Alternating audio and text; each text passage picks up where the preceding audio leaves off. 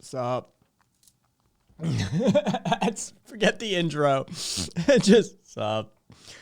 Oh, I have slept a total of maybe 3 hours today.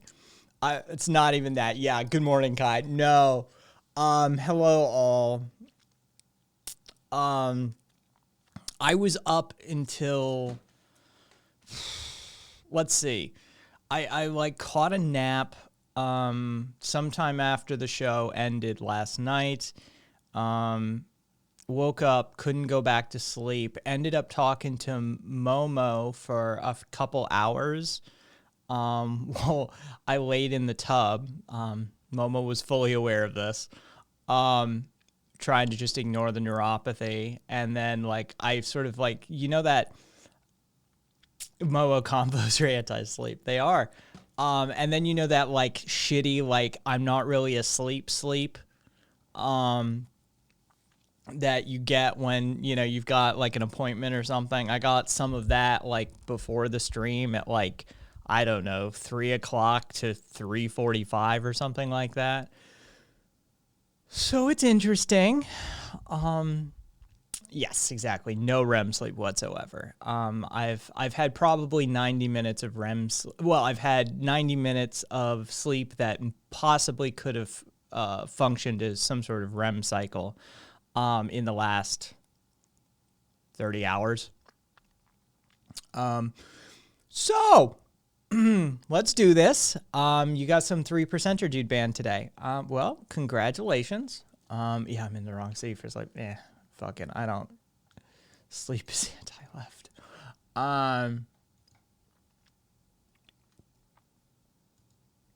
That's fair.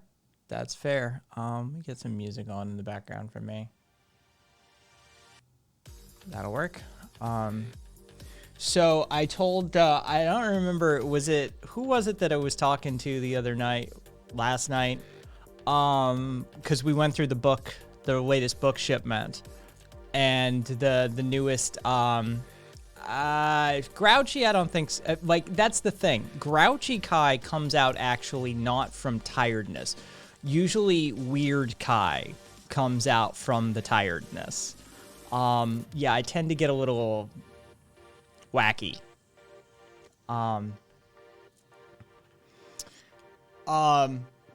I started reading some of the Techno-Capitalist Feudalism by Michel-Luc Bellemare today.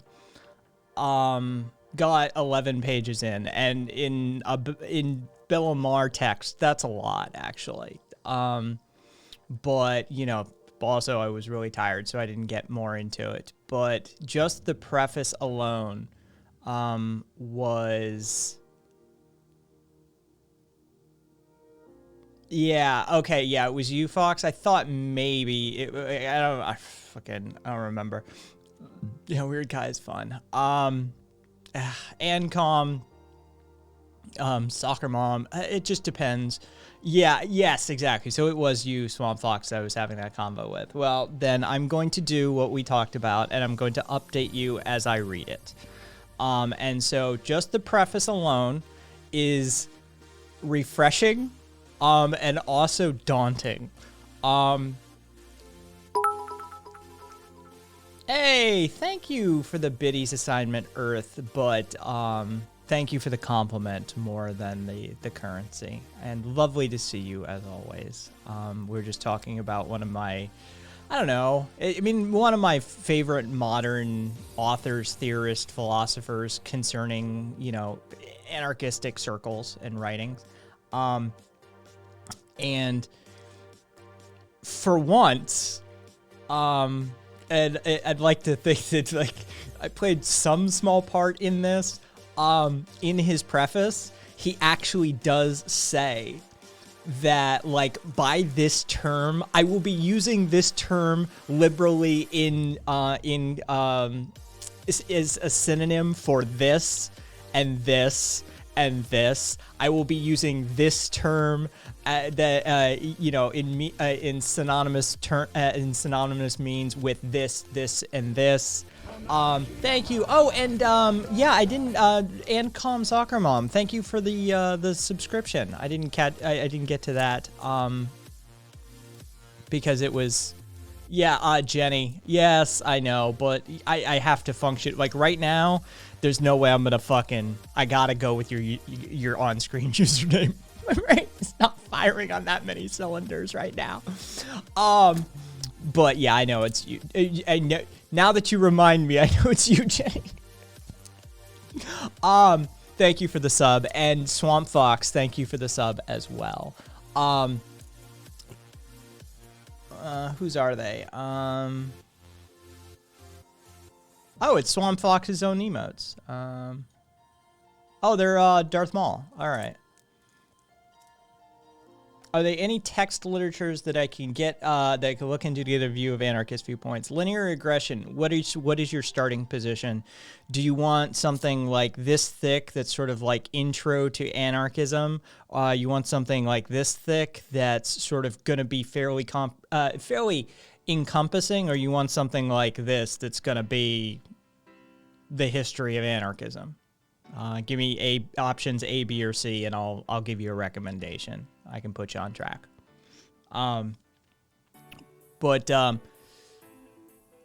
Whatever you recommend. Start with On Anarchism by Noam Chomsky.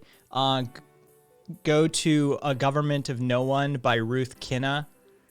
And then if you're still feeling ballsy and you're still curious, go to Demanding the Impossible by Peter Marshall.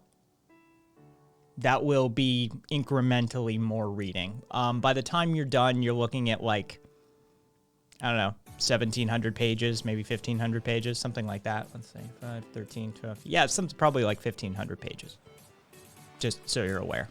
But On Anarchism by Noam Chomsky is a great, like, dip your foot in the water, figure out what you're doing sort of territory.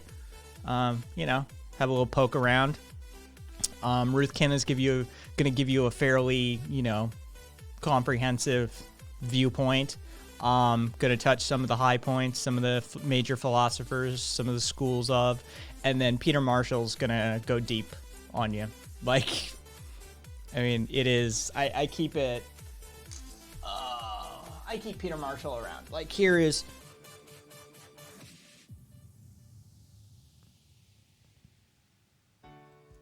so,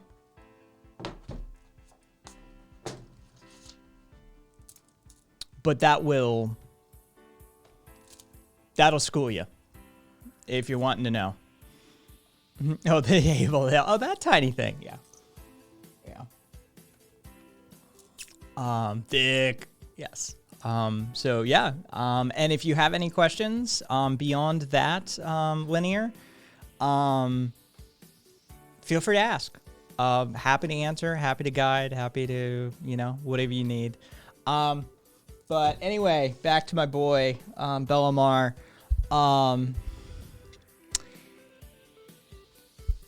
He is swinging for the fences. I think this may be like his, like, magnum opus. I think that this is what this is supposed to be.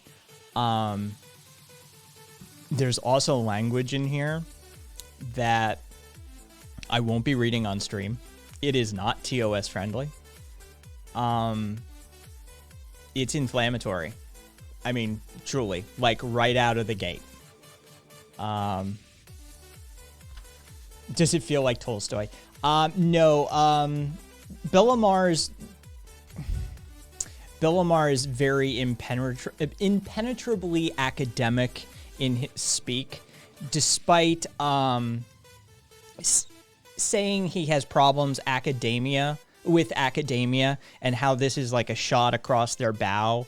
And it's, you know, when the modern bourgeois academic style is abandoned, the criterion of logical rigor takes over. It is given full authority since logical precision becomes central and predominant in textual outputs. Like, as much as he critiques and criticizes and talks shit about academia, he speaks like an academic. He does. And so you have to come to terms with that when reading him. But there is, where is it? Yes. The second to last paragraph in the preface, Yes, Swamp Fox. You very much so. You will find yourself rereading sentences, going, "What the fuck does he mean?" And you'll grapple with what the contextual meaning of some of what he's saying is. Yeah, I mean, he is, "Hey, super dad." The second to last paragraph in the preface is straight up like he's being very forward about the position this book is taking. And like I said, I can't read it. It's not TOS. We can talk about it on Discord, no problem. But yeah. Hello. El Caco? Kaka? I'm gonna call you Elo. I'm super tired today, so forgive me if you want to give me a phonetic breakdown of your name. Discord live story time. Dope. I've read some books like that where I had to Google sentences to help figure it out. This, he very much does. Thank you for the follow, Yoker. He is very much that sort of person. But it is interesting. One of the things that he does note, in the beginning, he writes a textual notes section just to give people sort of a heads up. Let's see. In consequence, the anti-bourgeois, anti-academic, and anti-statist text you currently see is a radical experiment in a new revolutionary mode of exegesis.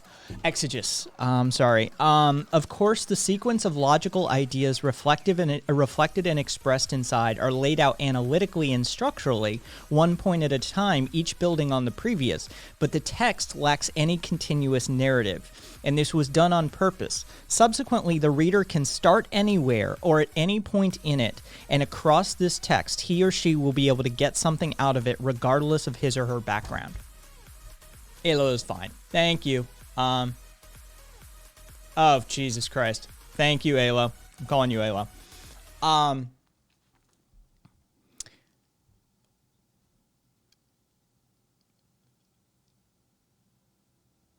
You read a blurb of it this morning. I've been kind of depressed over collapse mentality lately, and I wonder, does any foresight or mitigation of such bleak futurism inform this author's stance? This is, from what I can tell, this is super hopeful. Seller, like, this is actually, like, this is Bellamar saying, here's your cure. Here's your fix. Like, if you want to know what you need to do, like, this is it. Like, I've written it as comprehensively as possible for anyone.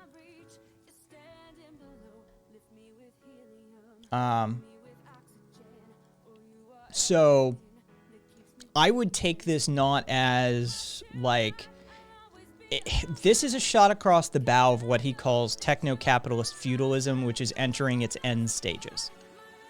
And he prescribes a very Michel-Luc Bellamar, M-I-C-H-E-L space L-U-C space B-E-L-L-A-M-A-R-E. No, I'm sorry, B-E-L-L-E-M-R-E. M-A-R-E. Jesus Christ.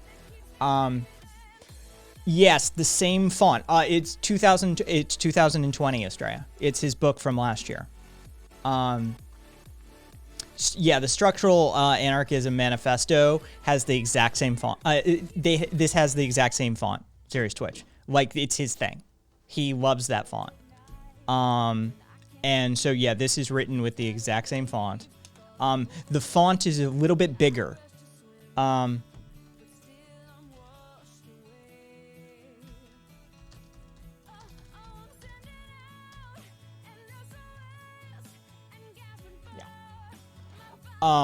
So it's not as eye-straining as the Structural Anarchism Manifesto, which is like his doctor, which was like his master's thesis or something like that.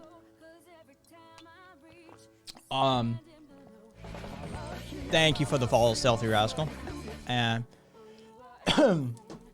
yeah, this is very much like, yeah, I would not take this as doomerist in the least. It is. I mean, he's actually, like, annotated and given like notes. I do feel, dude, seriously, it seems like he's actually written this one with an intent for a reader to read it. Which, as somebody who, I mean, this guy is, you know, Structural Anarchism, the Structural Anarchism Manifesto, sincerely had a huge impact on, you know, a bunch of my, sleep well, Swamp Fox. Take care of yourself. Thanks for stopping by.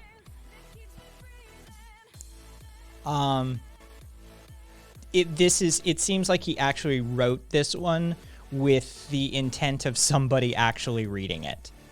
But, you know, yeah, this dude had a huge influence in how my method of praxis and, well, how I formulate some of my various methodologies. So yeah, I mean, this is a whole, like, he's got definitions now. He's got like notations down below further explaining what the fuck he's talking about. Like, if you read this, I don't even think you're going to need to contact him on Twitter. Like, I don't think you're gonna have to spend months hounding this dude and like stalking him online so you can ask him a question about a technical term that he made up and never defines in his thesis. Not that any of us would do that. Yeah, you don't even need to DM him. Yeah, clearly his editor told him he had context. He had an editor for this book. That's the difference. There was no editor for the Structural Anarchism Manifesto. Guarantee it. Yeah, it was published as is. But yeah, this one actually seems like it might be consumable by, I mean, I wouldn't say the average person. I wouldn't recommend this just for like random person on the street. But yeah, it seems like it's actually consumable. But yeah, this seems like he's actually, like, this is his prescription. This is the, like, if you're tired of all of the bullshit, if you're sick of techno-capitalist feudalism and you're wanting to escape the, not only escape it, but benefit from it. I mean, I forget the sentence, but something along the lines of, as it sheds its dying flesh, as it sheds its dying power structure in the proletariat must be ready to run along the street and collect up those pieces of flesh left over from the dying system. Like, it's, you know, he's very evocative in some of his turns of phrase this time around. Hello, Rosa Lux. Welcome back. How have you been?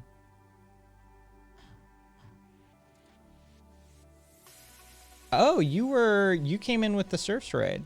Cool. We were just talking about by Michel-Luc Bellemare. He's one of my favorites. Just turned 30. Well, congratulations, you're an old fuck now.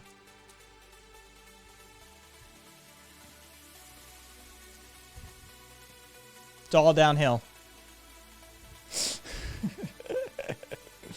As long as you still have your health, which I do not, by the way. As long as you have your health, you're fine. Don't even worry about it.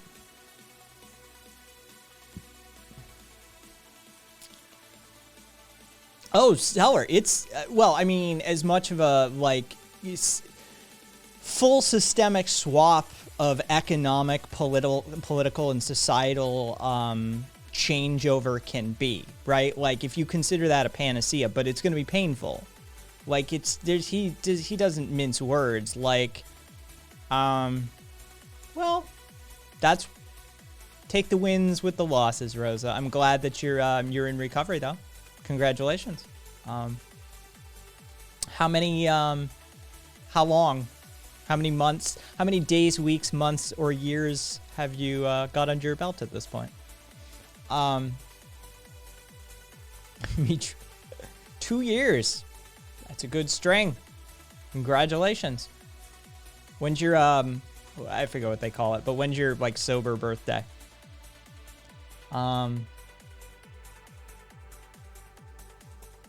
Yeah, Seller. It's July 3rd. Well, you got another one coming up then. Welcome back. Yeah, we're just talking a little theory here. We're just talking, stuff. But yeah, Seller, as much as a full systemic change would be, I mean, yeah, it would fix things. Like but he does not mince words. He's, very open. I mean, like I said, second to last paragraph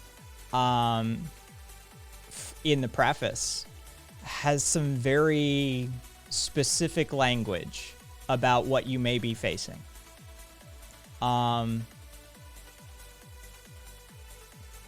Nice, Rosa. Yeah, I think we mentioned, hang on. Let me pull that again. No, yeah, okay, no. I'm glad they did, though. I'm glad they did. I'm glad you're here with us. Yeah, there's some very specific language, in that paragraph about what we may be facing. And so he doesn't predict that it's going to be a painless change. He doesn't predict that it will be without casualties, that people will not, die in the process from all sorts of systemic reasons. But as far as he's concerned, then this is sort of the macro picture.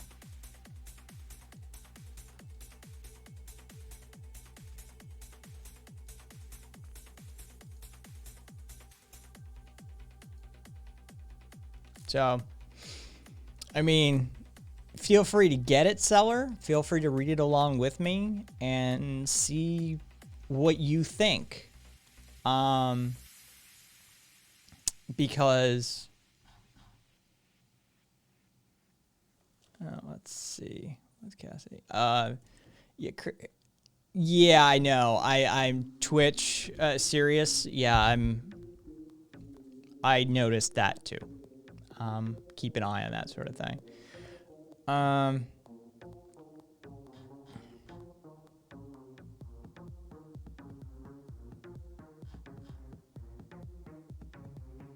Of course I like worker co-ops.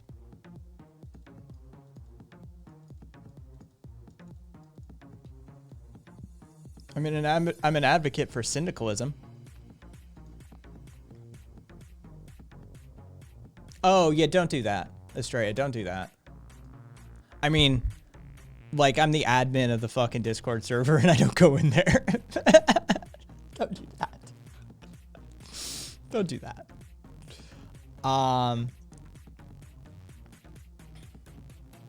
The worldview I came to without rationale, I suppose, is the fact that no matter how many setbacks we make of ourselves, humans will move forward, even if we have to pull the rest kicking and screaming. Yeah, but there's some massive setbacks with her.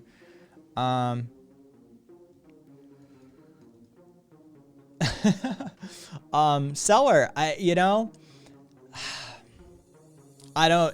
not, I can't prescribe it. Yeah, syndicalism is about, okay, so anarcho, Rosa, is your organizing principle, right? We're talking, so let's talk anarcho, and then we'll talk syndicalists versus communists, right? Like, We'll work on the two separately. Let's peel off the anarchism first. So the anarchism is your organizational structure, right? This is how your operating modality. This is how you get shit done. This is sort of a hierarchical or horizontal organizational structure that utilizes something like direct democracy or consensus decision making in that process, using federated systems of delegates that can be instantly recalled and have decisions overturned, right? Like this is your anarchistic organizing principles: free association and direct interaction, right? That's your anarcho. Cool. Syndicalism is syndicalism is derived from the French syndicat. It just means trade union. So it's about unionization.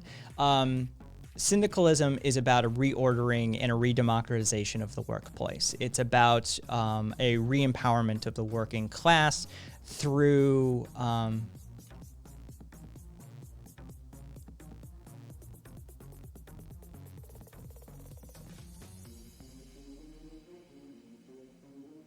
y'all keep an eye on that and just let me know.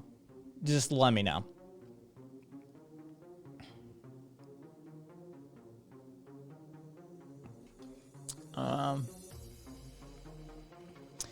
So syndicalism is about that redemocratization. Redemocratization of the workplace, especially utilizing unionizing principles within the workplace, right? Syndicalism sees the proletariat general strike as the sort of high water mark for collective power action.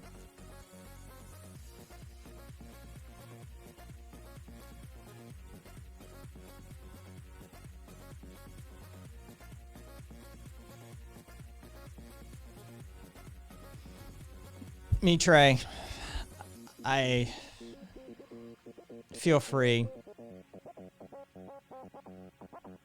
It's up to you.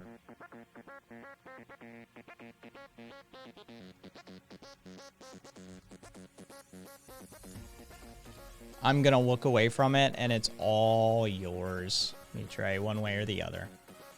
Cool. As long as you got your eye on him, I'm good.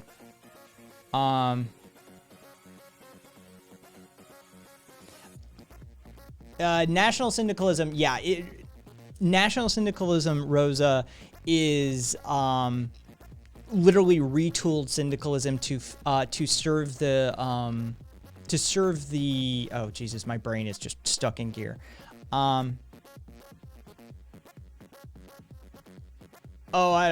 mean, as far as the arena goes, I mean, Cat, that's what's going on there. It's just, it is what it is. The same thing has been happening for a fucking week now, basically. National syndicalism is literally just syndicalism retooled to serve nationalism. It is, I forget, hang on, let me pull a cheat sheet really quickly. It was developed in France, but it was designed to suit the narrative of integral nationalism. It's a specific type of nationalism that was developed in France for ultra-royalist circles. It's super weird.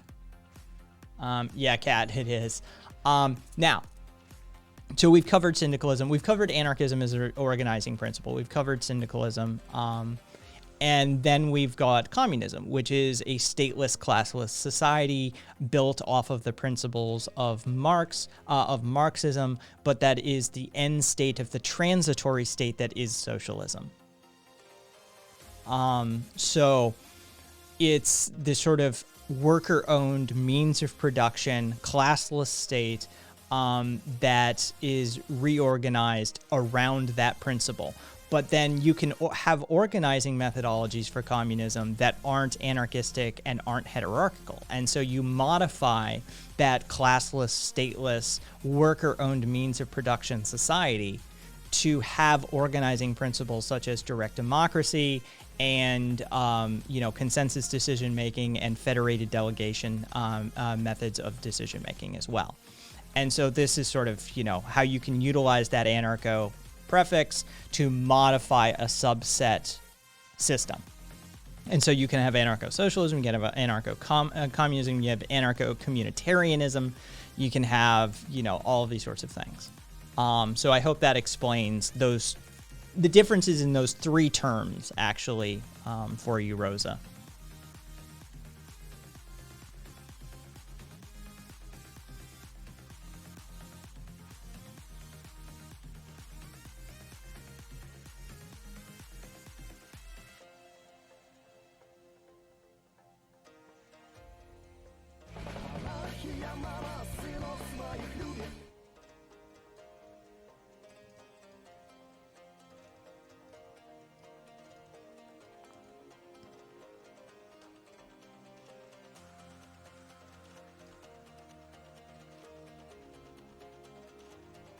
There we go. I'm just pulling the trigger on that one.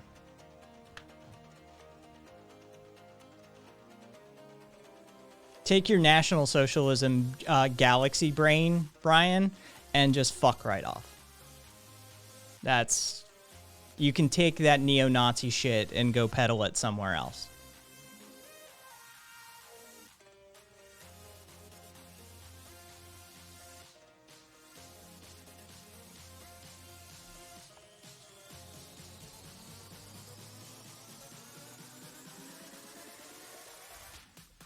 There is no project of projects. There is no project of projects, PJ. Anarchism doesn't pretend to prescribe a end state. It's not teleological in its nature. So in the words of Marx, we don't write recipes for cookhouses that are yet to exist, right? The nature of free association and autonomy dictates that Astamite, cs.kaisthings.com, so cs.kais things, things.com, will be my cheat sheet. Under the anarchism section, there will be a tab called consensus decision making that will walk you through. It will have a video by one gentleman explaining it, and it will have a textual description step by step of how consensus decision making works in one form. There are multiple ways of implementing it, but that'll get you off to the races.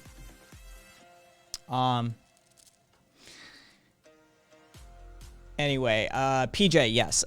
Sorry. Given the fact that anarchism is about individual sovereignty, lifting up the individual and the community simultaneously, and it utilizes free association, and it places a heavy reverence for autonomy. Basically, anarchism doesn't begin to prescribe or predict what those end states may be. Merely the fact it merely creates a situation in which the individuals are empowered to create that end state for themselves.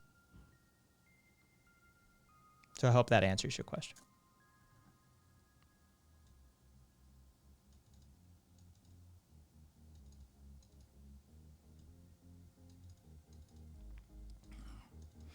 I mean, I don't like the sole economic distinction, Kant. Just because worker-owned means of production in a classless society is more than just economics. I mean, it's definitely economics. Don't get me wrong. Hey, cool boy. Hey, Daya. But I mean, reordering society in that manner, that's definitely a political and social maneuver as well. So, yeah, I don't like the pure economic distinction that is often made, and it muddies the waters when you use it. Yeah, I agree, Estrella.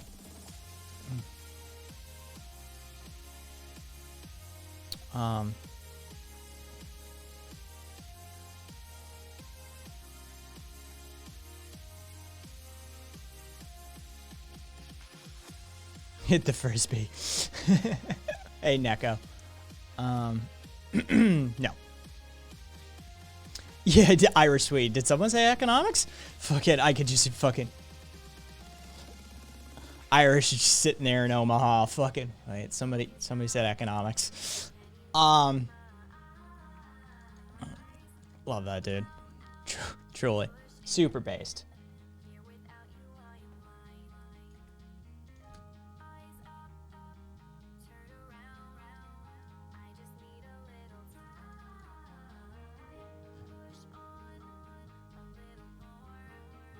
Alright. Who the fuck? Alright, which one of you fuckers created this poll?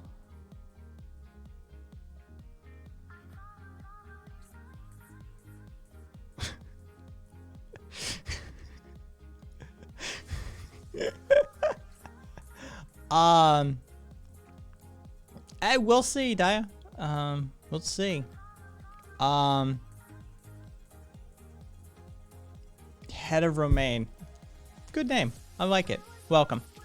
Any thoughts on sociocracy? That's on decision making. Yeah, that's the like psychologically safe environment, right? Like that's that one. I think that you could utilize some of their principles. I mean, speaking as an anarchist, we already utilize, at least approval voting, direct democracy, but in the greatest fucking versions of it, you tend to use consensus decision making anyway with a universal veto power involved. So, I mean, a lot of their sort of decision making processes that they use in sociocracy are already shared within a whole bunch of anarchistic circles, and anarchists tend to give a shit about the psychological well-being of their members. Anarchism is always present whenever there's an oppressed, marginalized group. So, yeah, that's not happening. Like, y'all can vote yes all you want on that one. But that ain't happening.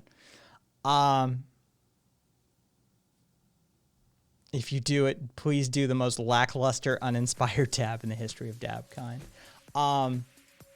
It uses consent. Yeah, no, that's just basically consensus decision making.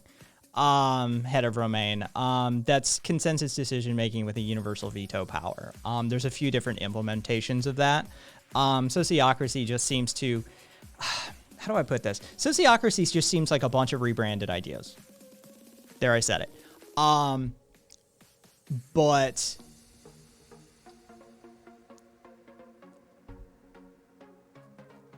hey, Devil, how are you? I'm not directly opposed to it. I think it's just, how do I want to put this? I think it's superfluous. But those that practice it, I have no qualms with. I have no problems with. I have no, it seems like an admirable goal. I don't think it's an idea or principle that you can build an entire political structure around, though. But yes.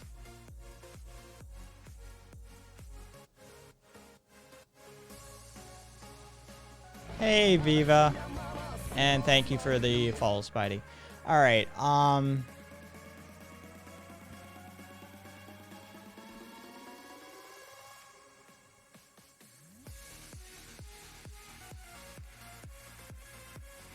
No, no, it isn't. That's corporatism is basically like a form of neo-feudalism, if you really want to push it, Rosa. It's further away from National Syndicalism. Syndicalism is about like the reordering of the workplace around the working class, but with a nationalistic bent. Hey, Neko Chul, thank you for the gifts. Thank you for the sub, and congratulations, Devil, who Neko gifted you a sub. And so yeah, Rosa, that's the National Syndicalism is about that sort of reordering of the workplace structure around like trade unions, but with this sort of ultra loyalist nationalist bent to it. So yeah, further away from corporatism, although once we hit like a nation state of corporations and shit, like when Google Nevada gets created, there's probably an argument to be made that they're pretty similar. But there you go.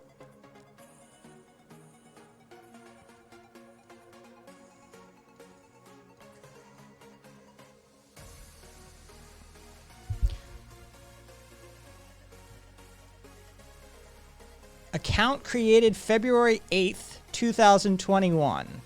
Patriot operator, and just trolling the shit. Trolling the shit out of stuff.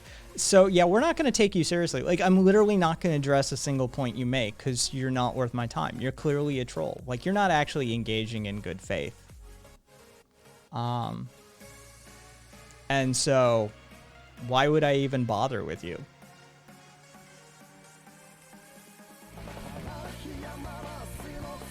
Google Idaho, Amazon will take Nevada. Amazon surpassed Walmart here in Nevada as the number one employer with the employer with the most employees on welfare. And so, yeah. Congratulations, Amazon, I guess.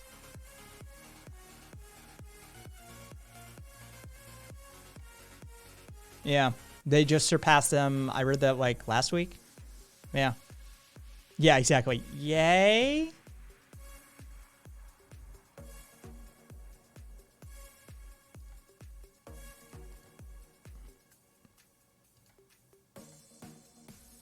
No, you've yet to make a point. Anarchism is theoretically impoverished. Theory on anarchism dates back into indigenous cultures. Anarchistic operating modalities and organizational structures were utilized by people such as the Iroquois Federation. Any anthropologist, and we have one in community, can point you to this. There have been anarchistically organized Christians, see St. Francis of Assisi for this example. And as far as political scientists go, and philosophers and theoretical political science majors, we have deep ranks on that as well.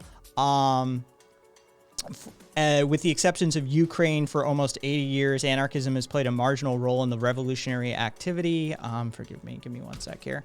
Let's see, what do we got here? Okay, so Freetown Christiana, the Hungarian Revolution, the Paris Commune, Puerto Real, we'll skip Rojava, Shinmin Autonomous Region, the Strandzha Commune, the Zapatista Autonomous Municipalities, and Zomia, which is a stretch of land that goes all the way from the Vietnamese highlands to the Tibetan plateaus all the way over to Afghanistan, has an approximate population of 100 million people in it that use anarchistically organized societal structure. So let's see. There's that. Anarchism has almost nothing to do with the anti-colonial struggles. I'd point you to Tale of Twin Rabbits or Tale of Two Rabbits or Lost Sioux, both of which are indigenous. Rabbit is an anthropologist with multiple credentials to his name, and Sioux is a survivor of the 60s scoop, both of which will be the first to tell you indigenous communities use anarchistic organizing principles in their resistances and their decolonizing tactics. Good luck with that. This marginalization has become self-reproducing. This is a non-point, reduced by devastating defeats to critiquing the authoritarianism of Marxists, nationalists, which literally means nothing. So there you go. Because you made points? No, not because you made good points.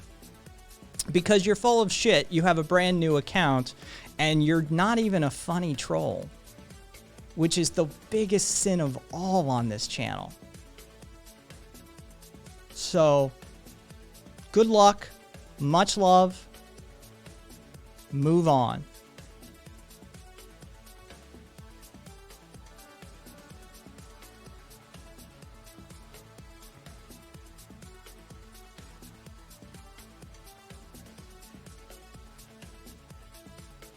I know, right? Like, if it's sad, if you're gonna troll, at least be funny. Hey, Sue, we're just talking about you. Your ears must have been burning, Sue.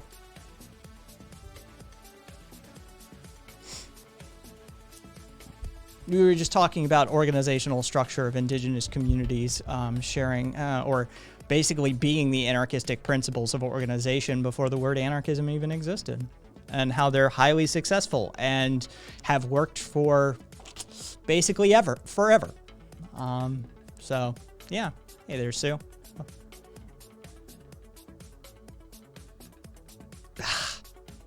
Like, who do I need to spank? There's an image. There's an image. Sue just randomly bending people over his knee. um,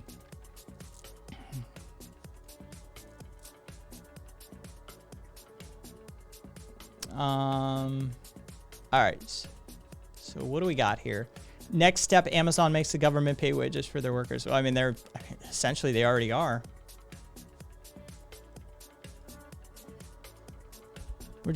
Hey Sue, we're just doing theory tonight. Like I literally put theory in the title. Like we're going theory heavy tonight. And glad to see you weren't the IDPOL police didn't come and round you up. The what? The IDPOL, the Identity Politics Police. Oh no, fuck them, man. They didn't get either of us. We're still free. We're still free. They'd have some hard knock lessons to come into them if they can. They came to my fucking place. Yeah. Hey everybody, hello. How's it going? Oh, Cassidy wants me to spank them. Oh, Cassidy. Fucking yeah, don't spank the auths, says premarital, that's their kink. Vivo, we just expressed a series of viewpoints that are not exactly favorable on the left sometimes.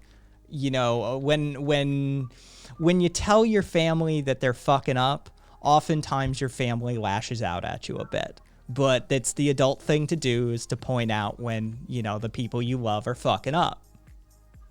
And Sue and I just pointed out a couple of things that the left are fucking up on. So, you know, that's all.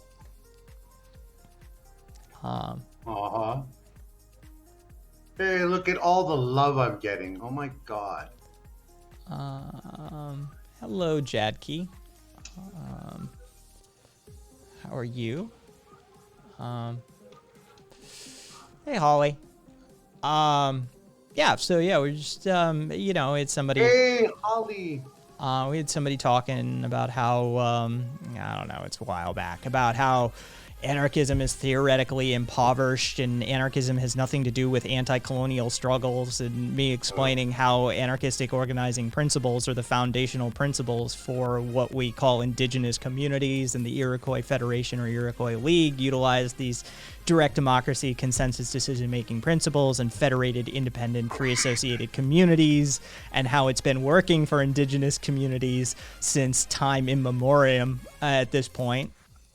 And, you know, fucking the anti-colonial struggles that defined revolutionary politics in this century is like, well, if you're going to exclude, you know, all of the indigenous communities, then, I mean, you got a whole other fucking ball of wax going on there. So yeah, I was just, you know, schooling somebody on how anarchism isn't theoretically impoverished. It's got deep annals of theory behind it, as well as deep levels of praxis and direct action. And you know, they call that, like, except for Ukraine and Spain. And I had just gotten done schooling them on a whole bunch of anarchistic municipalities and autonomous zones and regions that span, you know, that encompass 100 million people at present, that utilize anarchistic organizing principles for their societies. And so, you know, that's where we were when you walked in. Okay, and who was this person that you were schooling? Are they still here, or did they run away? I don't know. Their name is Patriot Operator, though. Oh, that says it all. Well, we had an actual Nazi here earlier. Oh, really? Yeah. Wow. Yeah, like we had, like, they had the 88 in their name and everything, and they were talking about NS, which is National Socialism. Yeah. Fucking, I beat Mitre to the ban. Stole his ban. Yeah. Poor Mitre's going.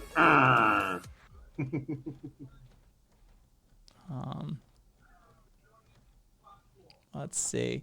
Don't know much about theory, but all I know, time is a valuable thing. Watch it fly by as the pendulum swings. Watch it get today. TikTok. The clock takes life away. I turned to one. Let's be honest. Let's be honest. Yes, sometimes I fall asleep in the middle of talking with everyone. I am old, you know. I turned Kant. away for a second to fix a melody. No worries. Take care of yourself. Self-care is the best care. Go to sleep, my friend. You got to be a real piece of work if you get banned in Kai's chat.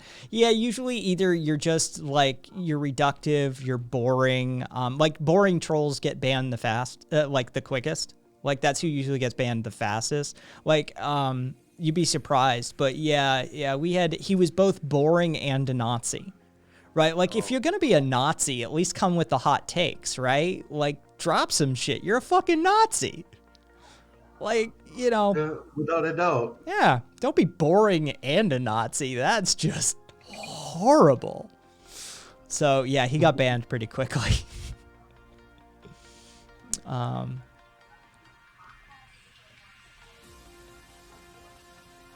Oh, Adia.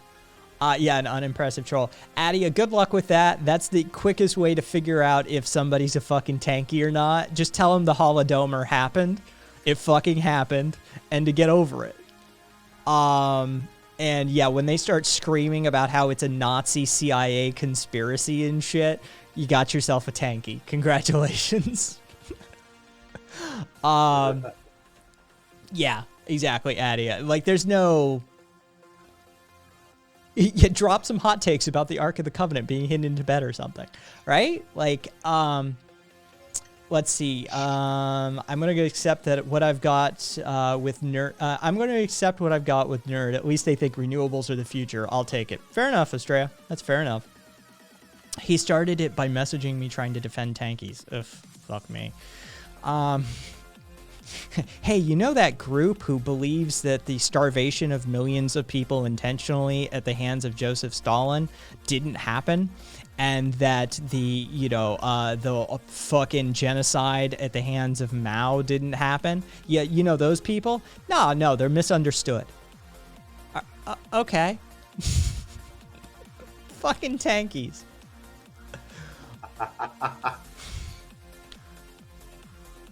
Like, I don't understand genocide deniers. Yeah, tankies are real. Yeah, Rosa, are tankies real? And then Viva, tankies are real. Tankies are very real.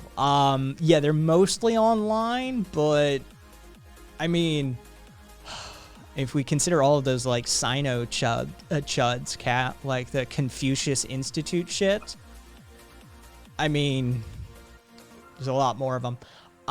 Seller, I'm curious about the social circle I used to run with. Could probably riff for hours about literature, like For Whom the Bell Tolls, read the Spanish Civil War. I had no idea about the politics around it. Not sure if they did either. I still wonder, is the cultural aesthetic more enduring than the real human conditions beneath it? The cultural aesthetic are always more enduring than the human conditions.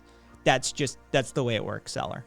People remember the like shiny shit and they forget the human suffering. It happens all the time. People love a fucking, a native headdress, but they forget the cost of that headdress. So, yeah, it's a thing.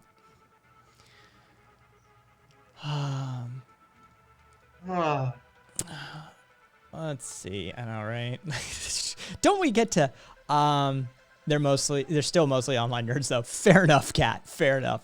And that's the thing. Like you gotta have an interesting personality to be able to do what we do. So, like that's the thing. So, I know. Yeah, we're the fucked up ones in the head, really.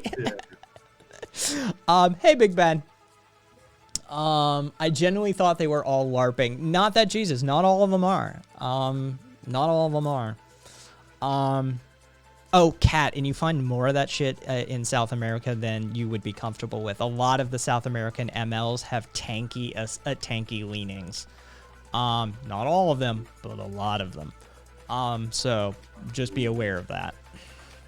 I was born in 1988. I had some old emails with 88 in them, and they were all banned. And when I found out that could be misinterpreted, cool boy, good idea. Sinister Poppy. Yeah. A tanky is somebody who's overly concerned with the aesthetics of the Soviet Union and Maoist China, and is an apologist for people like Stalin and Mao, and generally ends up as, like Holocaust deniers. They deny that the Holodomor happened, shit like that. So they're Marxist, Leninist, Maoists who are revisionists and apologists for Stalin and Mao. And they almost more often than not, you're guaranteed to see red and a fucking star and maybe even a fucking tank in like their user profile. Like, there you go.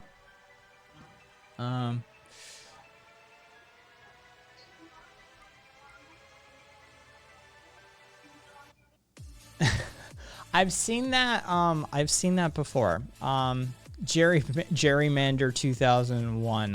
What is that? Safety Not Guaranteed. That's it. It's the science fiction rom-com by Colin Trevorrow. That's literally the line. Wanted someone to go back in time with me. This is not a joke. P.O. Box.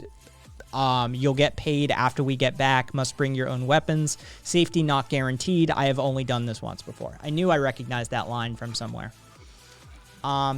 Big Ben, you just did your second stream ever. Not as successful as your first, but it was fun. They won't always be as successful as the last one. But it all depends on how you measure success for yourself, Ben, ultimately. The numbers, some of my best streams have not been my highest numbered streams. Hey, there's Cappy. Everybody seems to love Cappy. Cappy is the channel mascot.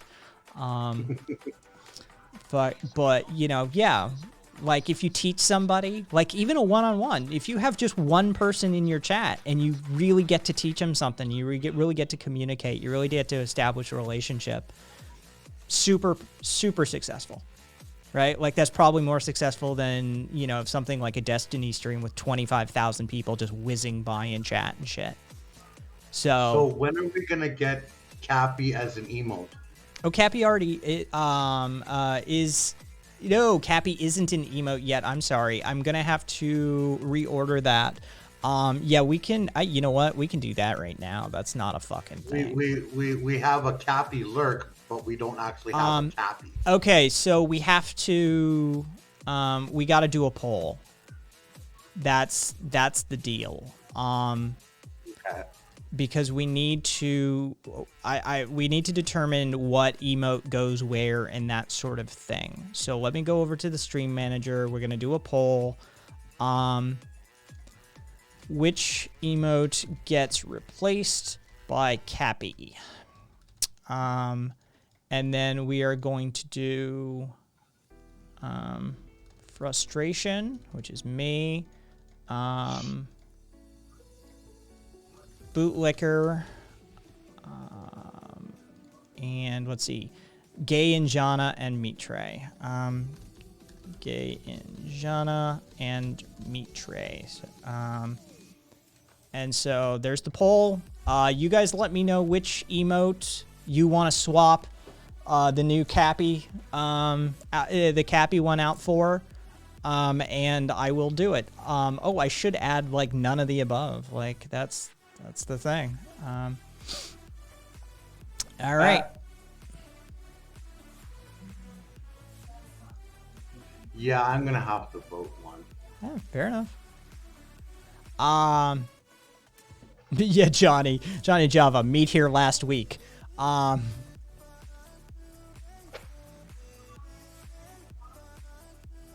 Meat tray should not be an option. Meat. I will ban whoever votes for it. Hey, if my frustration is going on the chopping block too, so is your face, Meat. Sorry, all's fair in democracies and anarchistic fucking voting.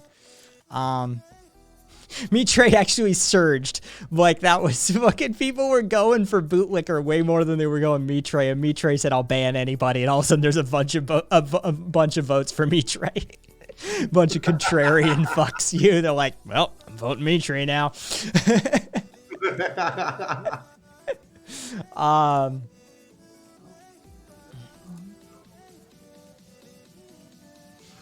Oh. Who is in the Mitre emote? That's Mitre. That's Mitre. That's what Mitre looked like when he had hair. Yeah. Stop the steal. Yes. Steal to stop. Vote the stop. No, wait. What? Yeah.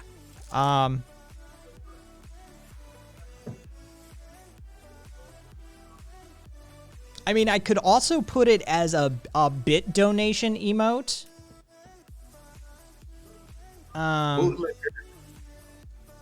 Here's the thing. All right, I will do one more. I will do one more poll. Should it be a bit donation emote instead? Yes or no? All right, so there's one more poll. If you guys vote no on this poll, then I'll replace the bootlicker emote. If you want to put it as a bit donation available emote, then I can put it as the lowest emote. I think for that one is 1,000 bit donations. 1,000 bits donated on the channel, and you get to unlock Wait, why don't we just put the bootlicker as the donation emote? Let's see. All right, so I will move. Well, we'll see. Okay, so it looks like it's leaning that way. Anyway. So tell you what, we'll put bootlicker on the bit donation. I'm going to make. You know what? Here, hang on. Give me 1 sec to reorder this shit.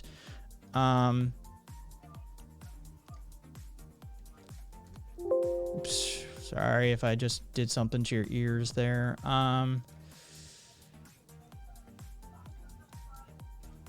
right. Where is my working on stuff? There we go.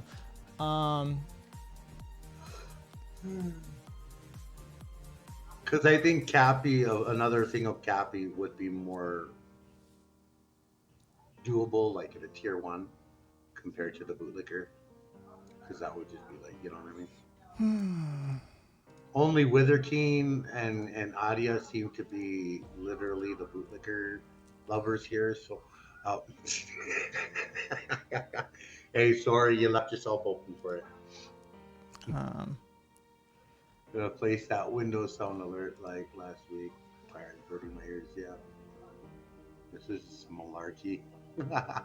Adia, the bootlicker emote is not going anywhere. It is still being there. It's just going to the video. Well, it looks like Cappy's actually going to be an emote for the bit donation. So, upload, and then I'm going to move Amazing over.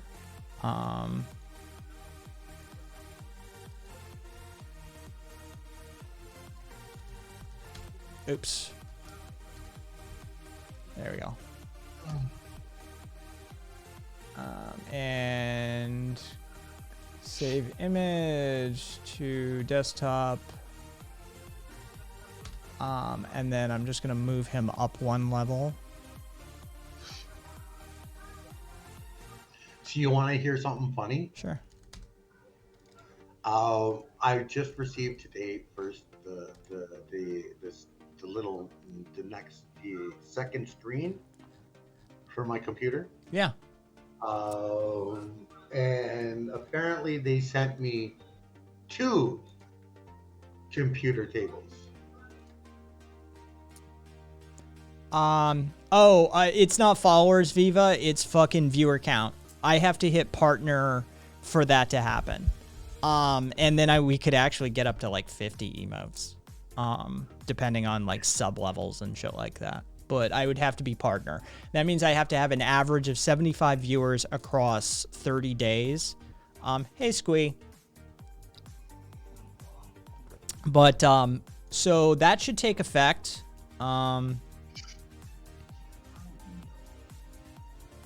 Like, I think if you refresh, like if you're on the web panel, let me jump over there and just check it really quickly. Yes, if you check, Cappy is now in emote. But you have to have, it's the level 1 bit, it's the tier 1 bit donation emote at present. Good job, Squee. That's fucking amazing. Like, congratulations. Squee's got 2 weeks no drinking. Congrats, Screen. Keep it up. Keep it up. You're doing good. I really wanted that as like a normal emote. Because then I could bug Mitre for another.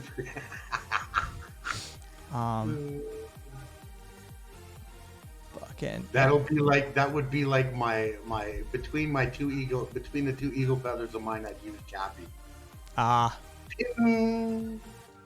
Well, maybe we'll rotate it in one of these days. Fucking, let's see. All right, so if I missed anything while I was doing that, send it to me. Send me that so I can add it to my emotes because I still have some free space emotes. I'll give you Cappy. No, it's fine. Fuck right. Give me Cappy. Hook a brother up. Come on now. Let's see.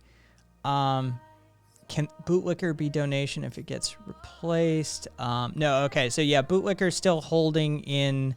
I may reorder them later tonight. Just because, oh, Jesus Christ, I didn't mean to refresh that.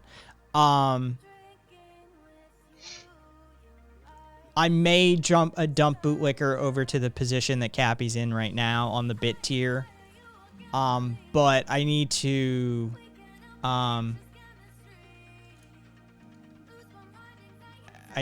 actually, hang on, let me see if I can't do that right now. Yeah, that's the thing. I need to figure out where the fuck my source is for that Bootlicker emote. Because the one I use on the Discord server is different than the one that's okay for Twitch. Yeah. So I'll figure that out after stream. But save the Bootlicker is not what I expected to hear. All right.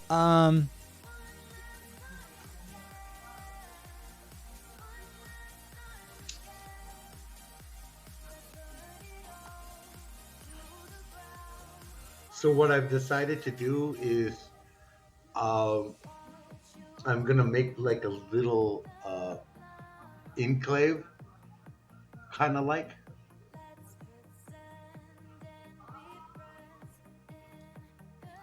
Okay.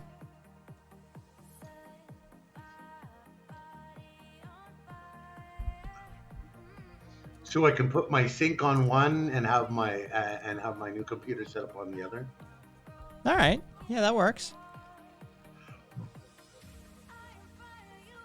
That's funny. What's that?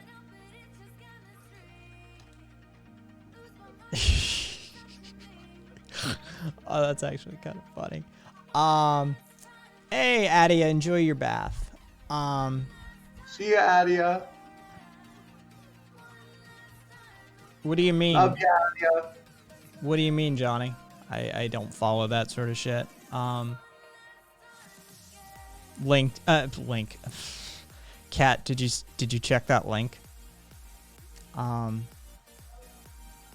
And yeah, good on you, Squee, for giving your liver a rest. How was your edibles experience? Because apparently Squee tried edibles for the first time in that. Oh, damn. Maybe that's why he's not drinking. Did you get help picking the parts for your PC? Yes, Livia.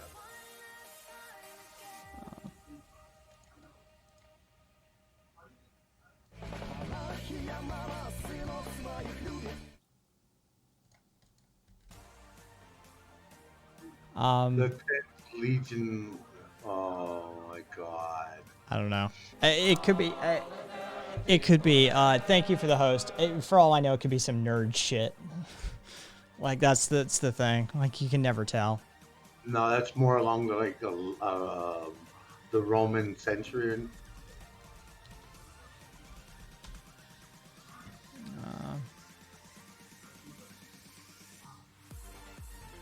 10th Legion could be Dungeon Siege actually. It could be that. I mean, it could be fucking like Legio Equestris. I mean, Roman Legion sort of shit. But it could also be like a Dungeon Siege. This is why, like, you never know. It definitely could be some nerd shit. Welcome, 10th Legion. Feel free to speak up as to whether it's Dungeon Siege or something else. We'd love to know, actually. Yeah, exactly, Rosa. Link, did you check that cat? Yeah, that was a fucking rough ass Link.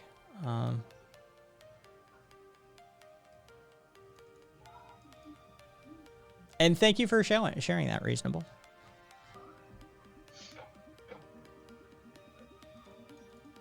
We are getting closer and closer, people, to the time where we will be looking at 10th Legion with Julius Caesar's right. See, that's exactly what I thought. I called it. Yeah, I mean, well, that's Legio X Equestris. Like that's what that, that's why, like, it could be either or. But you never know which nerddom somebody's coming from. Yeah. History or, fantasy. But thank you for the clarification, 10th.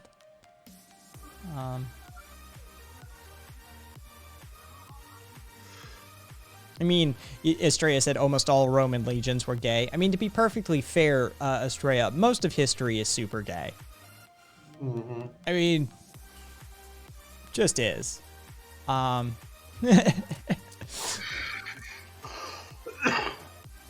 mean, if you want, like, go into hyper masculine places. They're the gayest places on earth. They're gayer than a gay nightclub. Like, go into like a football team's locker room. Go hang out with a bunch of Marines in the barracks. Like those sort of like straight hyper masculine spaces are the most gay spaces on the face of the planet. Gayest shit I've ever seen is in sports locker rooms. Towel whipping, stripping off the towel to reveal your package. That was draft. Yeah, slapping on your ass. Yeah. Super gay.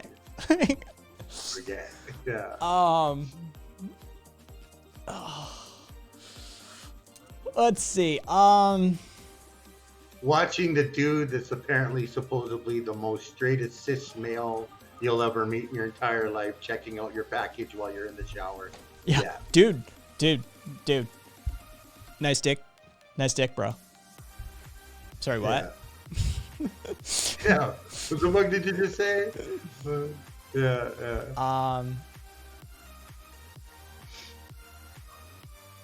I was thinking that as leftists make a co-op that's housing. I mean, there are housing co-ops, Jose. That is a thing that exists.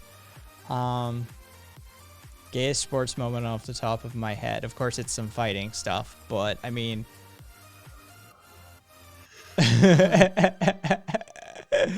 So this is like some like real world shit. Like this is some like MTV real world shit, but with like fighters in a house instead.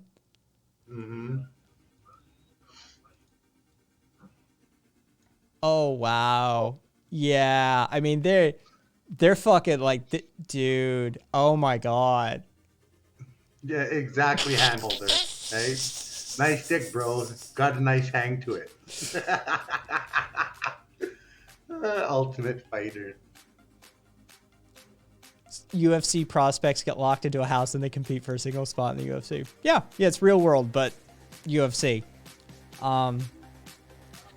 This is funny. This is a great clip. Nice cock, where'd you get it? Hijinks ensue. Yes, they do, including like emotional embraces by the looks of it.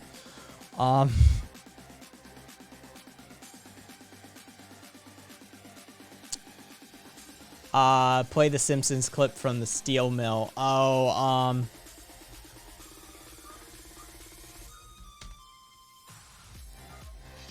There we go. Hang on. I'll get it.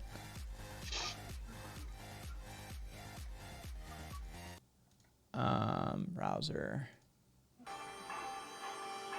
Bart, I want you to shake hands with, what's your name, fella? Roscoe. Roscoe here runs this mill. He's going to show us around and let you get a first-hand look at real all-American Joes doing what they do best. Why the hell would I want to see that? You'll thank me on your wedding night. Yeah. This is when he's concerned Bart is gay. And so he's trying to straighten him out. Young man. Yeah. So he takes him to the Ajax steel mill.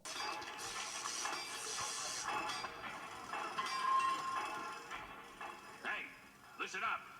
I want all of you to say hello to the Simpsons. Has the whole world gone insane? Stand still. There's a spark in your hair. Get it, get it.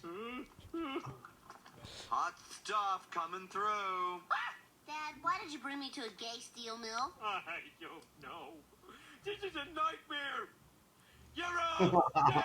Oh, be nice. Oh, my son doesn't stand a chance. The whole world's gone gay. Oh my God, what's happening now? We work hard. We play hard.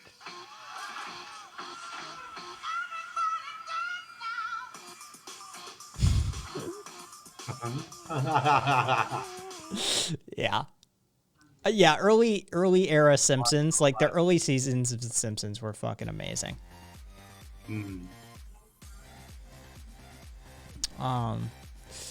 Hey, Devil Boy.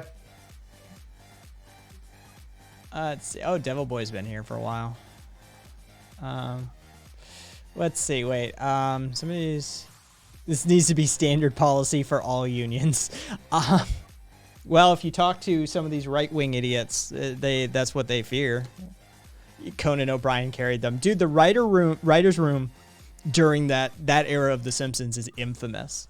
It was one of the most overqualified locations on the face of the planet.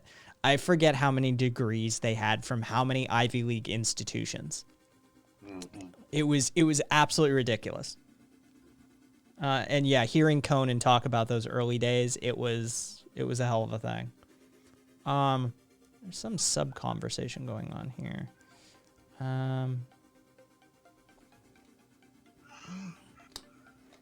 Let's see.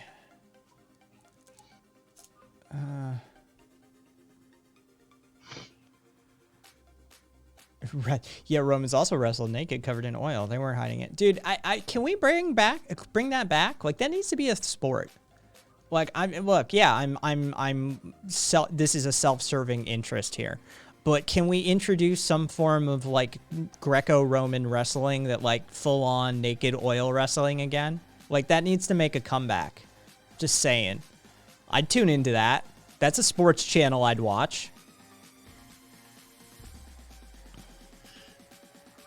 Let's see. I mean, I don't see why they would not do it other than Christianity Puritans and that shit.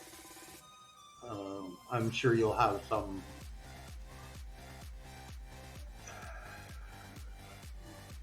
deprived degenerates trying to claim that it shouldn't exist, but you know. They're always repressed. That's the thing. They're just always repressed. You're just like, dude, just let it out. Just let it out. Nobody's allowed to do that. Why not? Because I want to do it. And I can't do it because I'm stuck in the closet. Yeah. Then come out of the closet, bro. Yeah. It's all good. Like, we have cookies. Feel free to join us. Yeah.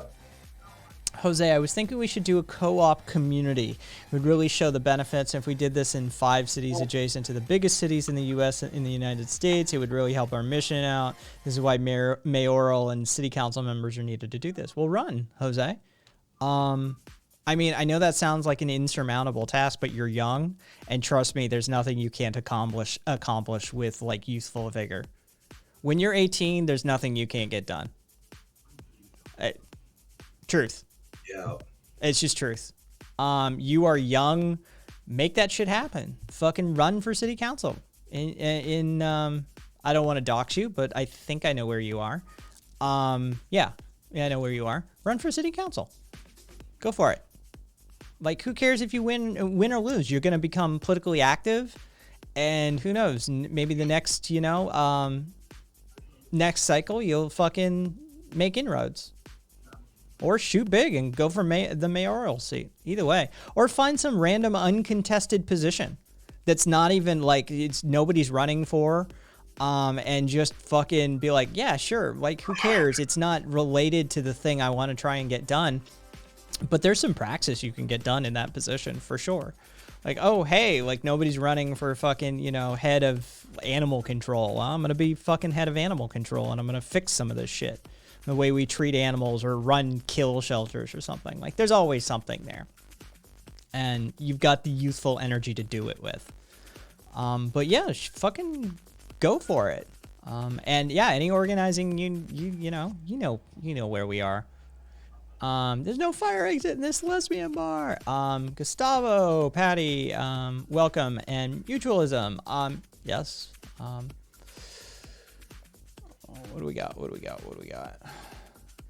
Close enough. Not close enough. They have shorts on. Nord, these men are still dressed.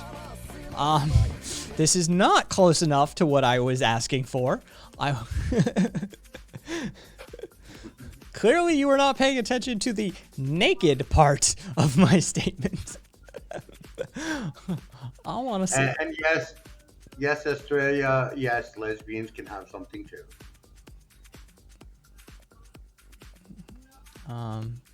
Kai is always watching. Yeah. Like, look, like I said, it's just self-serving interest that I was going after on that one. I just want some naked Greco-Roman oil wrestling, quite frankly, because that would entertain me. Yeah, and the oil part too, exactly. That's important. They need to be shiny and slippery, so you know, things get grabbed accidentally. Just saying.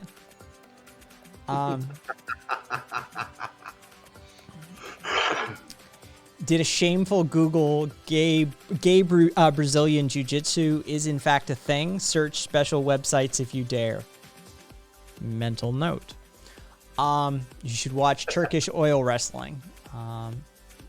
I will. Are they naked? I'm just saying. Oh, they're good-looking people. They're not naked, though. I've seen this before, actually. It's the one where they grab each other in the, like, pants. They reach down the front of each other's pants to get a grip. I've seen this style of wrestling before. Yeah. They are good-looking people, though. And they are fully oiled up. So we just need to take it one more step. Hey, Rabbit! Hey, Rabbit.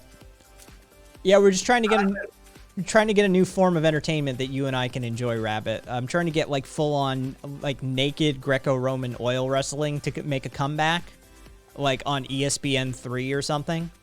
We need to just like make that happen. And Rabbit, you missed it. I actually came in at the tail end of it. Maybe you better explain it. Oh, no, we just had somebody who was basically talking shit about anarchism and how it never works, and it has no, like, history to it, and it has no theoretical basis, and it has no actual anti-colonial foundations in the 20th century, and I just, I fucking hit him over the head with, indigenous organizing principles, our anarchistic organizing principles, and then there's, autonomous regions. The Zomia Autonomous Region has 100 million people in it. The Iroquois Federation had free association. I just, fucking pound him over the head with that shit. And, then Sue's ears were burning, and he walked in. Standard shit, par for the course. How is it not? I don't know why. Like, well, I know why. And Sue was the one who called it. It's just some, Christian prude shit. Always is.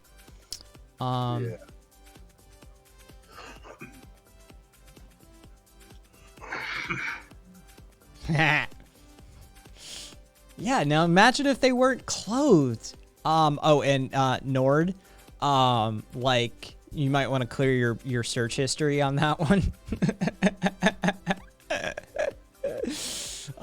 Don't let your wife or girlfriend find that one.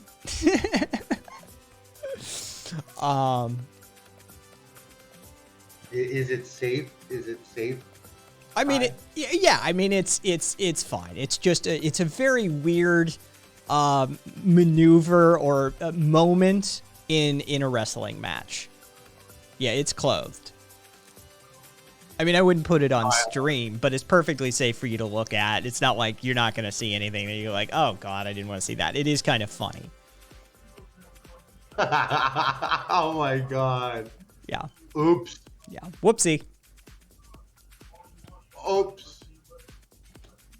Yeah, I you know, like I said, now it's just a match if they were naked. Now we're on the right track. But yeah. Oh. Yeah, exactly. It's clothed. Fucking, you're gonna start getting like advertisements though for some interesting stuff, Nord. If you weren't in a like a incognito private session on your browser on that one, you're gonna start getting some interesting ads. Next time Nord's on Facebook, there's gonna be a Grindr ad.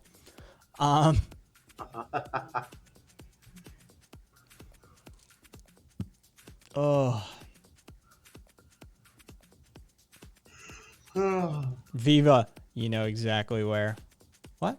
What? What are we talking about?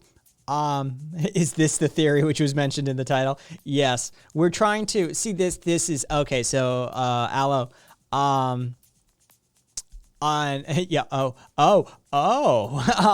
Yeah, secret. You see, what you did is you walked in on the secret gay agenda meeting, which, if you didn't know, the indigenous communities are in on. That's right. The secret gay agenda predates colonialization even. This is how deep the conspiracy runs.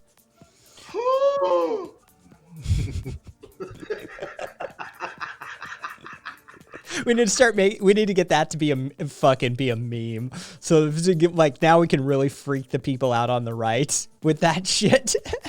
Yeah, right. Not only are these leftist commies trying to turn all of our kids gay, apparently the Indians are doing it too. Oh, Lord have mercy. Oh, gay agenda Mito. Sign me the fuck up. What'd I miss? Yeah. Conway, you missed a bunch of stuff actually.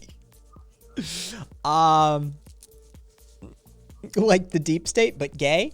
No, that's if you didn't know, the deep state is gay. 100%. It's super gay. Damn homos taking our men. Oh, wait. Exactly. Exactly, Rabbit. Yeah, deep state's always been gay.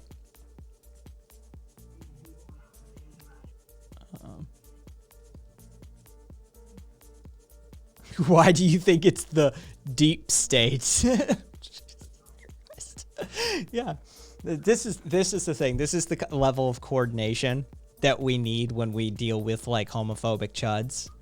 Like when that shit starts popping off in chat, like these are the conversations we need to have. Not trying to like, you know, but fuck treating them rationally. We need to just start talking about the secret indigenous deep state gay agenda shit. Dude.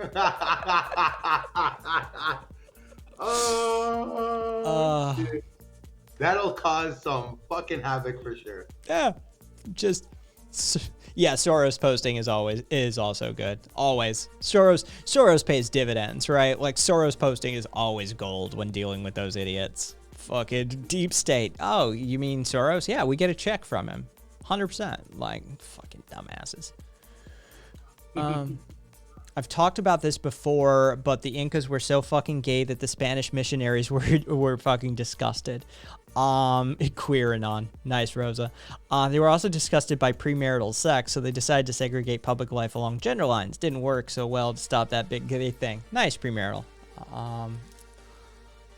That's good to know. Good to know. Yeah, I always get the Aztecs, Incas, and Mayans fucking twisted in my head. I had to do a little, especially in my degraded, tired state. Oh yeah, you weren't here for the beginning of the stream. So I've had like maybe 30 minutes of REM in like 30 hours. So This is why the stream is as weird as it is, and probably getting weirder by the minute, because Kai's a little unhinged at the moment. Oh, that's okay. I was sitting there on my stream. Part of it was going over watching the splitting of the continents from the beginning stage to the splitting of them, Oh yeah. and going, okay, wait. Wait, dinosaurs Hello, were wearable. on the side of the world, and going and trying to think about, looking in and going, so how did human life form exist on the western side of the hemisphere? It didn't. Oh, that's right. Yeah. Bering Strait, right? Well, I mean, we weren't walking around in Pangea. That's the issue. I mean, the Bering Strait wasn't even a fucking thing. It couldn't be a thing during Pangea. Twitch go poop. That was fun. And hey there, wearable cheese. 4. Wearable cheese 4. Were there other wearable cheese accounts? I need to know this. More than likely. Yeah, like, was there, like, already you were like, wearable cheese, taken. Wearable cheese 1, taken. Fucking A. Wearable cheese 2, taken. What the fuck? Wearable cheese 3. God damn it. Wearable cheese 4. Like, did you iterate up to wearable cheese 4, or did you want the 4? I need to know this information. This is important. How many are you on your 4th account? Yeah, or are they all yours and you've burned them? Yeah. Yeah, this is the information that's important to me right now. Do you have a list of anarchist zones or Novoning lists? I want to research them. I totally forgot. It's their name, not me saying that. Hey, Gas. I totally forgot. CS on .kais things, KAIS things, THINGS.com. Will take you to my cheat sheet. It's still in its alpha development stages. But if you go to the anarchism section, there will be a tab called Anarchist Societies. And under that, you will have 11 societies or areas spanning back a ways to current. They're ordered alphabetically, not chronologically. So, there's going to be different dates and stuff. But Jarlsberg edible panties. But that will get you off to the races. cs.kaisthings.com under anarchism, anarchist societies, and that will give you a list that you can work off of. Some of them are small, some of them are super big. Some of them have formal organizational principles. Some of them are just utilizing what would be called traditional anarchistic organizing principles without being like theory schooled in it. You're welcome. Yeah. Okay, Bernie, I shall do so. Stellar Dweller, hey, Kai, just curious, do you have dreams even when there's not enough time to hit REM sleep? I don't. Sometimes I do. Seems to be a sleep deprivation thing. No, if I want super vivid dreams, the old go-to is just try and sleep without food. If you go to bed hungry and you manage to sleep, which I have a huge difficulty doing, if you go to bed hungry, you will have vivid dreams. That's anybody who does like survival camping sort of stuff is fully aware of that, or has been poor as fucking starved.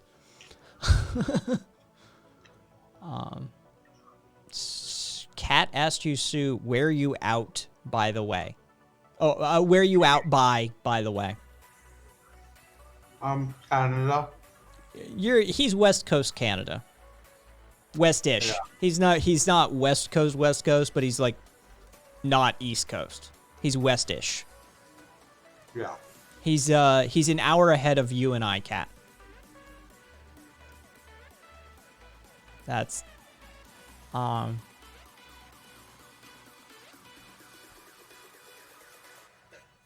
It was wearable cheese 88, and he had to move away from that. Jesus. You guys dream? Yeah, ever since I stopped smoking weed, I have dreams. It's a pain in the ass.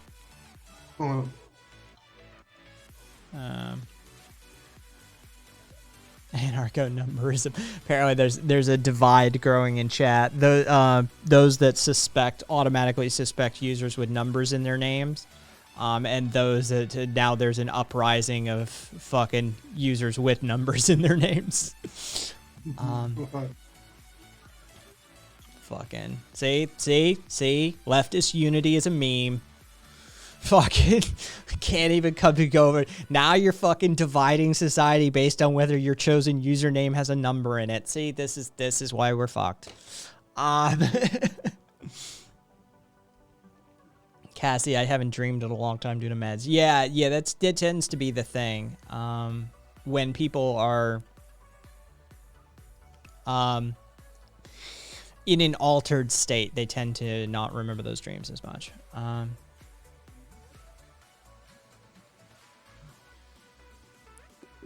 What cat? I'm gonna need to know more about that cat, but you don't need to tell me on stream. I need to know like details about that. Yes, Rabbit, yours doesn't technically count. I think yours is while it is it is a number, it is not numerical. So I think you're the exception. Hey, Kat. Yeah, I'm on the other side of Canada compared to Ontario.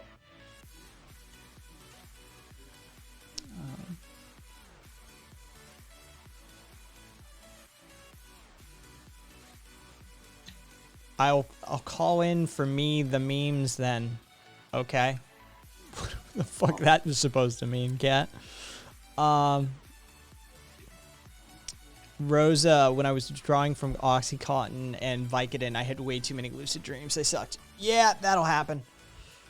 Okay, well, you see, the logic is that if I call in now, you won't forget by the time stream's over. So, you know. Who are you? Fuck you. Do I know you? Shut up, counter-revolutionary. Okay. Fucking Trotsky as fuck. Gen Z are all counter-revolutionaries. Y'all are just LARPing. Get out of here. We're gonna have our failed socialist experiment too. Just you watch. You're not even gonna get a socialist experiment going by the looks of it. You'll be lucky to have like a sock damn shit going.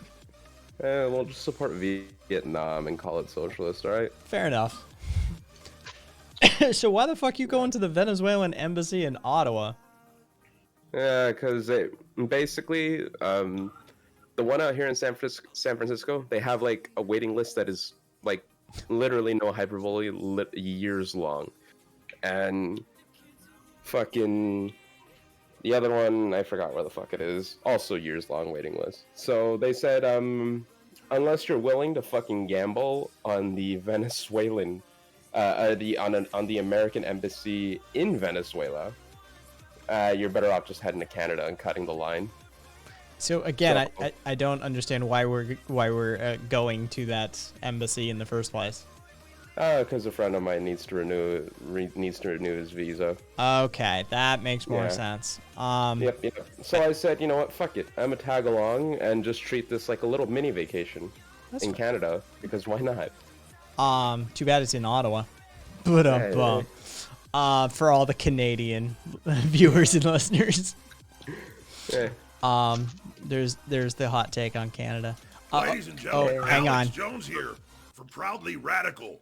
Since I owe Kai a few favors from back in the old days.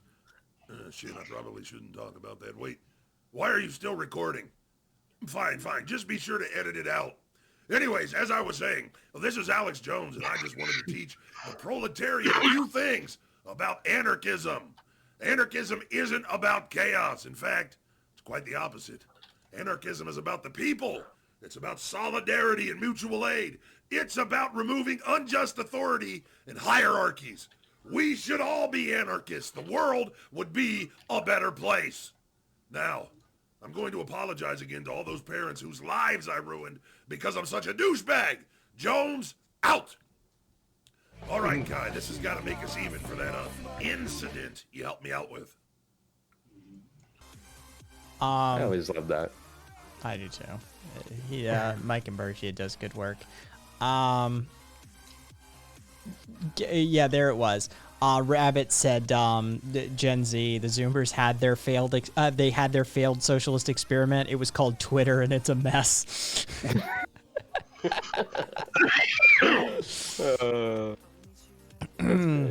As far as I know, Cassidy, I haven't heard anything about the U.S. and Canadian borders being opened up. They're open, but you have to take a COVID test. I'm fine with that. Yeah, like that's That's an easy one. People bitch way too much about the COVID test. It's just, it's like literally like 3 seconds in there, wiggle it a bit. It's just, get over it. The last time I had a nasal swab done, I fucking the poor tech had to like recover from. He comes in with a long ass nasal swab, and I said, "So which one of my orifices would you like access to?" Caught him so off guard after a long day of work. He was broken. He was in tears. The poor dude just. Are you serious? Yeah. Oh yeah. He just fucking started laughing. He was just. I thought you. No. He was just broken. It caught him so off guard. He just started laughing his ass off, and it just put him in tears. Like, you could tell the dude just had a long day, and fucking, it was just the right moment, perfect timing sort of thing, and yeah. Fucking, so, any non-essential traveler arriving in Canada by land will need to show a negative PCR-based COVID test, and face a fine if you don't have one. Yeah, it's fine. So basically, you'll have to get one done just prior to leaving and going to get into Canada. Yeah, if you arrive by air, you have to show a negative PCR-based test within 3 days of arriving. And testing upon arrival will also soon be mandatory at the 4 Canadian airports where international flights are allowed. So there you go. Yeah. Yep.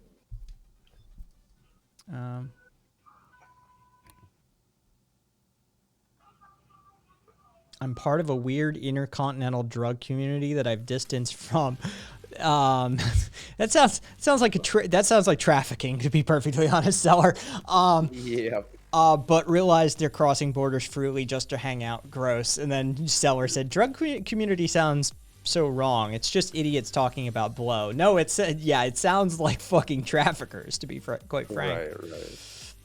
Drug user. I mean, I'm trying to think about ways to phrase that better. Like, would user community?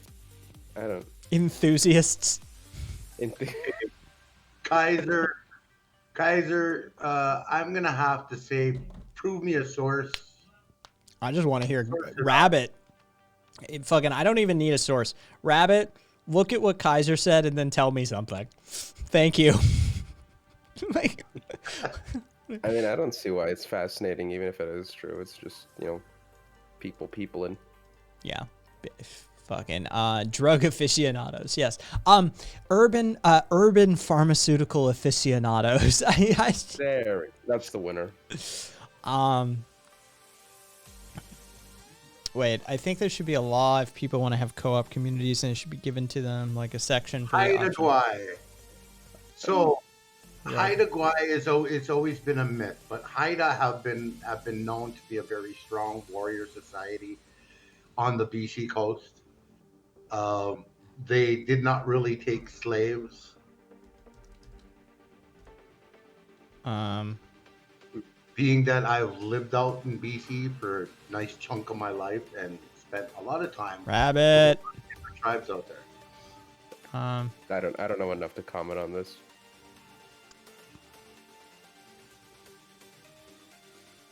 Bitch. Oh my God, Nord, don't make me remove that A off your fucking name. Yeah, there was a story about that from a guy called John R. Jewett, who claimed he was an enslaved white man in 1805. What about the where's my source on this one? What do you think about this book, Rabbit? I'm gonna drop it directly. Damn it. Rabbit, there. see citation there, because that's the citation used for the slave raiding line. That they engaged in slave raiding for labor. I am going to Google the author and see what they're all about. So let me know. Apparently, he worked for Portland State University.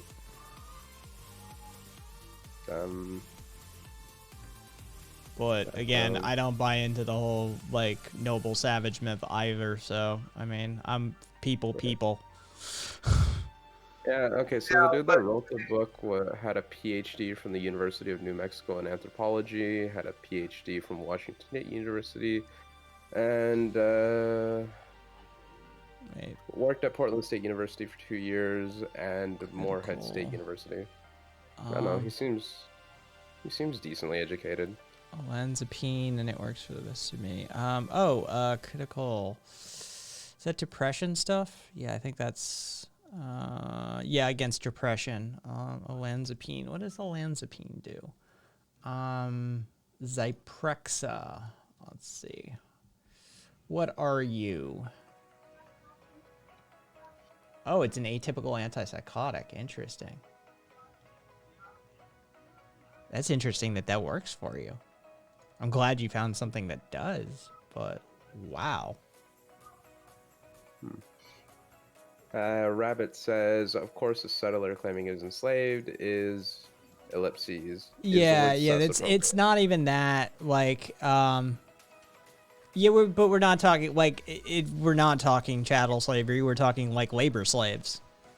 Yeah. We're talking slave raiding for labor purposes. Yeah, this is done throughout, like, all of history. Fucking, you got the shit going on in Rome and Greece, and, it's, like, people like forced labor.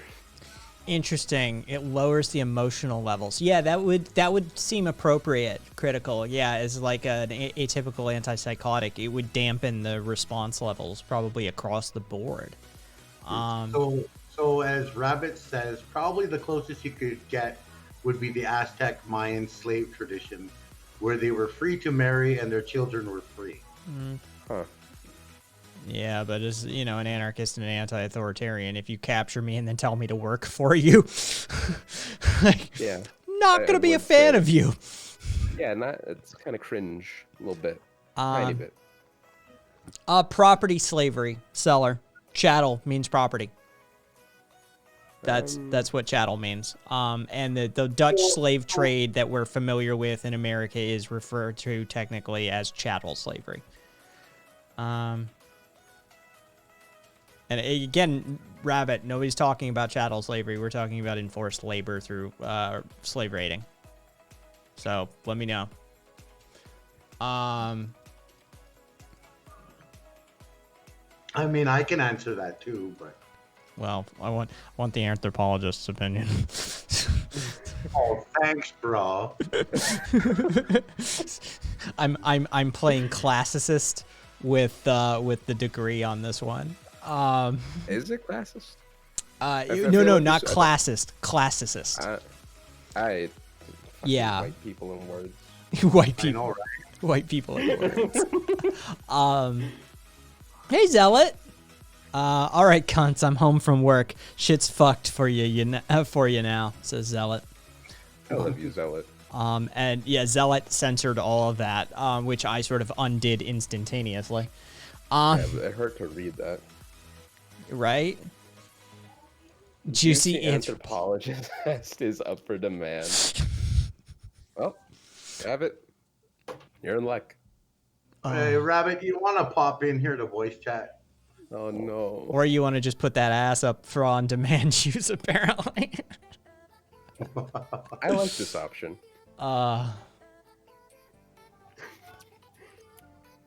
Ever since Automod has been a stinge about vocab I've been censoring, I wouldn't otherwise ask to. Okay, so the paper you reference is based on cognitive archaeology, so there's some assumptions at work I'm not comfortable with. Let me dig into this. Fair enough. I mean, obviously. Have degree will travel for food. I suppose I'll feed you. Sure. If I must. Is that a thing? Do people require food now? Jeez. Yeah. Yeah, come on in here, Rabbit. Just curious about it because I heard about them practicing slavery. I was wondering if it's true because they seem to have a place. Look, this is the thing. This is Kaiser. This is where fucking food is also anti-left. Yes, exactly, Estrella. This is where people start making those distinctions. Like, well, they didn't practice chattel slavery. Well, all right, but if you raid my village, you capture me and you force me to work for you, even if I'm free to marry and my children are free, I'm still gonna consider myself a slave. Like, there's still gonna be like, you know, that position that like, well, you know, you drugged me here by force and you put me to work. Also killed a lot of my folks to get me here. You know. Well, I'm not gonna say that we didn't ever go to war. That's just, I've never said that, because that's not true at all. But we have been known that, okay, if we go to war and we defeat a tribe, then we do take in the people like the women, the children, and the elderly into our tribe as a part of our tribe. And yes, they do have to do some working and stuff like that until eventually they just basically become part of the tribe. What do you do with the not women, children, and elderly? They're still welcome too. Fucking turned into slaves and shit. Like, hello, you're talking to people that, like, you know, had, you know, two-spirited, like, long before fucking. There was also, you know, big tribes versus small tribes, shall we say? Yeah. Also, what would happen if these people just? That's okay. You're looking at it from a patriarchal fucking ideology thought process. Indigenous people were matriarchal. So our women were a strong voice in whether or not we went to war. And they were not interested in losing a bunch of fucking men. That literally was the difference between women tend to go to war more often than men. Well, there's a great study of male versus female leadership, and of course there's a biases that slants because there's been far more male world leaders, but the women are basically batting 100. Every day that goes by, I become more and more of a gender nihilist. Is some interesting statistics on that like you fucking put up the female world leaders and you're like, holy shit, there's some interesting propensity for war going on there. I don't know about the rest of the world. I can't speak on behalf of the women in the rest of the world, but from what I understand from ours, it wasn't so much like that. I don't know. I guess what would happen if these people just didn't do the labor? Like, what were the consequences? Nothing really. Thoughts on Richard Wolff? One of the few Marxists I like. Hello. Seems cool. Yeah, seems like a decent guy. He talks about anarchists in a decent light. You know, probably more reasonable than Marx himself, quite frankly. I would prefer if Marx was Richard Wolff. There you go. There's my thoughts on Richard Wolff. Okay, so let's see. What did Rabbit say? Oh, yeah, he's I'm not gonna deny forced labor existed. Also, indentured servitude because of gambling debts. Was gambling a big thing? No. There's another one. He said the short answer is Ames, the dude that wrote I saw the citation. This person was buried in the way slaves were buried in other regions, so assuming they had slavery, I can't say conclusively either way. Can we make Wolfism a thing? No. Wolfism versus Marxism. I like that. You know, it sounds cooler. Anyways, you know, I'd be fine with that rebranding. I don't think Wolf would be fine with that rebranding. I think Rabbit, get in here. I think you'd have to ask him. But I like Rabbit. Caucasm versus cuckism. Says Devil. I like it. I like Richard Wolff. He has a lot of decent takes, and he also understands how progress is made and how you can keep your eye on, sort of, in his own words, a revolutionary process while still engaging in incrementalist and, like, electoral processes as well. He will talk about openly about how you can use electoralism as, it's like to make a little bit of progress now, but as long as you understand that you have a different goal in mind, another end goal, that you're involved in a separate process entirely, then, you can classify yourself, you can consider that process in a different light than just doing that one thing. Thank you for the follow, Fuzzy Slippers, and thank you for the follow, Self-Anointed Sausage. That's funny. And so, yeah, I like Wolff. Also, he brings a level of analysis. Like, Wolff is that sort of, if you want to understand, like, Eastern mysticism and Eastern philosophies, Alan Watts was a good guy to go to. He was somebody who was steeped in it and could translate it for a Western audience. Wolff is that sort of thing for Americans to Marxism and these sort of Eurocentric philosophies. Some of it, historical era, the context of the historical context surrounding them. And so, like, he can bring that for an American audience and provide the necessary societal context and cues that we need to grasp these topics. So, yeah, if you want to understand Marxism and you want to understand Marxian analysis, I think Wolff is a great guy. I really do. And he treats anarchists okay. He treats them as equals in the struggle, which goes a long ways. Yeah. Oh no. Okay. So this is from Candace Owens, but of course apparently, yeah. Okay. I'm just saying, take this with like all the grains of salt, a handful of salt, if you will. Just heard a massive explosion in DC. Our entire home just shook. Anyone know what that was? Not White House related, for clarity. Tons of fire trucks in the street, people now outside. This was 10 minutes ago. So just, I could be doing a misinformation. Just letting you guys know. I probably am, for all intents and purposes. So Candace Owens is claiming to have heard a large explosion in Washington, D.C. near her home. I'm just saying. Yeah, that's, Yeah. That's a thing. It's something of note. Something I'm just saying. Salt shaker worth of salt with that statement. I would say the entire shipment of salt, but a grain of salt the size of the moon, says Clydonius. It could be like a gas explosion. There's any number. I don't know shit. It was her neighbor dropping their trash can on the ground. Okay, so apparently Twitter's blowing up with this. Let me fucking refresh Twitter and see what's going on.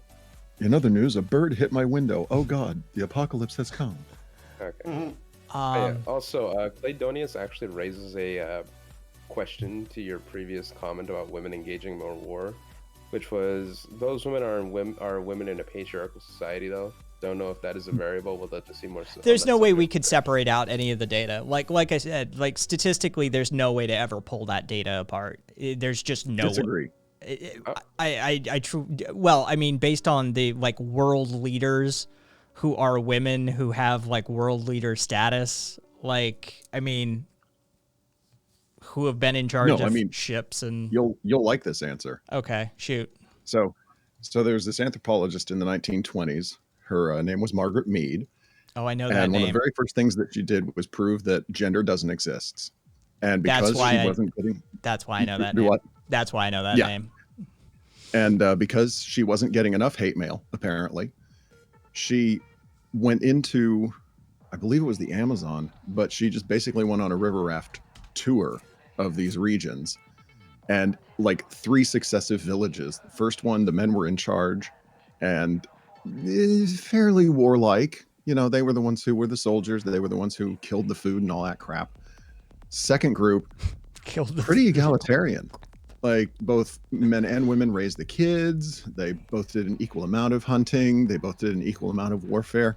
Third group, the women were not only the most violent, but the men were the one who sat around, raised the kids, and gossiped about how annoying their wives were for being shrill and violent all the time. And so she published these findings, I take it. Oh God, yes, she did. She actually called it Sex in Three Primitive Societies. It is her seminal text. And I'm sure the proto-women's liberation movement were big fans. Big fans. So mad. Yeah. So fucking mad. But there was another anthropologist who came along and said, no, she made this all up. It's all bullshit. She lied. And a third anthropologist went and visited the regions just to make absolutely sure, published his findings and said, no, she didn't make it up. I'm lucky I made it out alive. Yeah, and A, didn't make it up. B, motherfucker who said she made it up, he made up his crap. He's never been outside the country. He has no idea what he's talking about. So, yeah. This is fucking hilarious, dude. So apparently it was probably a warehouse that blew up. Yep. That's what I thought. It's a gas explosion or something. Yeah, it looks like we've got pictures of a warehouse with fucking smoke coming out of it and shit. Okay, I'm glad I didn't engage in a misinformation. Yeah. Yeah, it looks like Prince George's County Warehouse, whatever the fuck that is. That's where they keep Prince George's County. Exactly. Inside that warehouse. Four guys named Todd. Apparently, like once they arrived at this scene, like, is this how current? No, this is different. This is different. This is a different thing. It is. So I just engaged in a misinformation. It's not the warehouse thing. That happened 5 days ago. Well, fuck. Apparently that happened. Didn't hear about it. No, Candace Owen is United States. It's not Canadian stuff. Yeah, no. Yeah, she's one of ours. She's one of our own dumb fucks. She's an intriguing person. Although, if Canada wants to trade, all I'm saying is that, you know, I'd be open. We did take Bieber off your hands after all. Give us GSP. And thanks. Fair take enough. Nickelback too. Are they Canadian? Well, Nickelback we may because there are some Canadians that do like Nickelback. So done sold. That may be. Yeah. So take Trudeau. Yeah, take Trudeau. Cassidy Reese just came in with a tweet from Manny Fidel. I don't know who this is. I don't know either. It's also 11 minutes ago. Apparently there was a big explosion across the street, and it looks like it's like a residential area. Manhole explosions. Let's see. I was right. Nickelback. They're from Hanna, Alberta. Nice. Hello, Mick Secular. We took Nickelback and we took Justin Bieber. Y'all owe us. So we owe you nothing. Oh, so nothing. Okay, so it may have been like not a transformer. Oh fuck, forgive me, my tech brain. Like I said, I'm running on like 30 minutes for 30 hours. The thing's filled with mineral oil. The thing's filled with mineral oil. Yeah, hang on. That's where you are? Yeah, Damn. I know, right? Give me 1 sec. I can get it. Yeah, no, I was right. It's a fucking transformer. My first fucking go-to. My instincts were correct. Like my muscle memory for electrical knowledge is intact, but my brain is like, wait, no, hold on, I'm not sure anymore. So yeah, it looks like they're saying that there were huge flames before and that sort of thing. And when transformers go, they go very interestingly. It's a big pop. And they're filled with mineral oil. Yeah, they're very unsubtle. Yeah. So So it's entirely possible it's that. It's entirely possible it's something else. But hey, meth lab gone wrong. Not in that part of the world usually. Yeah, Cassie, I was looking at them. I'm literally like the huge flames. That's what the one I was looking for. Big explosion across the street, huge flames. But it's difficult to see anything in particular, given all the snow on shit. And I mean, I see the fucking somebody said, "Oh my God, there's cocaine all over that blue car." DC Fire is saying it's a manhole. Meth lab sounds. I mean, it is aggressive, DC. Yeah. Says Irish Swede.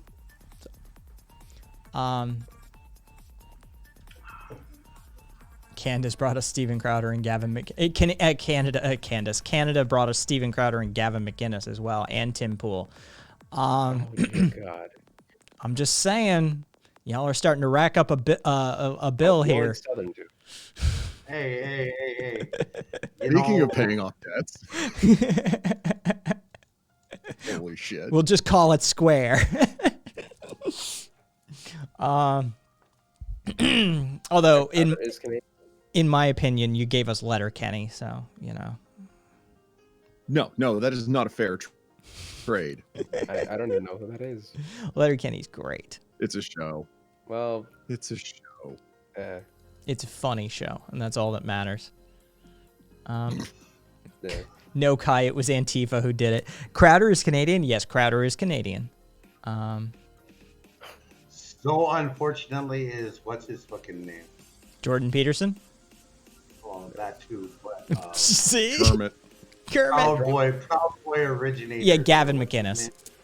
Yeah. Yeah. Fucking. You know what's really messed up though? Gavin McInnes is apparently married to a Native woman and has kids with her. Yeah, it's weird. Yet he's so fucking white, racist, nationalist. It's not even funny. No, white nationals, white supremacists have fetishized brown chicks for ages. That's a pretty common phenomenon. That is true. It's kind of their whole shtick, really. Yeah, and Stefan Molyneux as well. Man, we're racking up a list of Canadians here. Looks like America doesn't have a white supremacy problem. It's like Canada exported it to us. You're right. Fucking, we exported it. Yeah, actually, Britain exported it to both of us. All right, so what I'm hearing is we need to blame Britain. Yeah, I'm down. And England is turf island, so you know. Yeah, I'm down. I think we can all get on board. I think most of the world can get on board with that one. How about that's how we'll heal the world? This is how we bring global unity. We just have to blame Britain. Yep. Yeah, I think we could make this work. Okay, Beaver, JJ McCullough is adorably hilarious. He's such a cliche. If you were to I don't know who that boil is. down all of Candadia into a human and then make it talk. Perfect. He's like a walking cliche. Candadia. Candadia. Well, yeah. Candadia. Okay. Oh, I think I've seen this person before. I mean, God damn it. Canadian Powder is not Canadian humor.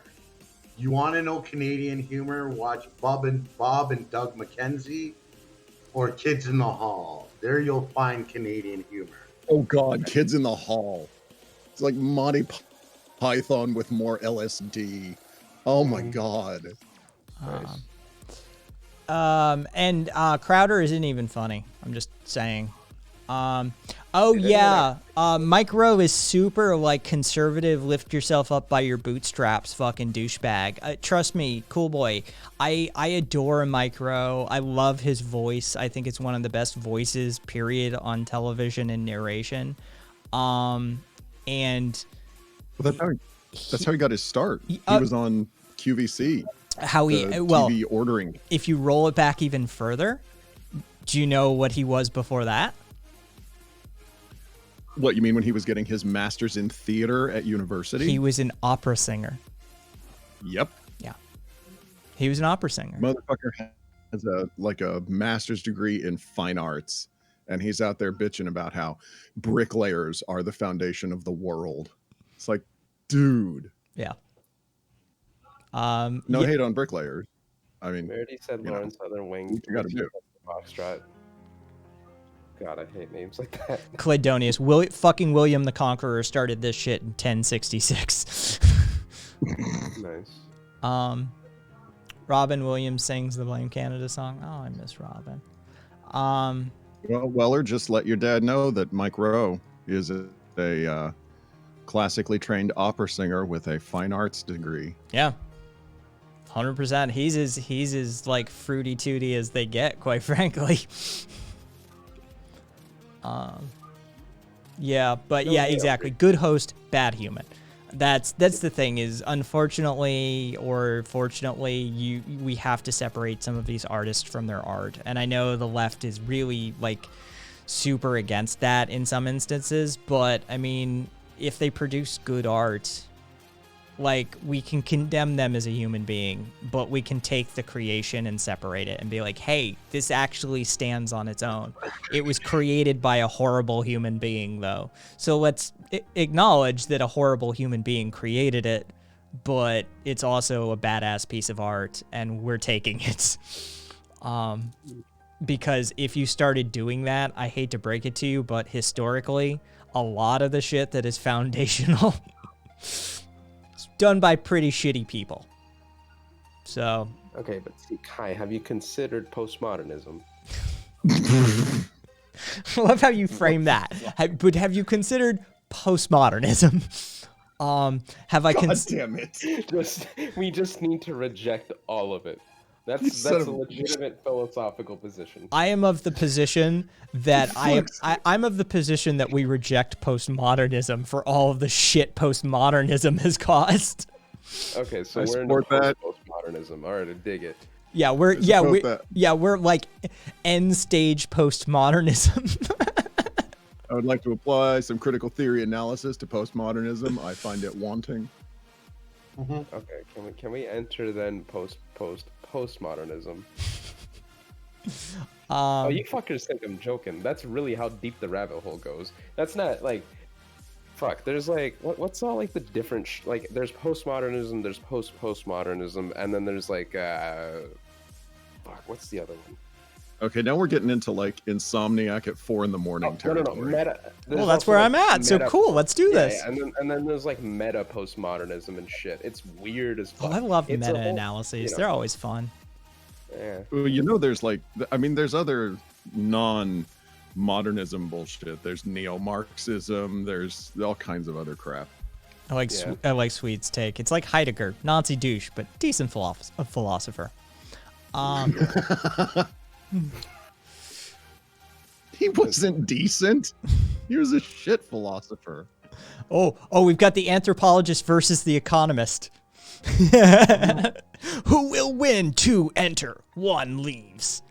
If you want to, if you like him for his economic critiques, that's fine. But as a social critic, he was terrible. Basically, it was just him like ragging on all the other philosophers he didn't like.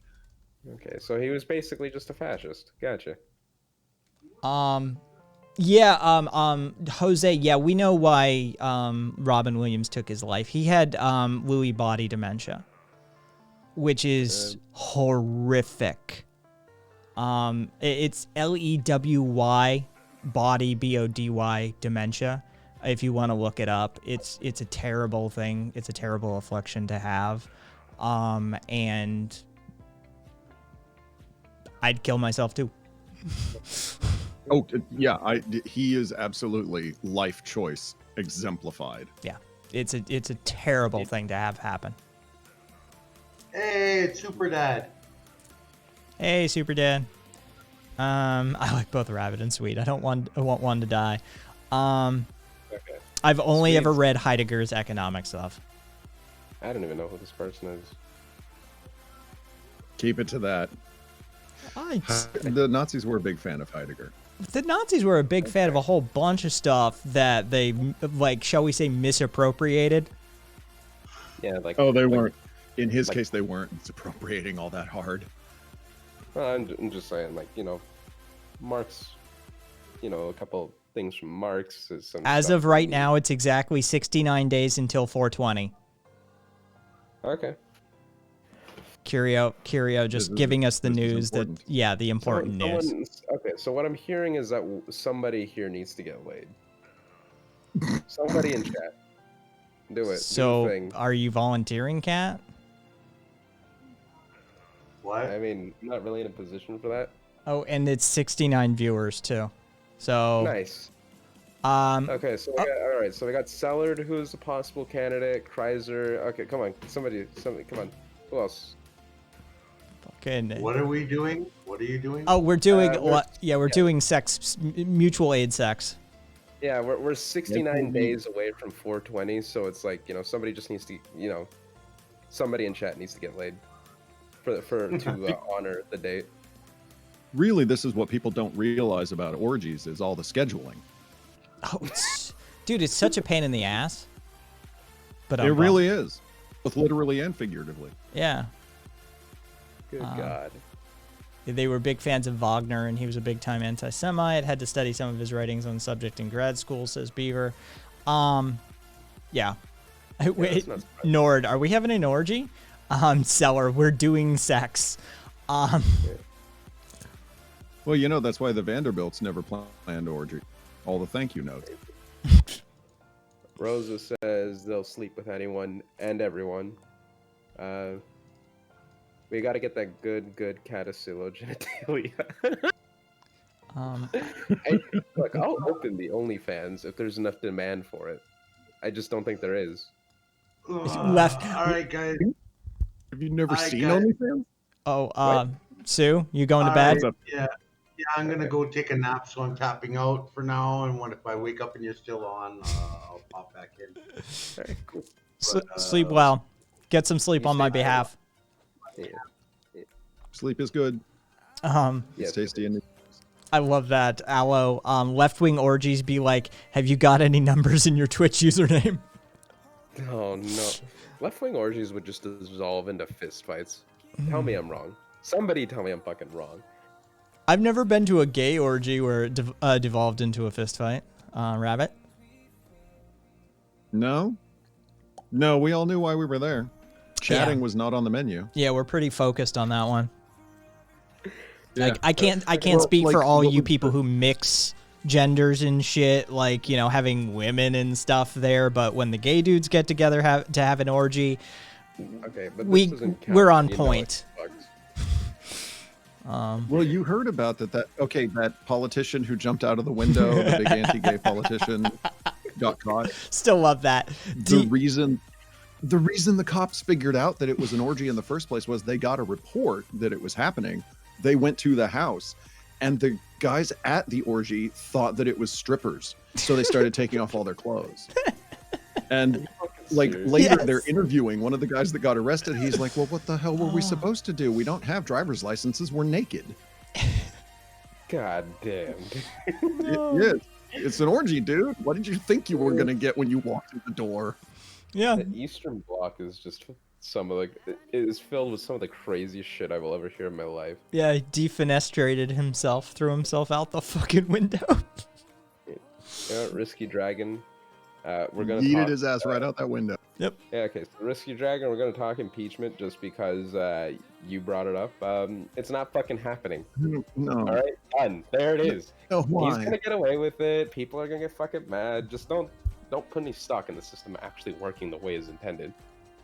I think I actually Oh no, think, it's working the way it's intended. What the fuck? You know what I mean? I actually I think that it's a possibility. Just because the GOP needs some distance from Trump, so don't think that these fucking career politicians wouldn't do it. That's the only possibility I see. But seeing as Trump controls the base and- at present, there's also the alternative. So Yeah, I don't know that it's hope so much as recognizing that these guys are completely in it for their own reputations. yeah, And the train wreck dumpster fire that was his opening defense. Like the dude from Louisiana was like, I don't know what they said. That's why I went with the Democrats on this. Nice. And I really think there's a chance that a couple of other Republicans are just going to be so damned embarrassed that they're gonna kind of like at last minute have a change of heart. It's like, no, it's all theater. But Gotcha. Oh, Devil Boy, someone mutual aid me a reason to live. Have you considered that you damn. can piss off right wingers? Yeah, I was gonna say just to piss off your enemies. I find Also- you know, spite. It's a good reason. Chocolate mousse. Chocolate mousse. Chocolate mousse is a good reason to live. I don't like The mousse. revolution. Okay. I don't fucking. You The could. revolution is not a good reason to live. That- Swede that is- Swede says you could be an economist and you're not. Jesus. That's E. You could be a starving anthropologist and you're not. Hey. You could be like some fucking pseudo-intellectual pothead that shows up to protests and you're not. Kai, come on, do yours. I did mine. Spite. Find somebody who. Spite. Yeah. Find somebody who's still living that pisses you off and outlive them. Just so you can revel in the day when they are gone and you are not. Goddamn. Spite. That's actually, by the way, that's a really indigenous answer in a lot of ways. Yeah. What is the best? The best revenge is living, motherfucker. Yeah. Outlive your enemies. The revolution it. is a great reason to live. What do you mean? Dude, it's like waiting for the rapture. What are you fucking talking about? Dude, it's not happening in the way people think it is. And here's the thing: is if it's happening, it's not happening here in the first world, all right? No. Let's be fucking real. No. If it's happening in like fucking Chile or like anywhere. Yeah, I like was the gonna say Middle it's East. Latin America would be my, like, you know, odds-on favorite for that thing happening. Yeah. Yeah, dude. If you're in the first world, you gotta realize you gotta be a reformist, son. I'm sorry. That's just the way things are. Risky Dragon is an agoraphobe. Sorry to hear that. It's a rough one. You're Hey. hang on, I just gotta get your Hello. volume. What? So if you're wondering who neurodivergent ML is, it's Jose. Oh, cool. Uh, I'll just call you Jose then. fucking, you know, yeah, if you're wondering who not to trust, he's got the ML tag right on his name for you. I haven't Well, seen the I'm dabbling in anarchism. I'm dabbling. At least Okay. I'm dabbling, and at least I'm trying to create bridges instead of keeping the flipping wall up. We need to. No. We'll get rid of those authoritarian tendencies yet. Fucking. Let's see. Yeah, full disclosure, we're not really big on like the left unity thing around these parts. Fuck. Meh. You know, I used to pretend. Yeah, same here. I used to be like, yeah, we could totally get along with like MLs. And then you Maybe. have one too many of these fucking authoritarian pricks talk to you, and you're like, you know, I don't think that's gonna work out too well. They keep telling me that they're gonna kill us and that we shouldn't like rebel against them in any way. And it's like, you know, So This is Murphy. the thing. I might need to start listening to what these people are saying. You know. Like Vanguard purists are somehow magically even worse than standard anarchy purists. Well, I Like, mean, you know, the an anarchy anarchy purist. Well, I mean, that's the Well, thing. Is, but like, the they'll give you anarchy- shit if you haven't. Go ahead. Go ahead. Oh, I was just gonna say, well, at least like the Okay, if we anarchy say it, purists are then fine. coming from like a good place. Like they're still just trying to like minimize the amount of exploitation and shit that you're doing in the world, but they're doing it in like the stupidest way possible. Whereas like MLs are like, and lefties are like, yeah, we're just gonna fucking kill you, all right? And don't Yeah. stand in our way. Yeah, that's the thing. You know, an anarchy purist is like mad at you because you didn't read everything Noam Chomsky ever wrote. Oh no. An anarchy ML purist purist. would never. They hate Gnome. Yeah, they're mad at you for reading Noam Chomsky. Yeah. Well, okay, but I mean, either way, Yeah. knowing everything he ever wrote so that you can contend with it appropriately. There you go. And you know, a Vanguard purist, on the other hand, is like, Either you're holding a gun on the wall or we will roll over. Okay, Trotsky, bring it down a notch, or 20. Hey, SJ and SJ's Raiders. Click the button icon link. What the fuck are they supposed to click to get rid of that raid tag? What am I supposed to say Your here? logo. Click my logo, please, to get rid of the raid referral portion of the URL. Thank you very much, and welcome SJW's Raiders. I just know there's a thing I'm supposed to say there to fix that. Okay, Seller, the basic like critique of like Noam Chomsky from these dumbass anarchists is that Chomsky's a lib because he believes in reform. Yeah. And that like he justifies any sort of hierarchy, period. So, yeah. Chomsky He's a understands. fence sitter on some shit. Yeah, Chomsky understands how to compromise like an adult, and therefore bad. Yeah, you know. He realizes that we can't just snap our fingers and like all hierarchy is eliminated anywhere. Can I just throw out there? I know it's a hot take. Don't cancel me. I Chomsky is boring as fuck. Well, of course he's boring as fuck. He's like 90,000 years old at this point. But back in the No, I old mean days. even his writing. Oh well, Even I his mean. early work. Have you ever read it? Have you Go ever ahead. read? Have you ever read him write about the Spanish Civil War? Yes.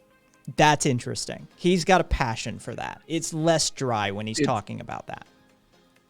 See what you just said. Less dry. Well, I mean, Yeah, Jesus. that's I'm sorry, Mr. Anthropologist. How much of academic writing is exciting? Okay, so I there's this gotta guy read called stuff on my Zizek, off right? too. Fucking Yeah, it's. I know some of it. this. He was like, I had Hello, to deal with Pot. my My publisher, name's fuck Kettle. off." You sure are looking black today. Fuck. So there's, Right. okay, so there's this academic. You may or may not have heard of him. He's a Slovene guy. His name's Zizek. You Oh know, Jesus! Look, if nothing else, he's entertaining. He is entertaining as hell. I'm not denying that. Fucking, he is, honestly. My position at this point with Zizek is Zizek has studied everything Chomsky has ever done, and his entire philosophical position is basically, what would Chomsky say? Okay, what would be the position that I could argue from to argue with Noam on? That's his entire philosophy, is how do I argue with Noam Chomsky? Done. See, but have you considered that since he's funny and entertaining, he wins in the minds of the layman and is thus more of a net benefit than Chomsky? And this is why we need a Vanguard class, clearly. Okay, well, I tried. Congratulations, you just converted a near lifelong anarchist into an ML. See, that's what Zizek does. That's what Zizek does. See, and you let him win. He is counterproductive to the anarchistic movement. See, but He does more harm than good. Wins, you literally just admitted that he's right. Guys, you're both pretty. It's fine. No, I'm prettier than Kat. We all know that.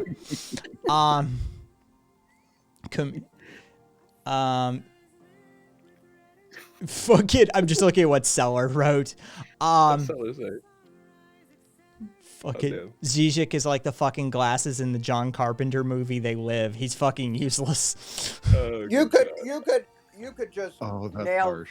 Zizek to the wall because I don't care for him, you know. So you're fine. I wouldn't say all that. You're fine. I don't like his homophobia. Well, I don't either, but like the dude's like 70. See, I don't even know if he's homophobic or if it's just performative because he likes to get people pissed off. Well, that's like his whole shtick, isn't it? That's why he says like white liberal all the fucking time, and like he's like he does like the whole being trans isn't inherently like revolutionary. Like it's just, you know, dude's just, like the dude is possibly one of the most intellectual, advanced shit posters. I He will memorized agree with Hegel. that. I think it knocked him a little. I think the dude like intensely studied Hegel. I honestly think it messed with him, and we're just dealing with the aftermath.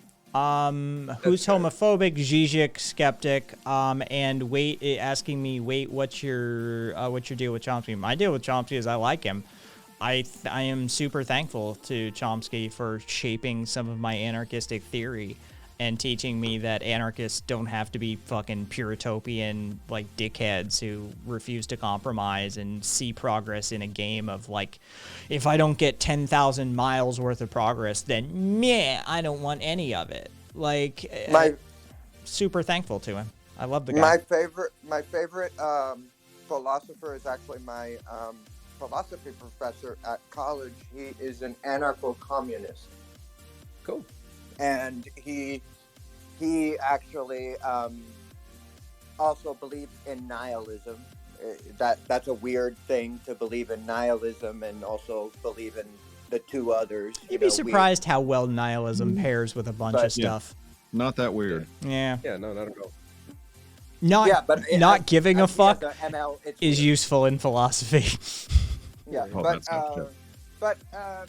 he has he also believes in Nietzsche. That's the issue, is that he believes in Nietzsche, and he believes in Marxist Leninism and Noam Chomskyist ideas, and he's very radical. He's a radical philosopher. He actually did a book that is the Kyoto program that was for Buddhists, and trying to synthesize that with Marx.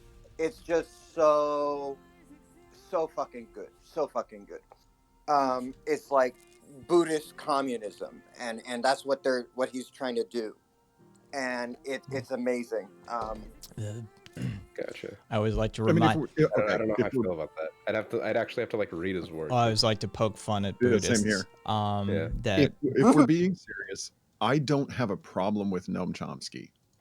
For me, I came at his works later, and the text that I had read before that was The Uses of Literacy, which was written by a British guy.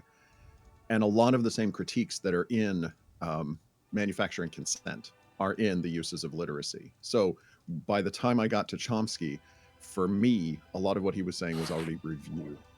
So it's not that I have a problem with him. It was just, and it was also drier, the way that Chomsky was writing, than the way that Uses of Literacy is laid out. It's a more like persuasive storytelling method versus, but anyway. So I don't have a problem with what he lays out, not really.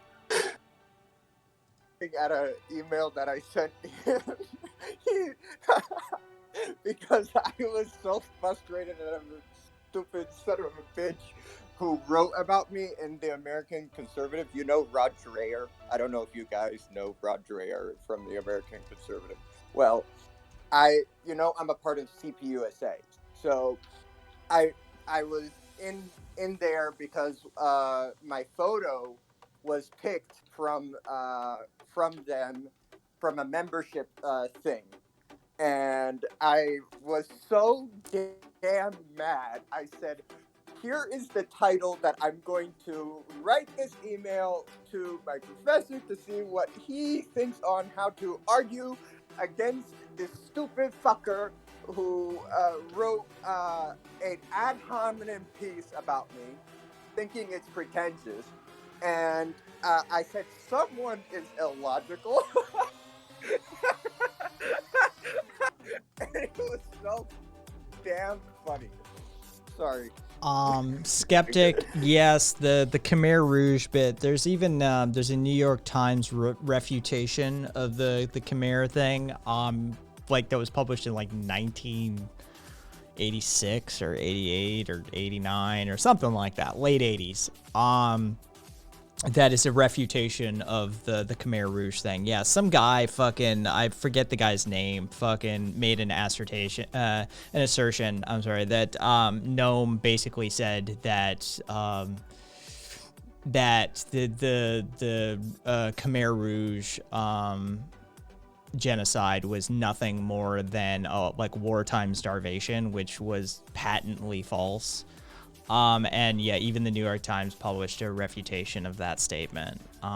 It was, but people who want to criticize go there pretty quickly. But it was it was a paper that Noam co-authored with somebody, and they were super careful to provide like a whole bunch of context to what they were saying, and they were talking about, you know, how he was this sort of reformed, how Pol Pot was this sort of reformed Western fighter, which, I mean, we've seen this story before, right? Like, this is Bin Laden all over again.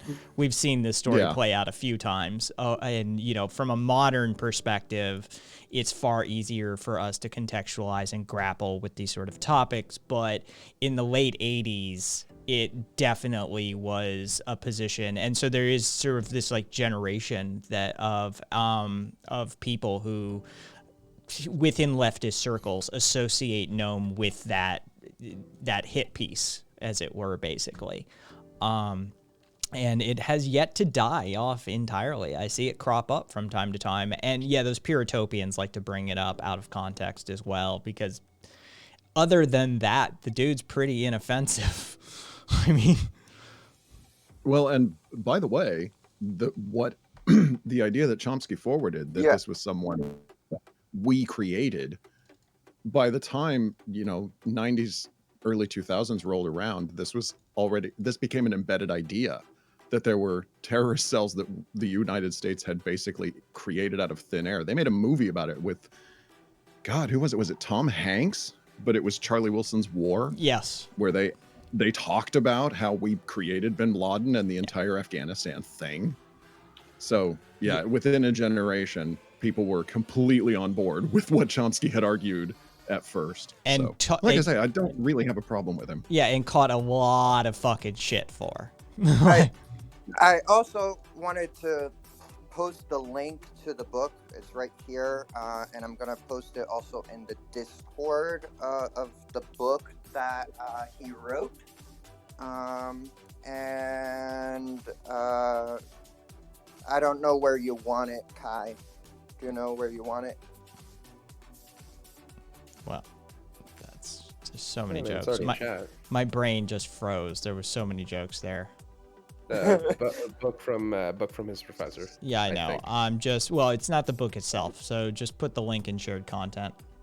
Okay. And there you go. Can we get, that's Korean, right? Can we get a fucking translation on that? Wait, on what?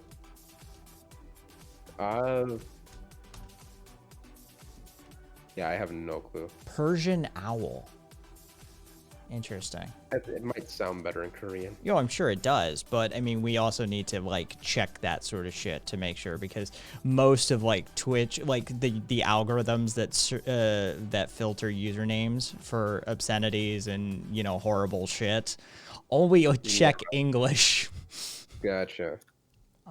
Because that's the kind of bullshit that we deal with. Right. What the fuck was that? Oh, all right, I know what that was. Vibrating. Yeah, exactly, Nord. Like, my brain froze when asked that question. I'm like, there's too many jokes. Oh,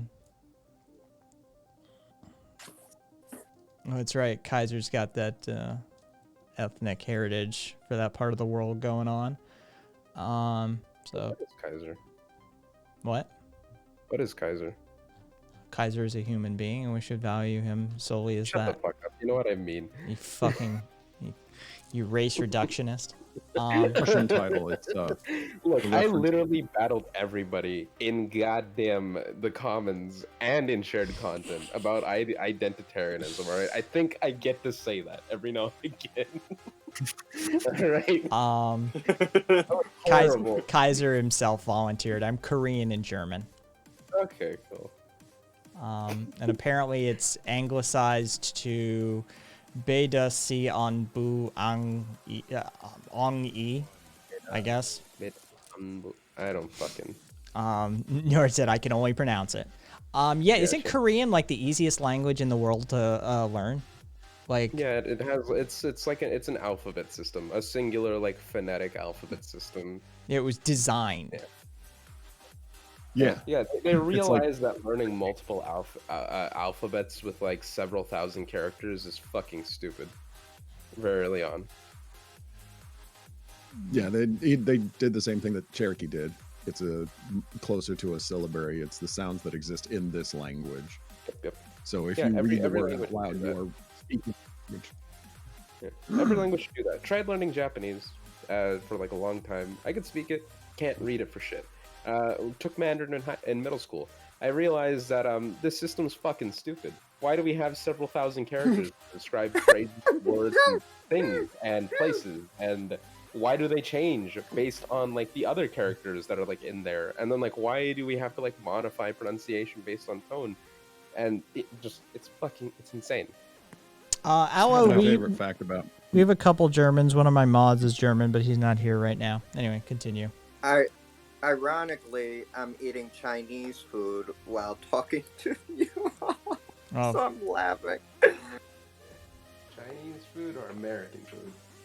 Hey, Chinese food. America invented Chinese food. Damn it. I know it's good, but you know, there's a difference. I It's not the maintain real that shit, thing. and I wish I had the real thing. I adore the fact that Panda Express just went into China. they did. Oh yeah, God. last month, Panda Express started opening stores in China. I like those. What the most racist I love it. fucking thing ever? They're gonna love They it. probably think it's hilarious. Yeah, they're gonna love I'm it. sure they do. Yeah. Yeah. Yeah, China. They think China, McDonald's is hilarious. yeah, it's almost like minorities gonna have kind of reactionary tendencies. Who would have guessed? Hey. What? None of that now. It's true. Look, I'm a Latino. I can say it. You know I can. You know for a goddamn fact I can. Yeah, it'll be like Hello Kitty in Japan or something. Like it's exactly. I think there's a beautiful symmetry to that. Like, right? Like Cantonese came over to California. They Americanized the shit out of their food to make it palatable for these dumbass Westerners. Fast forward a bunch of fucking generations and we're exporting it back to China. If that isn't the American process at work, I don't know what is. Okay, mystified. I have to tell you this. Japan has lower rates of literacy, and they have tiers of literacy that most native speakers don't even reach. Like it's like these languages are like horrifically inefficient, and like their governments have like long considered changing them for the sake of simplicity. Like this is an ongoing conversation. They're bad languages. Shut the fuck up. It's horrible. They even have a simplified form of their alphabet for people who haven't learned the calligraphy style. Specifically because the calligraphy style is so freaking hard to learn. Yeah, like in Japan, they actually, it's like Japanese is considered like to be like one of the most difficult subject. You know, students are driven to suicide because of it. Like it's like, you know. Oh, their suicide rate was on the decline for like a decade, and now it's spiked again. Yeah, well that's also because of other shit like neoliberalism. But point is, it's a fucking stupid language. It's insane. It makes no sense. I will go out and say, call me a colonizer, as a colonizer. Oh yeah, a colonized skeptic. person, I may add. Every language should just follow the alphabet model. It's fucking stupid to do otherwise.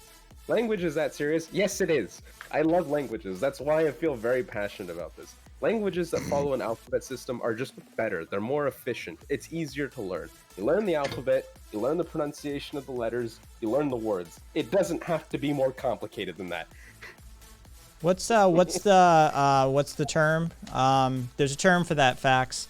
Karoshi. There we go. Karoshi is the term. Yeah, when you literally have such a staple of the cultural phenomenon of people literally working themselves to death that you have to give it a specific word that you're like, we really need a term for this. Yeah. Maybe it's time to step back and look at it and be like, oh shit, maybe we embraced neoliberal capitalism a little too much. Maybe we've taken this shit a little too seriously.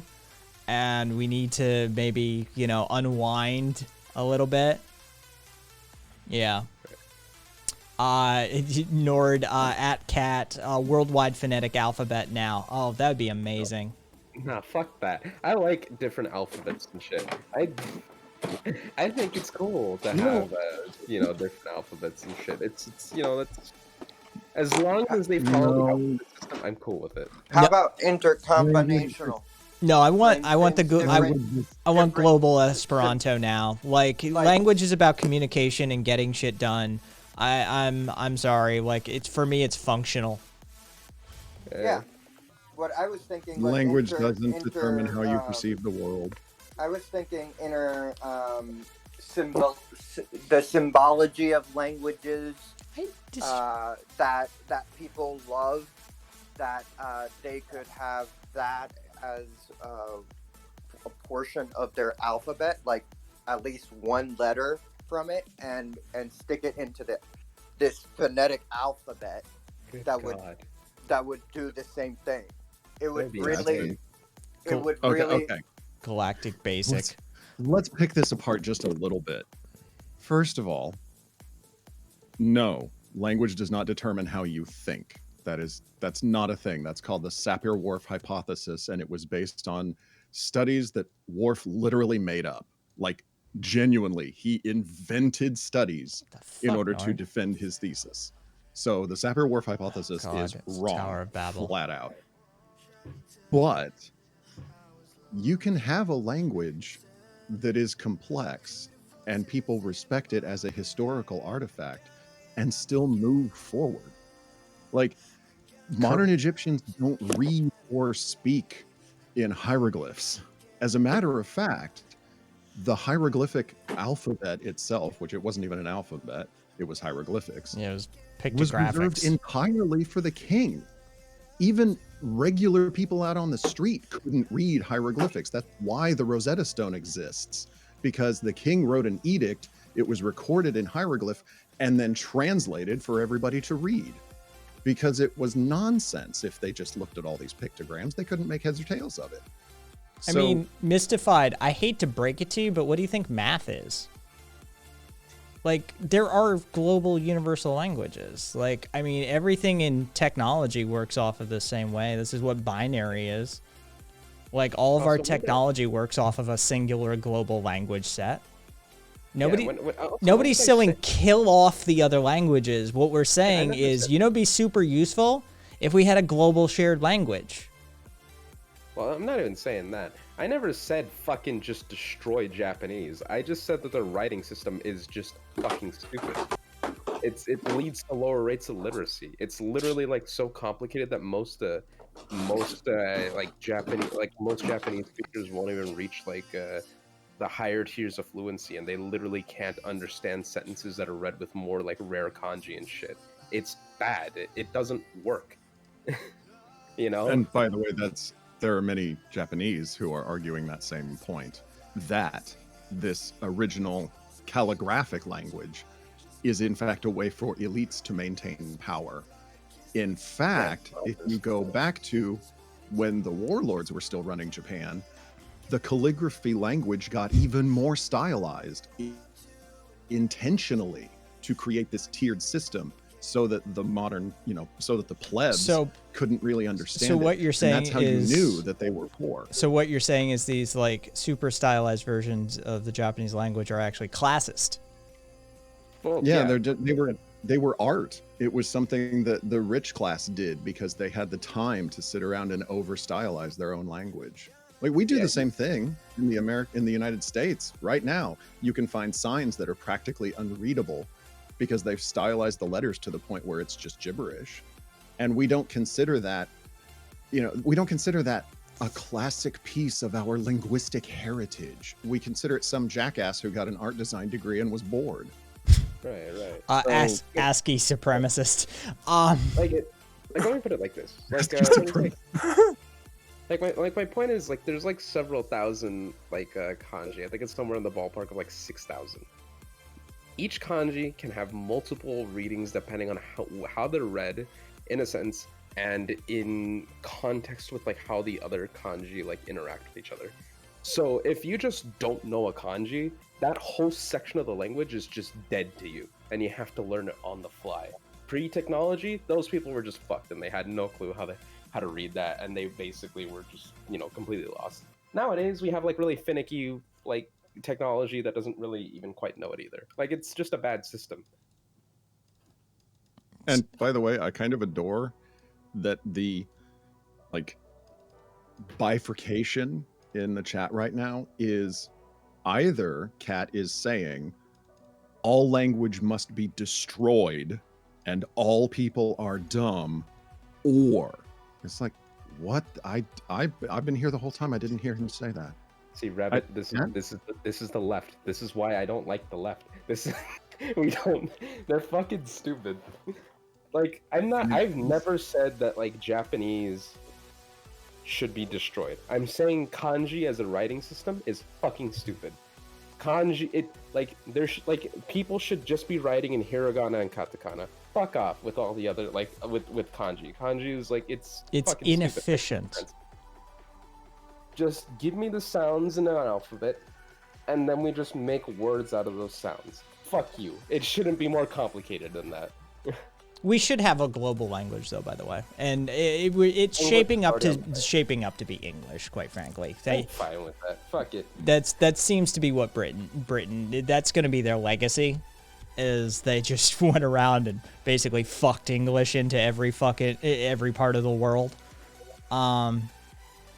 And you know that does seem to be what their legacy is going to be. But Bernie, I'm neither side. I'm just spamming my shit takes. Can global language be Morse code? No, it cannot. No. I'm sad because English is such a bad language. English is amazing in its horribleness. Yeah. Like, English is like 5 languages in a trench coat pretending to be one, right? Like, this is the beauty and the downside of English. If you are born into an English-speaking country natively and you grow up speaking English, your brain is broken. Like, you're just broken. Like, if you go to speak any other language on the face of this planet, you're like, well, why does it work that way? Because everybody else's shit works that way. It's us who are different. But I will argue for the infinite dynamism that is English. Self-anointed, that is a bold statement coming from someone who is writing in English right now. You're as colonized as the rest of us. Yeah. Fucking. Also, I want to make it clear that I'm white. I'm not white, and I got pura pecha and like some American Indian in my blood. Also got a little bit of the African slave trade in there. Like, I'm not treated white. I'm also not originally from the state. Like, you know, just... That would be funny, Whiskey. That would actually be funny. Let's make Klingon the universal language just for the memes. I'm down for it. Oh, God. Oh, God. Wait, Estrella, who's saying the Bible is the oldest text? Oh, no, we got Sanskrit. Nord is coming in with some hot takes. Oh, okay. Well, never mind then. Yeah. No, we got Sanskrit that goes back like 5,000 years. Yeah. You're talking also about the Hindu text. You know, the Hindu texts are the older than the Bible.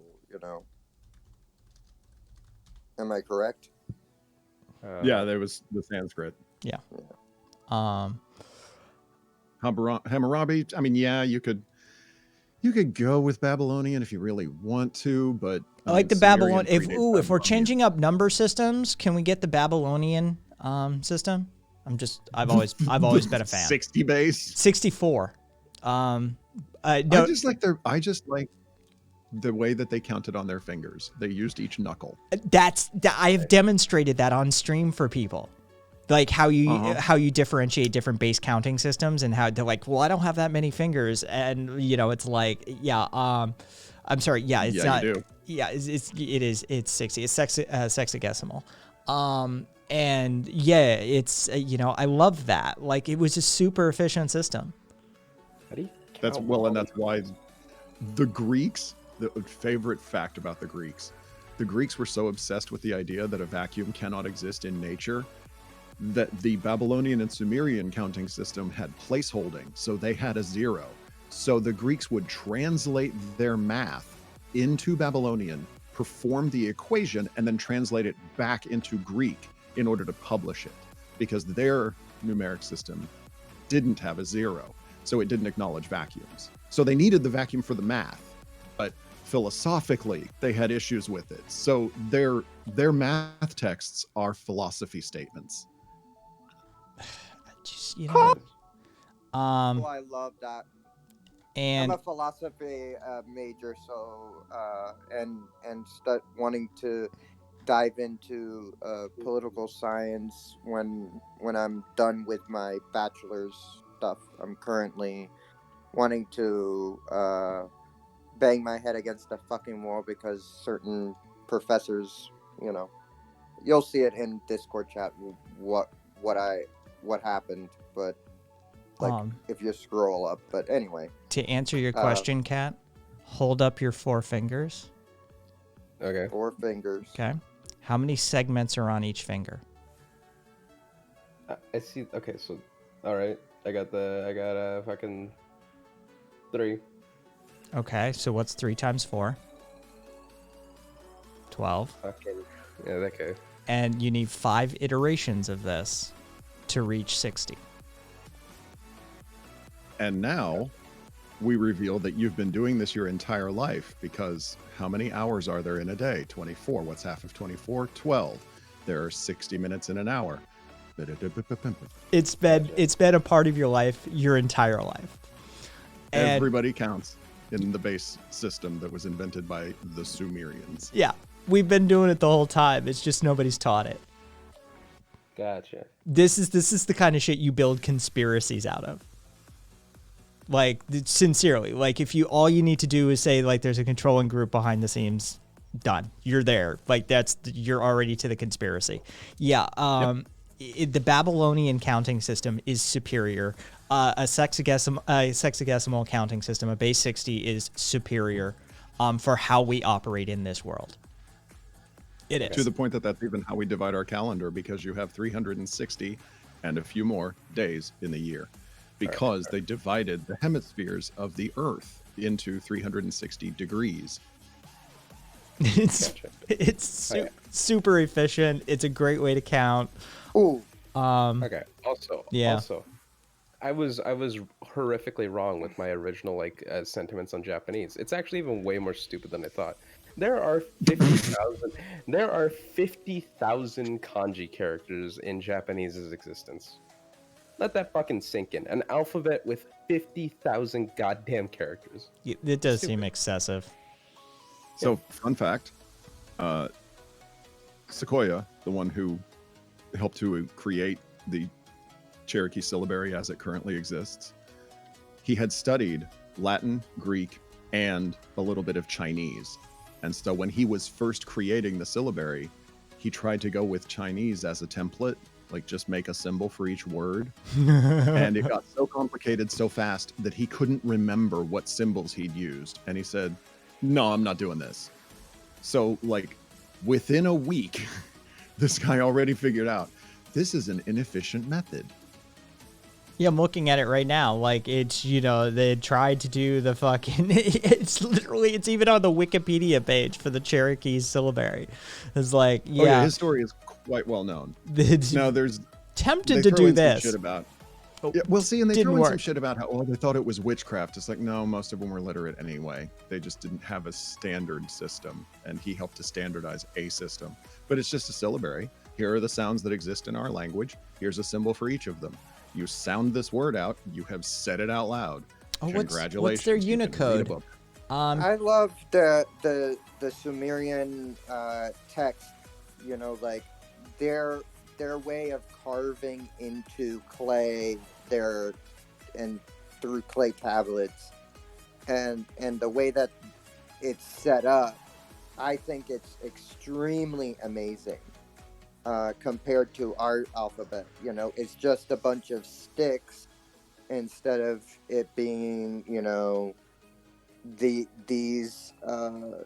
these viewpoints of just disassociating from numbers.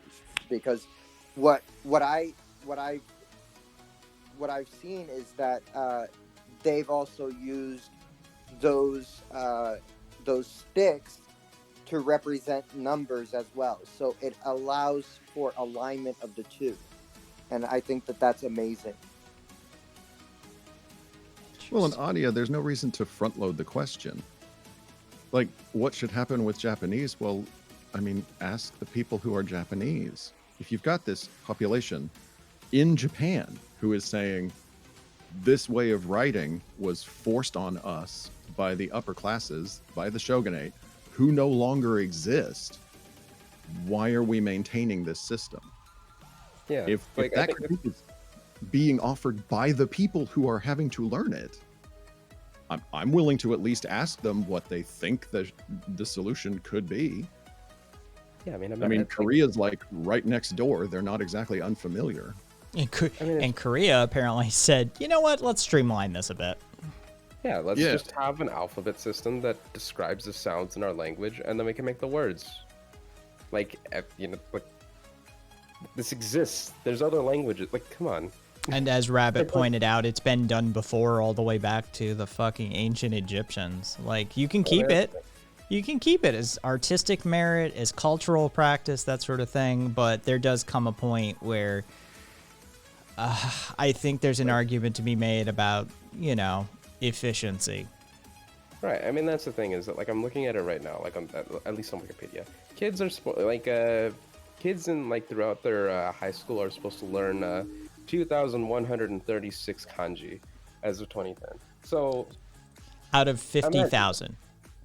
Yeah, out of 50,000. They're not even accessing a majority of the language. It's just locked off from their brains unless they want to learn it outside of in their own studies. That's 4.26%.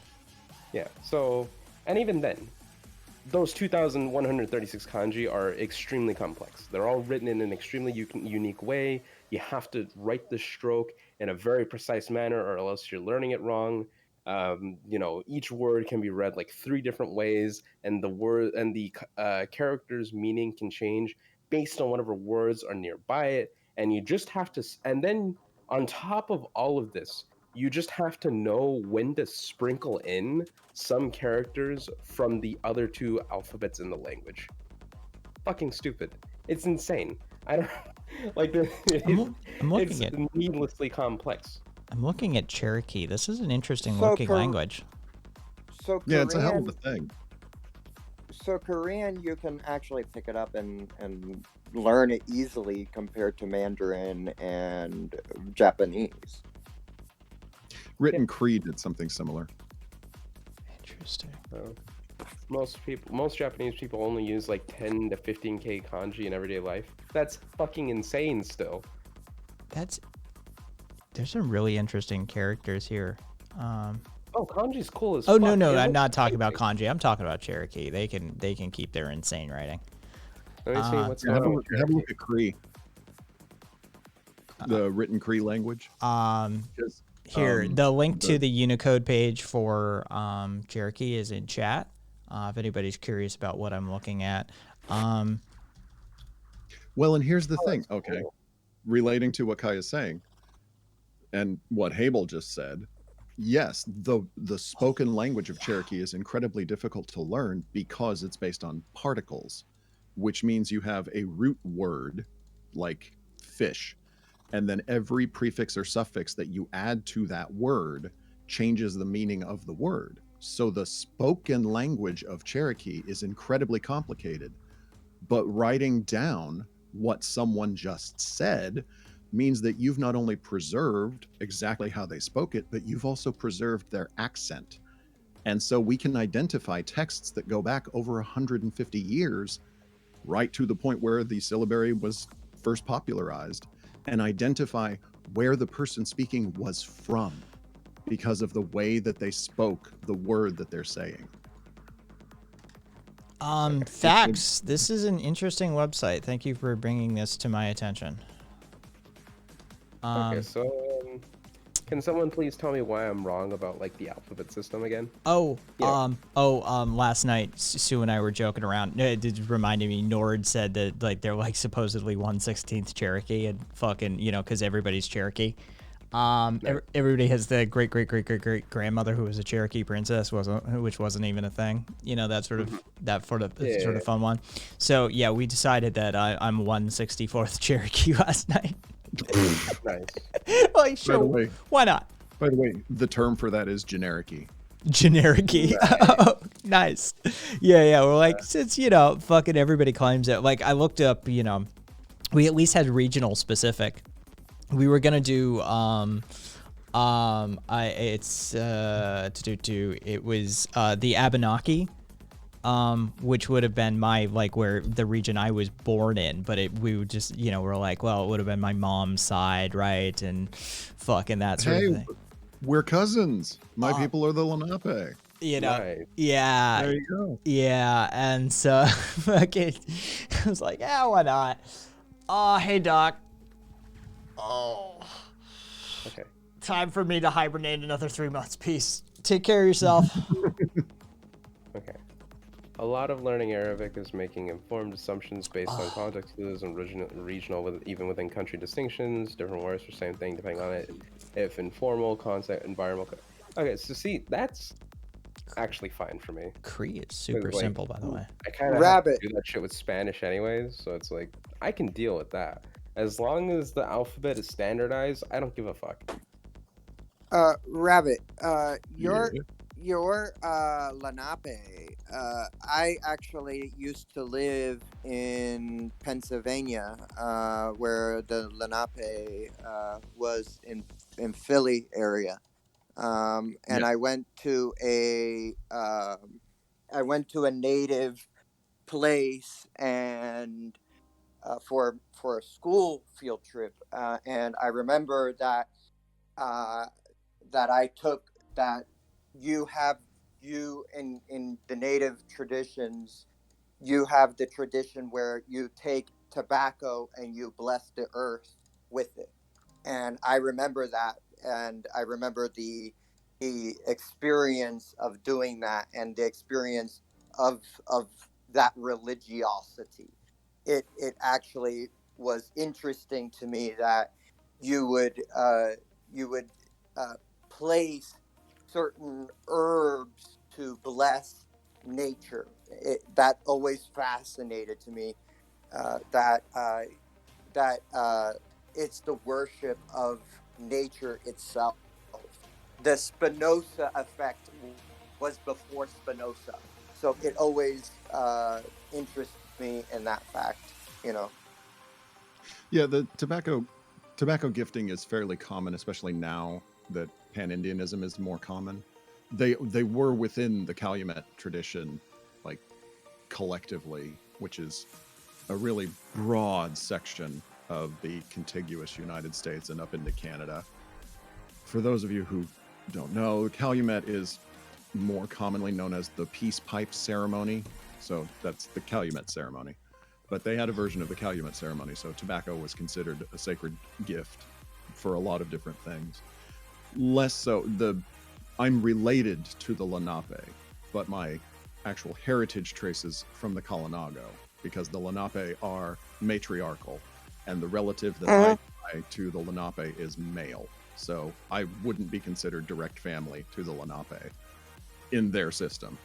The Kalinago, on the other hand, is patriarchal, and the relative from that side is also male. So I would be part of the Kalinago structure. I wouldn't be part of the Lenape structure unless I was formally adopted. I'm related to them, but they would like consider me a distant cousin at best. And me, I'm Taino from Puerto Rico area. My father is Puerto Rican, and I'm a mix between that and white, because my mother is German and Dutch. So that's her heritage. Arawakian pride. Nice. But more importantly, where do I get some of that old-fashioned Indian tobacco? Right? There are a couple of tribes that have preserved the heritage seeds from the original plants. So it is still around, but you got to hunt and peck. Yeah. So if you ever come across, like, hold some for me. All I'm saying is, check with the Hood-Nancy, the Iroquois League. They still have. They still kicking. And I think some of the Southeast Woodlands. I think the Seminole still have. For those of you heritage. wondering why Rabbit and I are discussing like native tobacco in this light, this shit was hardcore. Like, it would get you fucking high. Properly high. Standard nicotine in a cigarette, if I'm remembering my measurements correctly, standard nicotine in a cigarette is somewhere around 200 milliliters. In the average like pipe ceremony would be between 600 and 800. It would do the job. It would Yeah. do the job. So imagine smoking a carton of cigarettes all at once. Well, a pack. Damn. Yeah. It was heavy. Cellar Dweller, Kai is a computer science aficionado. Have you encountered people who romanticize the I Ching because it's inherently a binary system? I wouldn't say I've encountered people who romanticize the I Ching, but I definitely have encountered plenty of people, even outside of computer science, that are fans of the I Ching because of its counting methodology, and for other reasons as well. But yes, I have encountered that before. Somebody said something else. Oh. Apparently, Some Sense has had native tobacco in Washington. Nice. So was it? Somebody asked earlier how you feel How about about Frank Harris. how about you mix native tobacco and weed together? You'll be gone. You'll just be gone. What's my take on Sam Harris? I like anybody, like, I mean, he's in that Hitchens category as far as religion is concerned. Is outside of him talking shit about the religious camp, like, without Dawkins still alive to moderate him and fucking Hitchens to still be alive, like that, he's a part of that camp for me. I really don't pay attention to Sam Harris outside of that. That's the sort of, that camp of people for me is, hey, let's take the piss out of some of the Christian evangelists for the fun of it.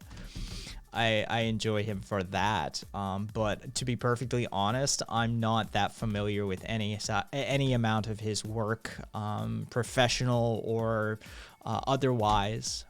Outside of that arena, so I can't really speak to that. And I agree, Rosa. Sam Harris ain't no Hitchens. He wishes he was Hitchens. Sam Harris is just a liberal. Like, not on his best day. Like I mean, Hitchens was a neolib too. I mean, by all accounts, he was capitalist. Yeah. He was. I mean, he knew how to take the piss out of somebody who was religious. That's all. Yeah, I'd have to agree with Seller that moral landscape is a slippery slope to Amprim bullshit. It's because it's badly argued. He builds these weird takes on how you're supposed to have your consciousness structured and your perceptions of the world, but he never follows through on it. It's like, okay, therefore, what is your conclusion? And you're just supposed to sort of assume. Like, well, it's like you're leaving a lot of doors open there. Yeah, it's just like flowery, intuitive bullshit.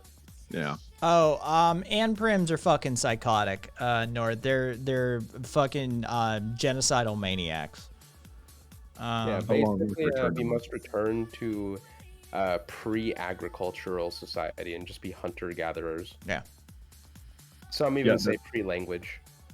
Well, and even the new name that they want adopted for themselves, which, by the way, I'm okay with because it gets the "an" out of there.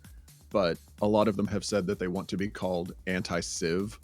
I've seen that as well, and I support that. I support that move. Like, that's totally okay. Now, if we could only get the two other groups that are attempting to co-opt the term anarchist at present to drop it, I would be a happy camper. Who are capitalists. Fucking neo-feudalists. Watch this. Somebody type ANCAP in chat. Watch what happens. And then, okay, but who's the other Ann? So Prim, ANCAP, and what else? Oh, they're not even, like, they're just calling themselves anarchists. There you go. That's what happens when you type ANCAP in chat. Automatically, fucking Stream Elements jumps in. You mean neo-feudalists? Nicely done. Yeah, the Boogaloo Boys are calling themselves anarchists. Oh, for fuck's sake. Yeah. Okay, sure. Nord also said he wants to set up a spectrum of well-being as a thought experiment to posit some level of objectivity with regards to moving up or down that spectrum. That's not possible. Exactly, moving up or down that spectrum, meaning there's absolutely no assertion.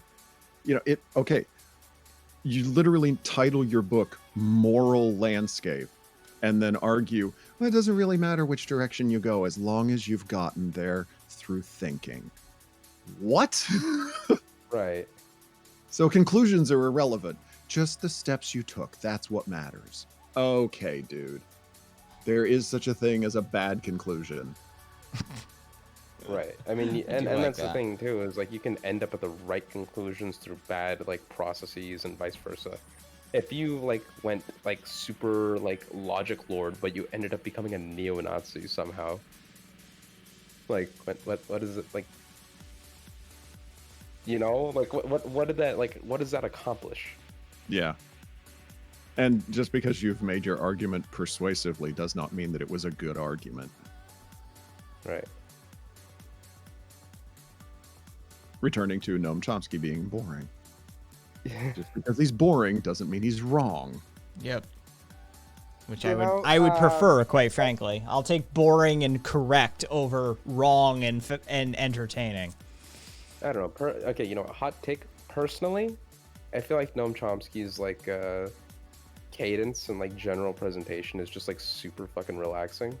It's like just like walking very like calm. I'm gonna sit down and boil some tea. Like I like that. It feels like very like almost meditative to listen to the man speak. But You know like, what I relate him to? Like, What's that? as in, like, sonorously, I think of him as sort of the sound equivalent to those videos where you're on a train ride that just doesn't stop. That's what I'm It's like that. saying, dude. It's like, oh, I just got road hypnosis. Damn it! What was I saying? Yeah. Right. I Okay, Nord, I'm just gonna be straight with you. Sam Harris's book, The Moral, whatever the fuck, it's literally Landscape. just a justification for emotional thinking. That's all it is. It's just intuition, but like expanded into like a long ass book. And by the way, intuition is entirely socially constructed.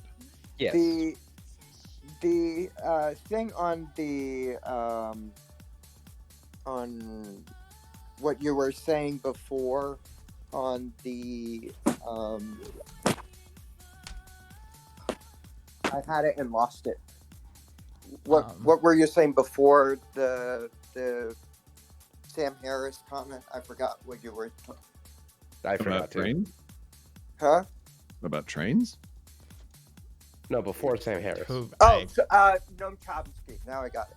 Noam Chomsky. I like the dryness in the sense of him being dry about his leftist experience because it allows it to be democratized in the sense that it allows people to think for themselves and to say, okay, do I believe in this or do I not believe in it? Am I having an emotional reaction to it? No, that's not possible.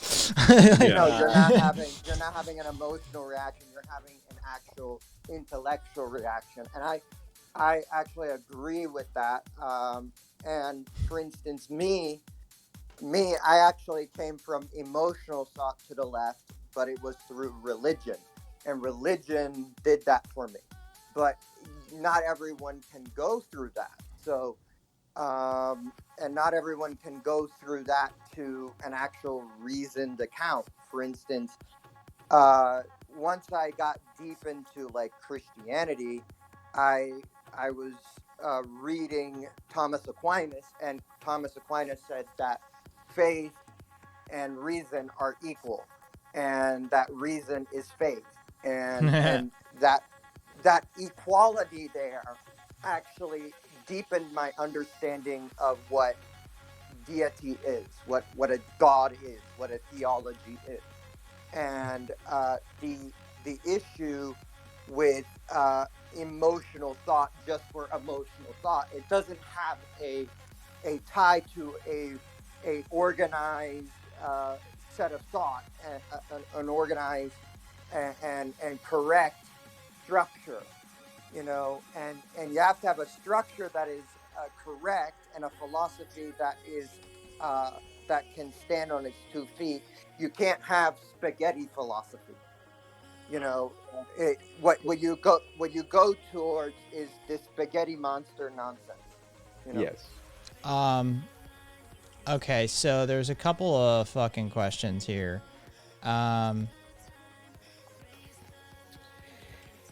So somebody, the Korean, the owl name, Yeah. I forget their username. I'm the Korean. It's fine. What do you think of postmodern criticism of socialism like Derrida and Althusser? Look, I can't speak to Althusser. Maybe fucking rabbits read some Althusser. But was it Scruton that said oh god, what is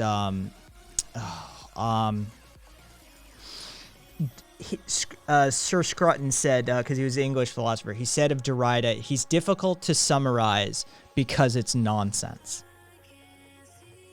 That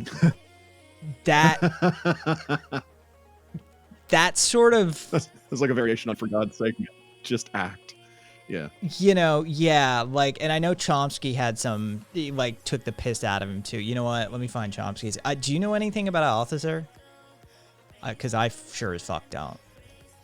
I know he's a French Marxist. He doesn't really like butt up against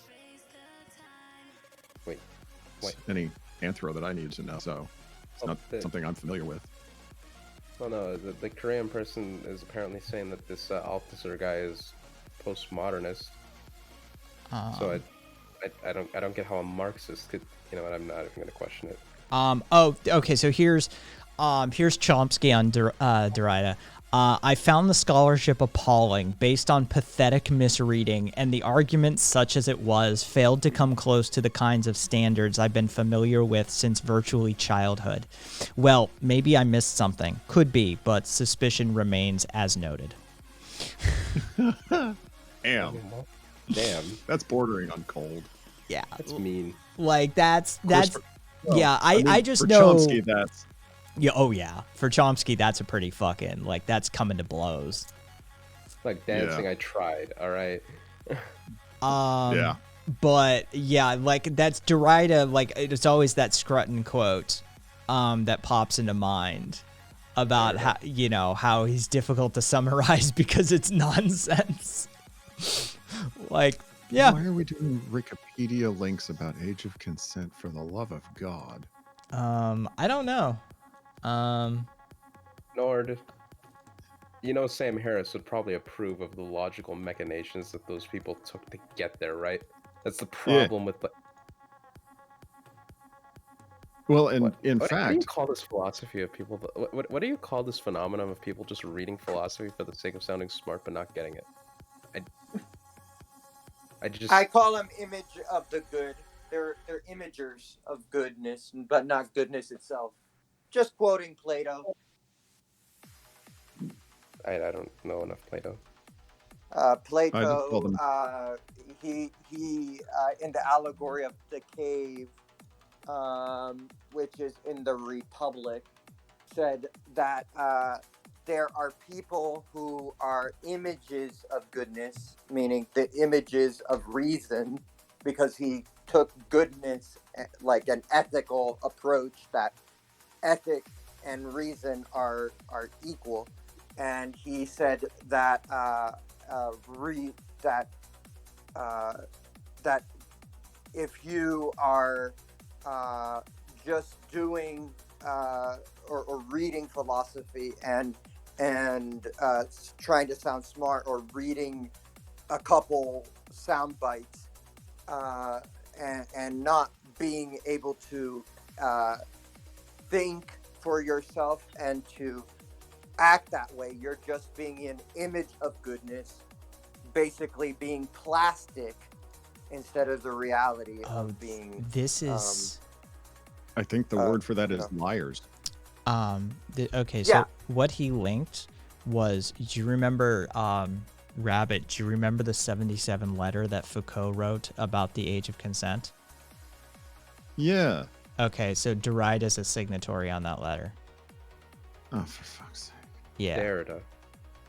That's fucking, I don't give a shit about this. It hurts because Sorry.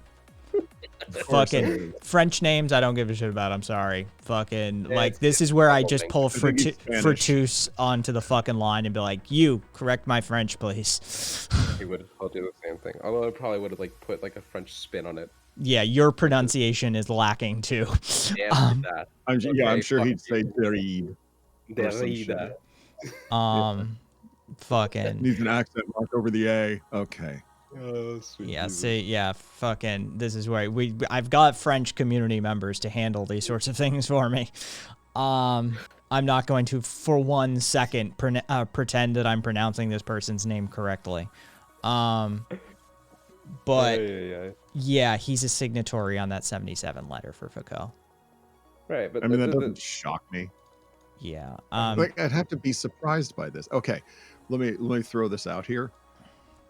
And this even kind of relates to Matrix's question about using polls in arguments. What the hell is the argument? Is the argument that people believe a certain thing? Well, then you would ask them, what do you believe? If a poll, on the other hand, is supposed to be, is this a logically coherent discussion? I don't really care about polls. So like, this is the whole root of sociology, is you can do the statistics on how many people cheat on their wives, or you can do a poll on how many people think cheating on your wives is a bad thing. These will render two different pieces of information. So, what are you trying to demonstrate with your poll? Because this is the sort of thing that you get into. Angola just decriminalized same-sex relationships. Exactly. No shit. Yeah. Rabbit. Today? Yeah. Baller. Exactly, Rabbit. On the polling, you have to have a purpose. You have to have a scientific purpose to it. Sociology is a scientific field, which is very progressive and very left compared to other fields.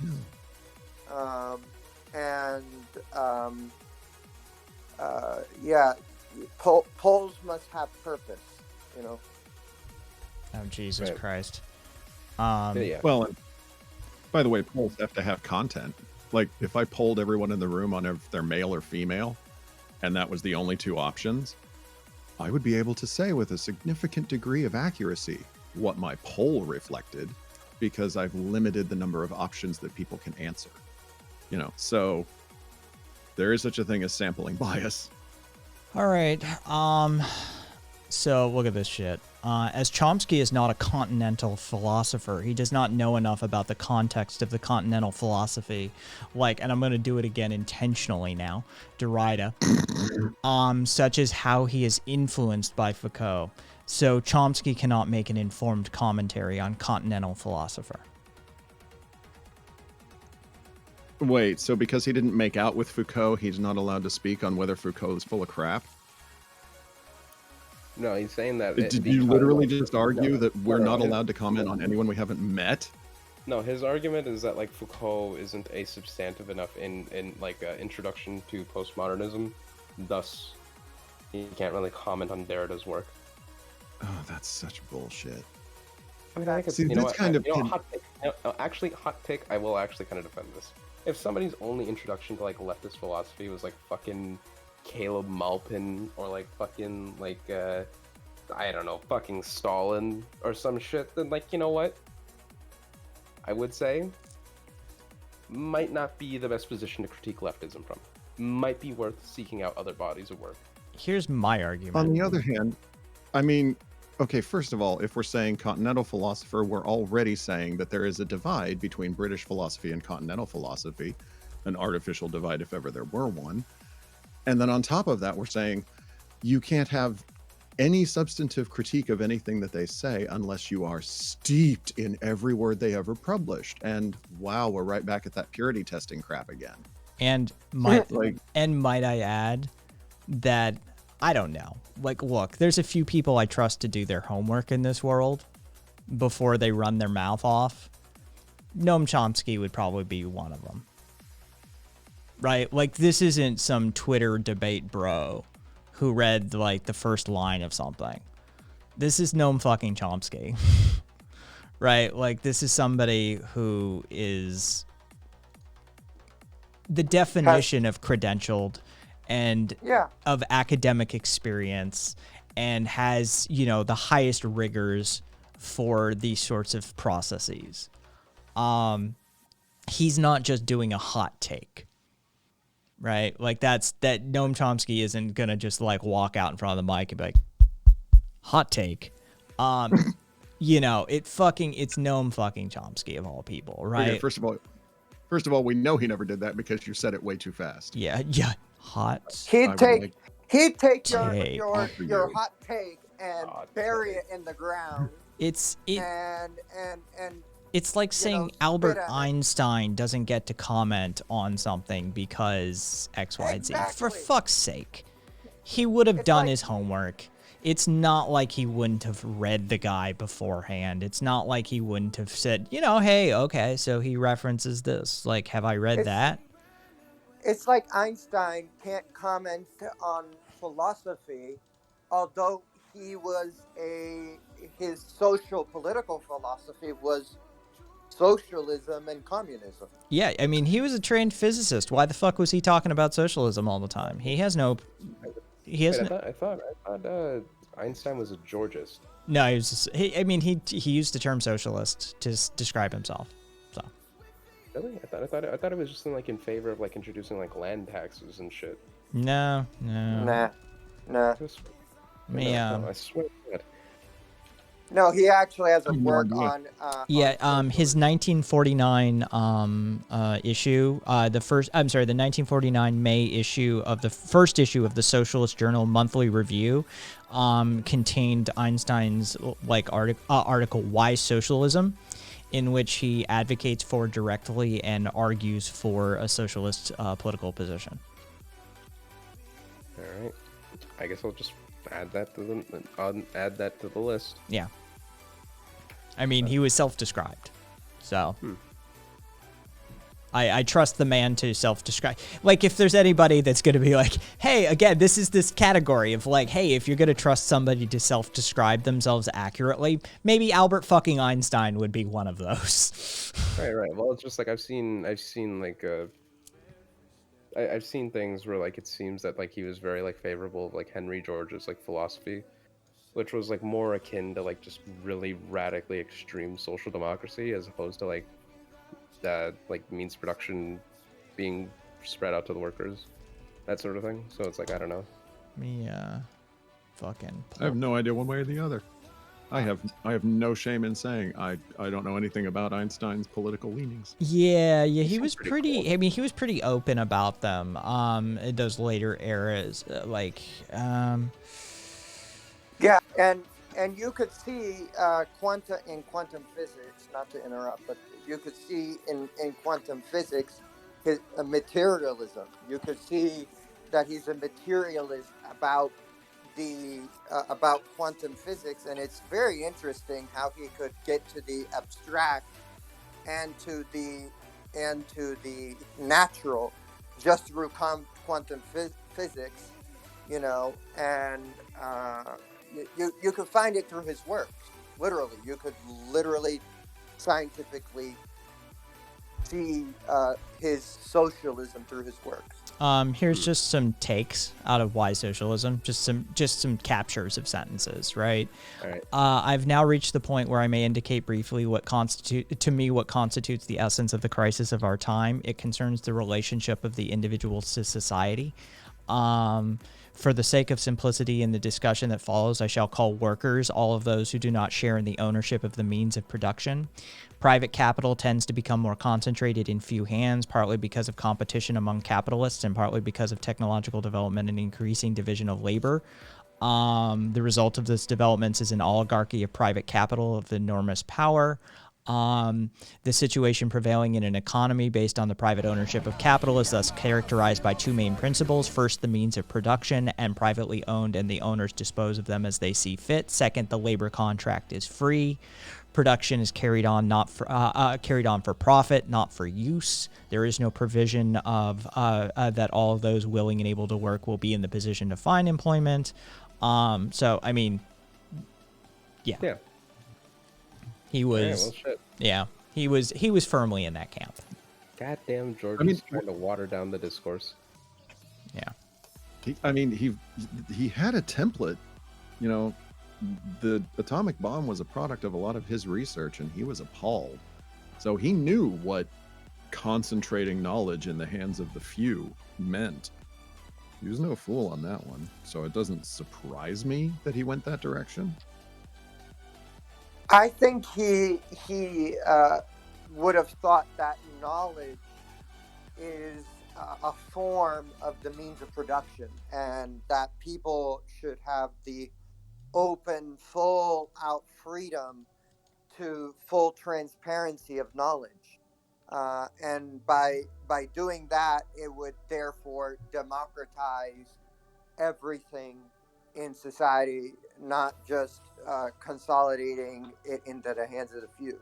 You know, once you are transparent in knowledge, what I would have thought from his argument is that when that happens and the workers know the same thing as the upper class, you know, or the bourgeoisie. I hate using the word upper class. The bourgeoisie. It would then allow them to deal with the problems of society. You know, the workers dealing with those problems and figuring out how to answer those problems. You know. Okay, so I got a fucking question to put to you guys, because Admiral Coffee came in and asked a question. And what is radical social democracy? Georgism. A contradiction in terms. That is my answer. I'm immediately like looking for some formalized definition of radical social democracy, and I'm like, because I think Kat was using it as a but I mean, it's like, it's like saying like extreme vanilla pudding. Like, how is there a radical form of suckdem? The little black dots are bigger. I don't know. I don't know that there would be necessarily. I'm sure. I think Georgism is pretty fucking wild. It's essentially like the welfare state grows so large that in order to fund it, you have to implement a land tax in order to incentivize the movement of private capital, to keep it from pooling into even like wealthy hands. Oh my god, it's like a lib cap. Wow. Pretty much, yeah. Ouch. Okay, so anyone else hate Joe Biden, says Russian Chainsaw? I don't have enough time in my day to hate Joe Biden. That's a lot of that's a whole lot of energy. Yeah, like I don't have that. Like he's a neo-lib. I fucking not a fan. Let's just I'll put it at not a fan. I call Joe Biden that wire that puts on both poles of the battery, and it creates since socialists and communists and the left are just a battery, we become overheated with that wire, if you get what I'm saying. This is hilarious. You know? Yeah, sorry, but this is hilarious. All right, so Russian comes in and says, anyone else hate Joe Biden? And then Rory Podonnell says, would anyone like to partake in a political discussion? And Russian responds back, why, hello, Rory. And Rory responds back, hello, Russian, but please don't use my real name. Refer to me as Night Stalker from now on. You know, I'm fine with that. He's now Night Stalker. Are you two, like, this feels like two, like, chat bots talking to one another. Hold on. They just sound like they know each other from, like, somewhere else. Well, but Rory's username uses Rory in Rory's username. I mean, are we having trouble keeping track of our sock puppets? Is that the deal? Hey, I just realized his name is Rory O'Donnell. Rory P. O'Donnell. Rory P. O'Donnell. Like, the username is the name. And it's like, please don't use my name. You used your name. Oh man. Oh no, Rory. Like, Kat's gonna call you Night Stalker. I'm gonna call you Rory. All right. There's no way I'll this call you isn't. P. Diddy. There's no way this isn't gonna be infinitely amusing to me. I'm sorry. All right, Shrimps for Bernie. I'm gonna cancel myself in front of everybody. Fuck, marry, kill. I'm gonna fuck anarcho-Bidenism, marry anarcho-capitalism, and kill anarcho-primitivism. Oh, Easy. Oh, see, I wouldn't with that. I mean, you got it. I'm not.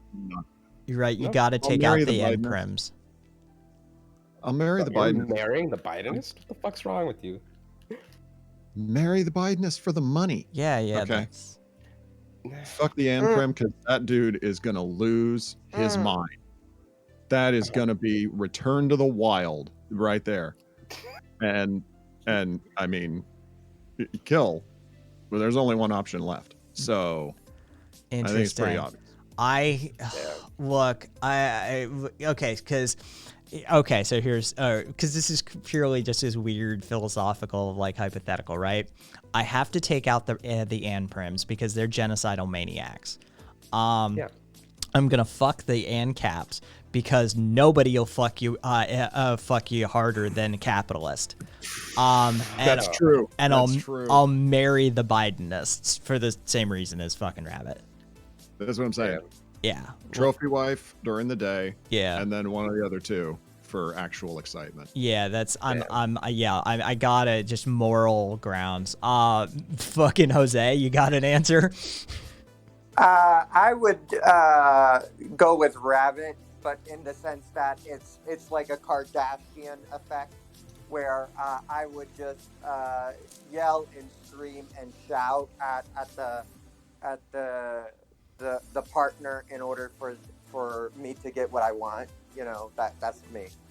Gotcha. Fuck. I'm just thinking too- that Antrim is going to be Cave like dwelling. Howl at the Moon. You're too old for the ANCAP's tastes. Wow. Hang on. Fucking, here we go. I forgot they had that one. A solid round of applause for you, Cave Dwelling Cannibal Witch. That is a solid take. I love it. I'm here for it. That's a wink and a nod right there, Witch. Yeah. It's nicely done. Yeah, that's fucking solid. Okay, so I kind of want to engage here. I don't know what the fuck this is about. But I'm really? I'm tempted here. All right. So Russian. I thought that Fox News was now liberal news, right? They sold out Trump. Thank you for the follow. Beefmaster for a while back, and then Farron Mike. Thank you for the follow. I thought Fox News, when they declared the election for Biden, weren't they showing their true colors? Aren't they part of the mainstream media after all? I mean, it just seems to me that Fox News has sold you out too. You might want to consider maybe Fox News is liberal news. You might want to move on to something like OAN. Dun dun dun. Yeah. Here I am encouraging the pipeline at this point. Oh, I'm kind of for it if they make their own party. Like, I'm telling you, split them, split that no, shit. I support it. You know, defeat the duopoly, please. I beg of you. I don't think that. I think the fucking Republicans are spineless bastards, and they'll just wrap them in again. I hope. All right, don't blame me for wanting to put a few dollars down on that bet. It's fair. I get it. Cat. What's up? Did you just say you have hope? Fuck no. The Zoomer just admitted they have hope. You fool. Caught you at last. Fake Zoomer. And I love this like weird third person. I love a good third person reference. Rory says, Night Stalker approves of your stream. Consider yourself worthy. Rabbit, do you believe that they should really split? I'm kind of loving this, dude. An opinion that you have, like an official opinion on that? It is not about belief. If they split, then that means that now you're going to have old guard Republicans who are debating who they have to placate. Which base are they going to play to? And they've already got split loyalties. Like they're demonstrating that right now. The federal Republicans are on this, okay, we all need to get over it. There's a new president in town. We don't even need to worry about the impeachment thing. And the state Republicans are totally on board with QAnon. So there's already a schism.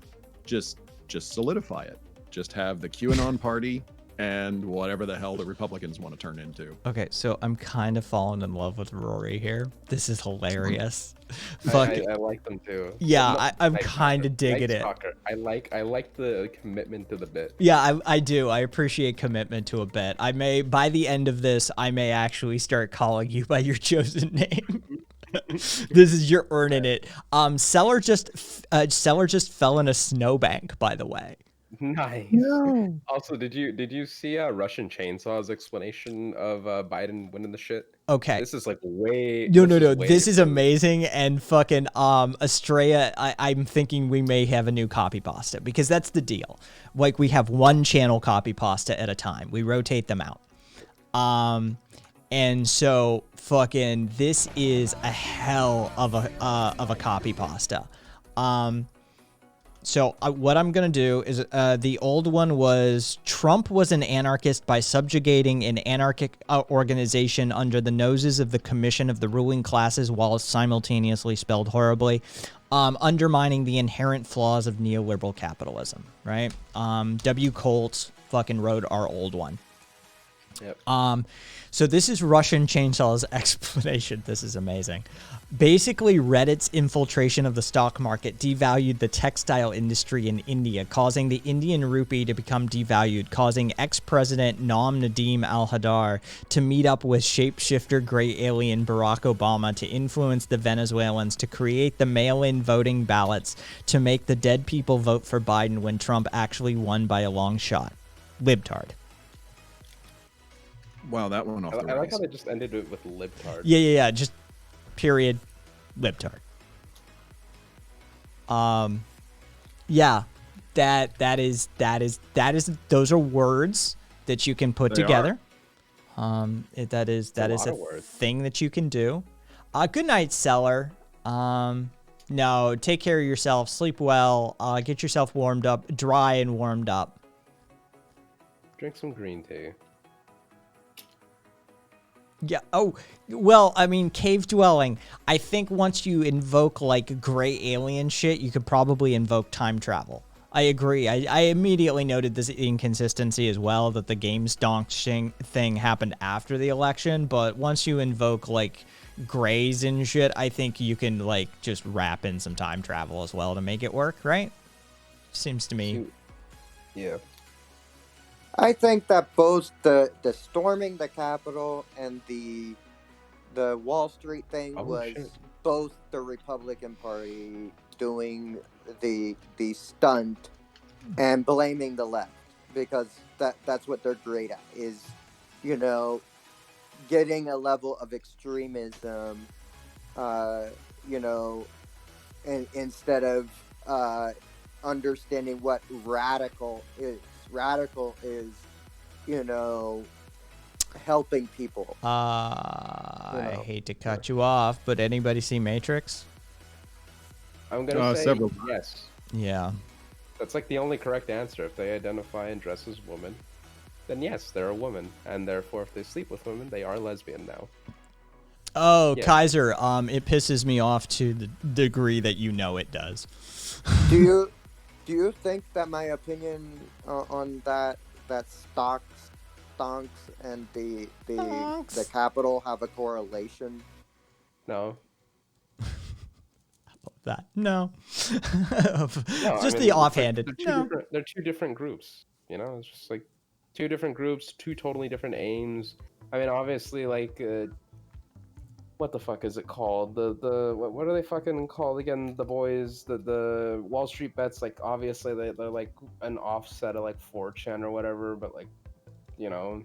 Oh, the ones that just jiggered the system. But Yeah, But- they just seem like dumbass libertarians. They don't really seem like they're like that interested in even like the Trump himself, for that matter.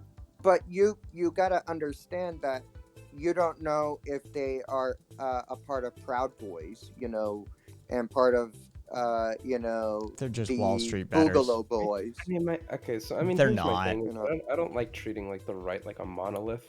I think there are distinct groups, and like a bunch of dumbass like rich kid libertarians. I mean, sure, some of them are bound to be Proud Boys, but like I don't think any of it's linked. I think it's just two groups doing what they do. One's a violent Street- right-wing fascistic militia, and the other's just some dumbass libertarians doing investing bullshit. while Wall acting like Street Bets has been doing this for ages. This is Yeah, their this is like shtick. shit. Yeah, that's you have to presume that the majority of people hearing about Wall Street Bets is when they happened. Like, no, they've Yeah. been around for a minute. They've been around for a while. I have Yeah. witnessed countless dumbass YOLOs out of them. This is just one that worked. It caught on. It became a meme. Is a whole thing. But Wall Street Bets has its own subculture. They hate themselves more than they hate anybody else. Right. They're And a here's bunch the of other- self-loathing nut jobs. Right. And here's the other thing too, is that they didn't even cause anything. A bunch of other investment firms invested way more into GME stock than they did. What we basically saw was a bunch of like fucking hedge funds deciding to fuck over one hedge fund for the sake of their own profit. Yeah. You know? Russian Chainsaw. Are you like, what kind of, like, do you use writing prompts, or what's your writing style? Because you're clearly some sort of like creative writer. And I love your freestyle. I'm not gonna lie, like, your freestyling is great, because if you're freestyling this, if you're just pulling this out of a database that you have, I'll be kind of disappointed. But if you're freestyling this, I dig it. I dig your style. I dig what you're doing. It's very stream of consciousness. Yeah. Yeah. Also, Night Stalker says that they don't do college. They're a magician for hire by day, and a crime-fighting vigilante with a disturbing backstory that lets the viewer/reader sympathize with their rough exterior that becomes more understandable and soft by the end of the piece of media. Their character development will be talked about for years to come, and with that, Night Stalker must depart, as he has to prepare for a tough day of fighting crime and pulling rabbits out of hats. Night Stalker, I'm gonna call you by your name. Night Stalker, give me a follow if you want. Oh, you already did. You already followed. I hope to see you again. Love it. Good luck. Good luck with the. Let's see, pulling rabbits out of hats and the crime fighting. Good luck Yeah, on. way to commit. Yeah, good luck to you. I love the commitment to the bit, honestly. We get a lot of boring ass trolls around these parts, and I gotta say, Russian Chainsaw and fucking Night Stalker are putting the work in that it takes to be an entertaining troll. Like, I respect it. I really I want do. to see fan art of Night Stalker. Yeah. There you go. Yeah. Yeah. Okay. Let this be a lesson. Russian Chainsaw says that they've been awake on amphetamines for 1.5 days. I mean, that'll work. Hey, look, I mean, great artists are always, let's just say they're a bit of an edge runner. I mean, that's fine, but it's only 1.5 days. You'd be surprised. I mean, that much fucking meth pumping through your system at that point, things get a little weird. That's true. Well, yeah, Russian, okay. Russian Then Chainsaw says bye, libtards. I Bye. would suggest like some gum, just so you don't grind your teeth. Yes. Or just get a mouth guard from like Walmart. Yeah. The crime fighting duo of Night Stalker and Russian Chainsaw have to go shart on libtards. You know, I support All it. right. I support it. 100%. Best of luck. Best of luck. Yeah, best of luck. Much love to the both of you. I hope to see you again. You bring levity to the a dark world. Have fun with it. Yep. Yeah. And a lesson to other chuds who Yes. may be listening in. Try harder. Yeah, be funny. Put in the work. Yeah. Be funny, be deranged. Yeah, you pop in, you say penis, and you're done. And it's, what? That's not Yeah, even no. F. Yeah. I miss when edgy humor was actually like funny, even when it was offensive. Right? Commit. Yeah, commit to the bit. Be funny. Yeah, Night Stalker did, like, fucking straight up, like, out of the gate. Like, I adore it. Yeah. Fucking facts. Holy crap! I just downloaded an Audible about the Nazis being on methamphetamine, etc., to be able to do so much work, and genius. Lol. Yeah, no, there's that infamous video of Hitler at the Olympics. With the shakes. Oh Yeah. my! That shit was hilarious. Yeah, well, Look at this shit that they built. A cannon that only goes on train tracks that's designed to throw a missile to America.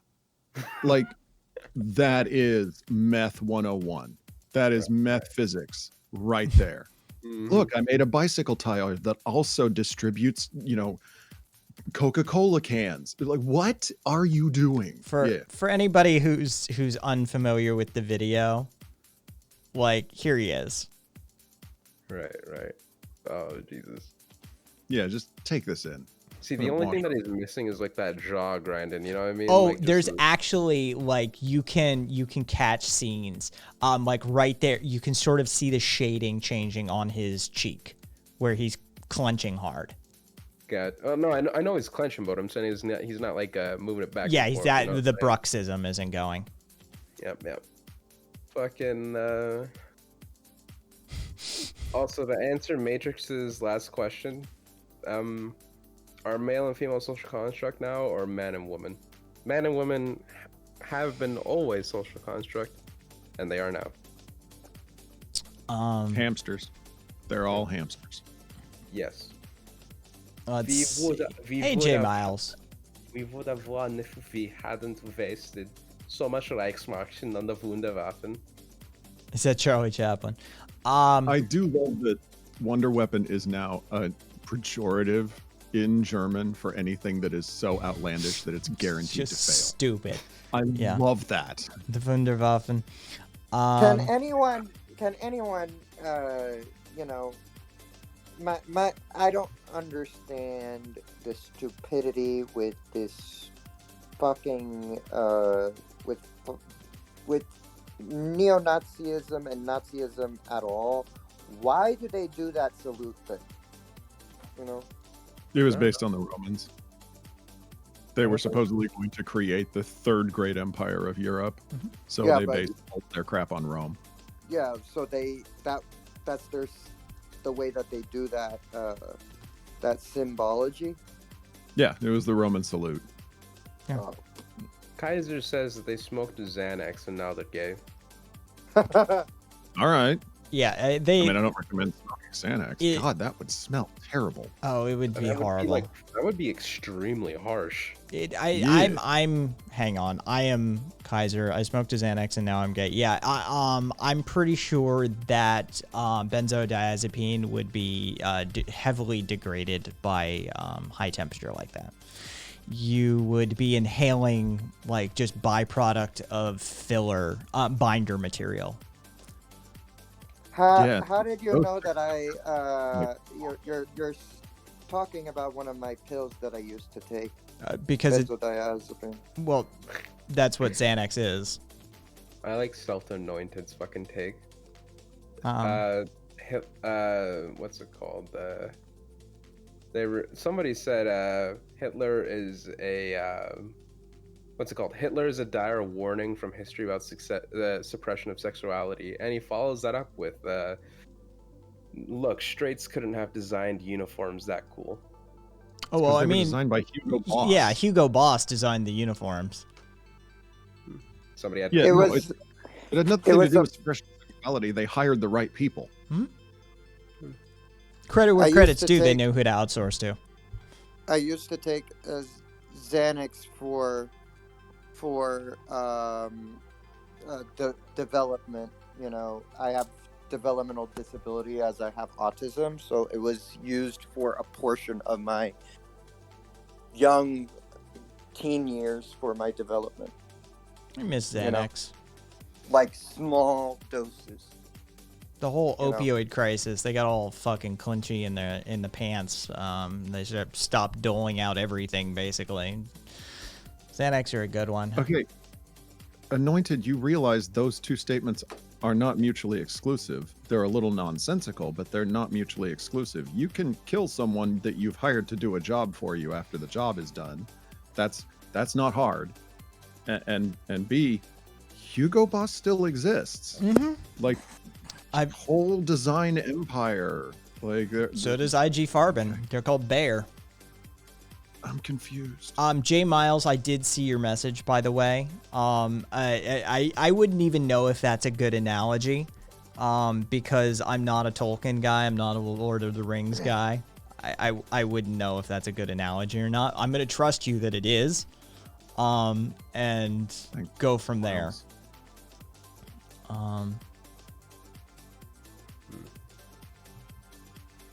Let's see. I did a marijuana once, and now I'm trans FML, says Samantha.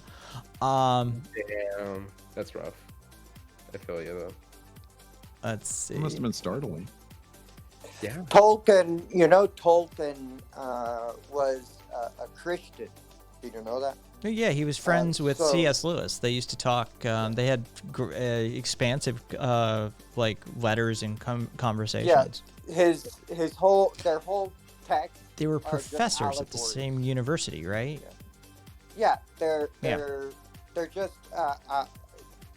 professors, and they're scholars, and they decided to make an allegory of their theology rather than to wrap it up in a systematic, boring, and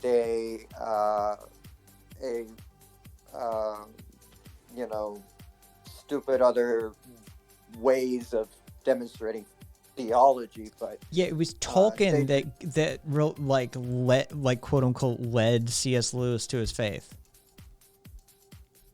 Which was Yes. Catholicism. Yeah. Yeah, it was a whole fucking thing. Like, yeah, those two have a really interesting relationship, actually.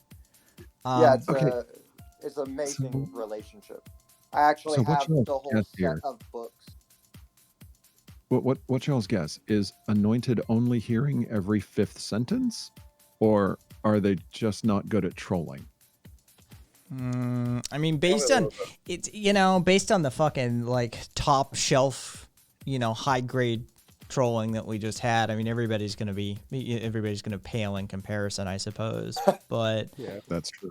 I don't know. I haven't been following it, to be perfectly honest. Indeed, they say. Also, Nord, we do believe in the moon landing. Oh, I'm Please sorry. promote. Please tell me, Nord, that you believe in the moon landing.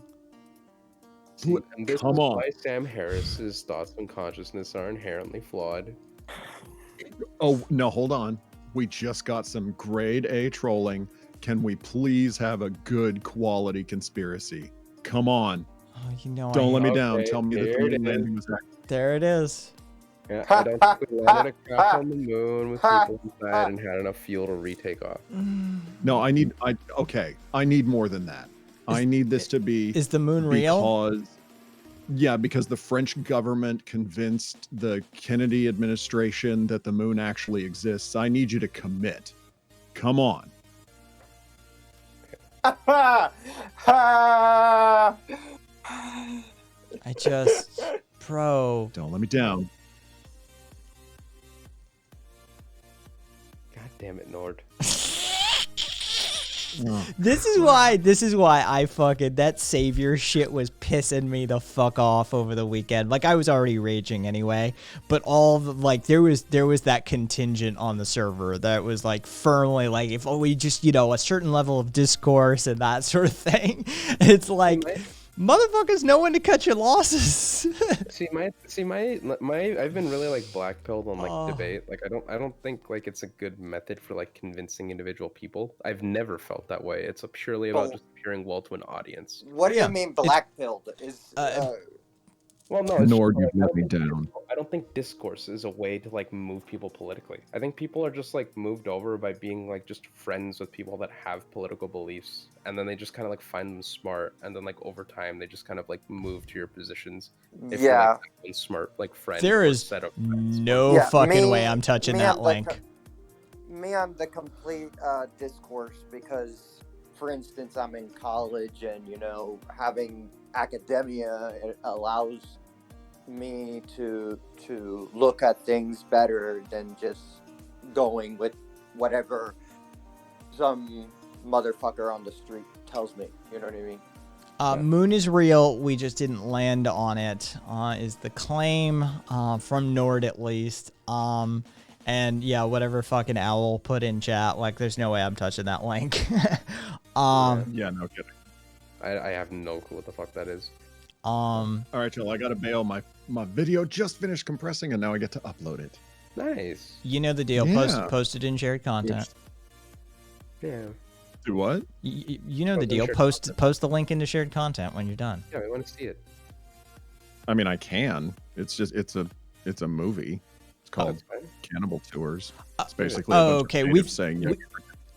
Well, it's from the 80s, but it's a bunch of. We thought it was one of your videos. Oh no! You know, It's- like I'm- original content. No, that's what I'm saying. I Yeah. gotta post it for my students so that they have access to a free copy. Oh, all right. I still want to Yeah, see I'm it. Oh, just so pulling you're it through so you're a professor, Yeah, Yeah. Rabbit. he's an anthropologist. Ah, I'm magic. so you could also teach sociology if you know anthropology, right? Well, like, not really. I mean, I can because I have a degree in sociology, but I wouldn't. Actively No, but I endorse could, but no. teaching sociology. So, yeah, let me just give you the lowdown of what my It's got- professor said to me, It's gotta go. which you're gonna be like cringe. I'm like cringe myself, and that is, she said that socialism is the state distributing everything equally to the working class instead of it being workers owning the means of production. And she was like strong in her convictions, and I was like, okay, let me back off of this because she clearly doesn't understand. And Wait, was this an anthro prof? no, this is a sociology prof. So I'm talking to her, and I know that she is not even certified to teach the course in the sense of academic background. She's a business background. She has a master's in business administration, and she has a bachelor's in economics. And the issue that I have with her is she is pro-Keynesian. Her methodology is just Keynesian economics. She's a neolib. And it gets on my nerves, even listening to some of her sociology takes, because it's like, you're completely wrong. You know, she even said that that nationalism is a good thing. I mean, it can be. Depends what we're Well, talking okay. about. Like, Yeah, pull it- it's pull not, it it's not from like the- it's not intrinsically like Yeah. good. It's just there are situations where you could justify a degree of nationalism, such It's as like functional. Yeah, Yeah, like in, she- I'll go with in the that. global south, for example, you can use like nationalism as a tool to fight off imperialism. Yeah. It's not capital G good, but it's preferable.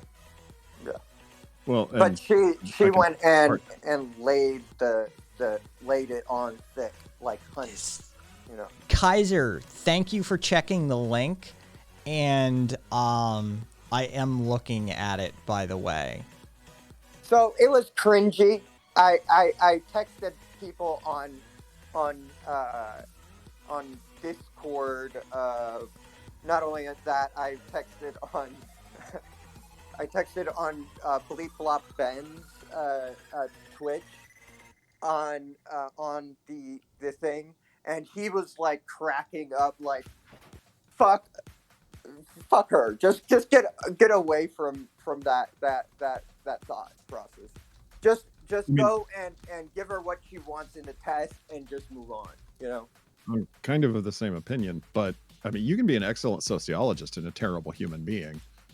Those two aren't excluded from one another. But I think Swede would have a better take on what it would be to come from a business background and sort of fall into lefty politics. That I think Swede could give you a better answer there. Yeah.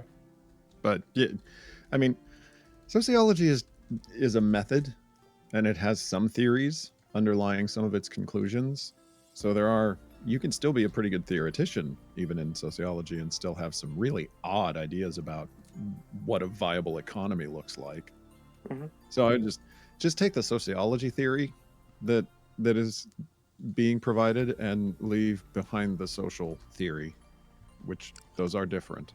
Yeah, it's hard to get a sociologist who leaves their opinions at the door, because sociology itself is inherently supposed to be opinionless, you know. Okay, so I'm okay. So I'm gonna do it. Am I'm gonna do it. am I correct, Rabbit, in my thought process? Because it's supposed to be like scientific and, you know, an analysis of society with an open brain, a whiteboard, if you will, you know, an empty whiteboard. I mean, not really. It would be more like, okay, so you're already dealing with a professor. So, fun fact, academics really likes the idea of a captive audience. So, and they really like the idea that they can grade you on whether or not you agree with them enough. So, you do get tin pot dictators. That does happen. You also have people who genuinely believe what they're saying. They just happen to be saying something that you vehemently disagree with. That's also a thing. But sociology on its own, I think the closest you could get is sociology tries to teach you that you are one element of a much larger system. And if you try to assume that whatever it is you believe is what everyone else believes, you are wrong.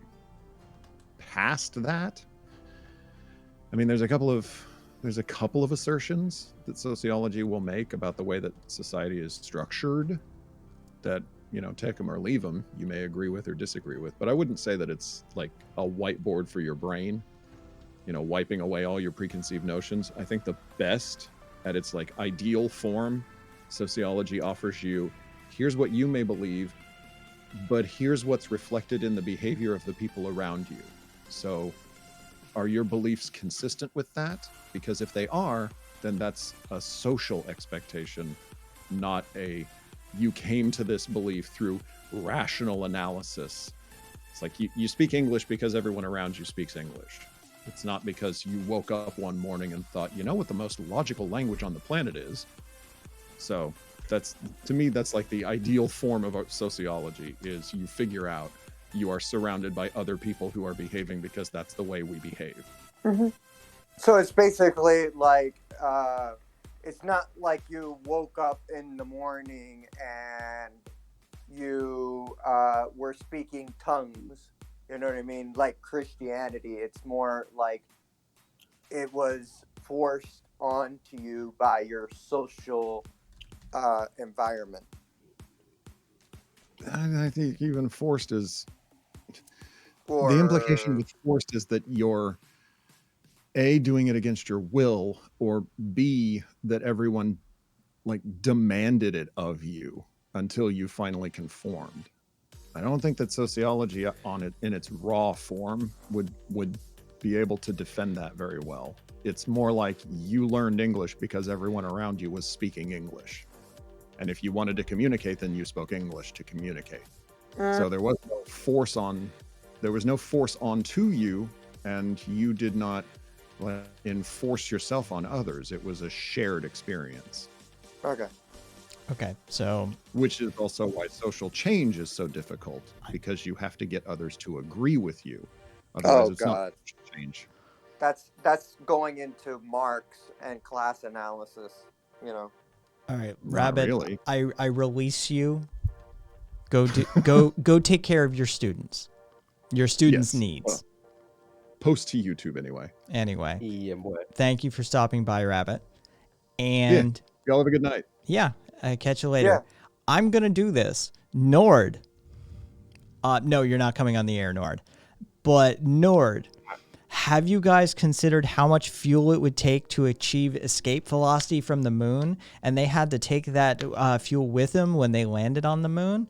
Yeah, it's 2.38 kilometers per second escape velocity for the moon's gravity plus little atmosphere that it actually has. They used Aerozyne 50 fuel tanks with a dinitrogen tetroxide oxidizer N2O4. And they had an entire tank of this shit. If you'd like the schematics of the lunar module, it's literally listed as MSFC 69-MS-G-1300-27 for this full blown apart schematics list.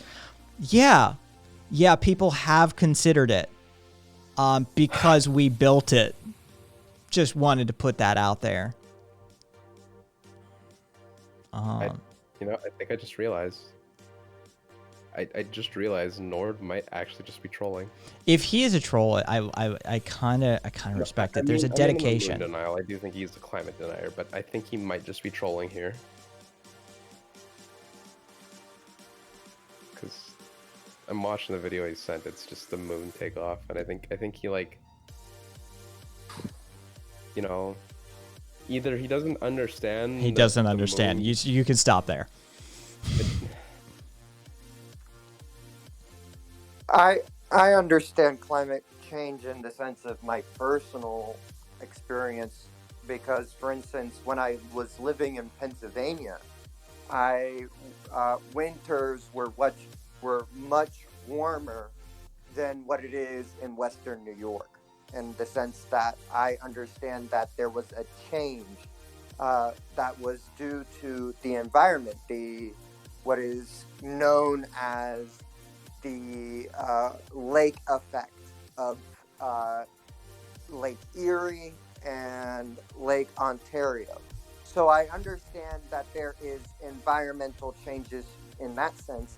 Therefore, not only that is a thing, I understand that if we're talking about the studies, I understand from that there is there is shown that is actually consistent with my reality. But if you're talking about global warming, yeah, I also see that from this analysis of my own personal experience, because I could see how winters in Western New York are getting warmer, just like the winters I used to know in Pennsylvania. So how come my winters in Pennsylvania when I was living there were warmer, and why is my environment up here where we have less? Yeah, we don't need to talk. No, I'm done. I'm tapping. I'm sorry. I don't mean to cut you off. I don't mean to rude. We spent collectively, 25 hours on the climate change thing. It's real. It happened. Yeah. It's happening. And we're not educating Nord either from a empirical, anecdotal, or a collegiate level like Polymorpheus has attempted to do. No explanation need be done that climate change is real. Okay. Sorry. And the moon landing happened. And aliens didn't probe you last night. And that's that. Like, the problem is that Nord thinks that all empirical analysis is equal. So he has, he like, thinks a empirical fundamentally flawed- analysis is anecdotal evidence. Yeah, well, that's what I was about to say. Is like he doesn't understand what like research gathering is, or like what like, you know. We already did the IQ thing. Fucking Rye goes, "What's next, IQ?"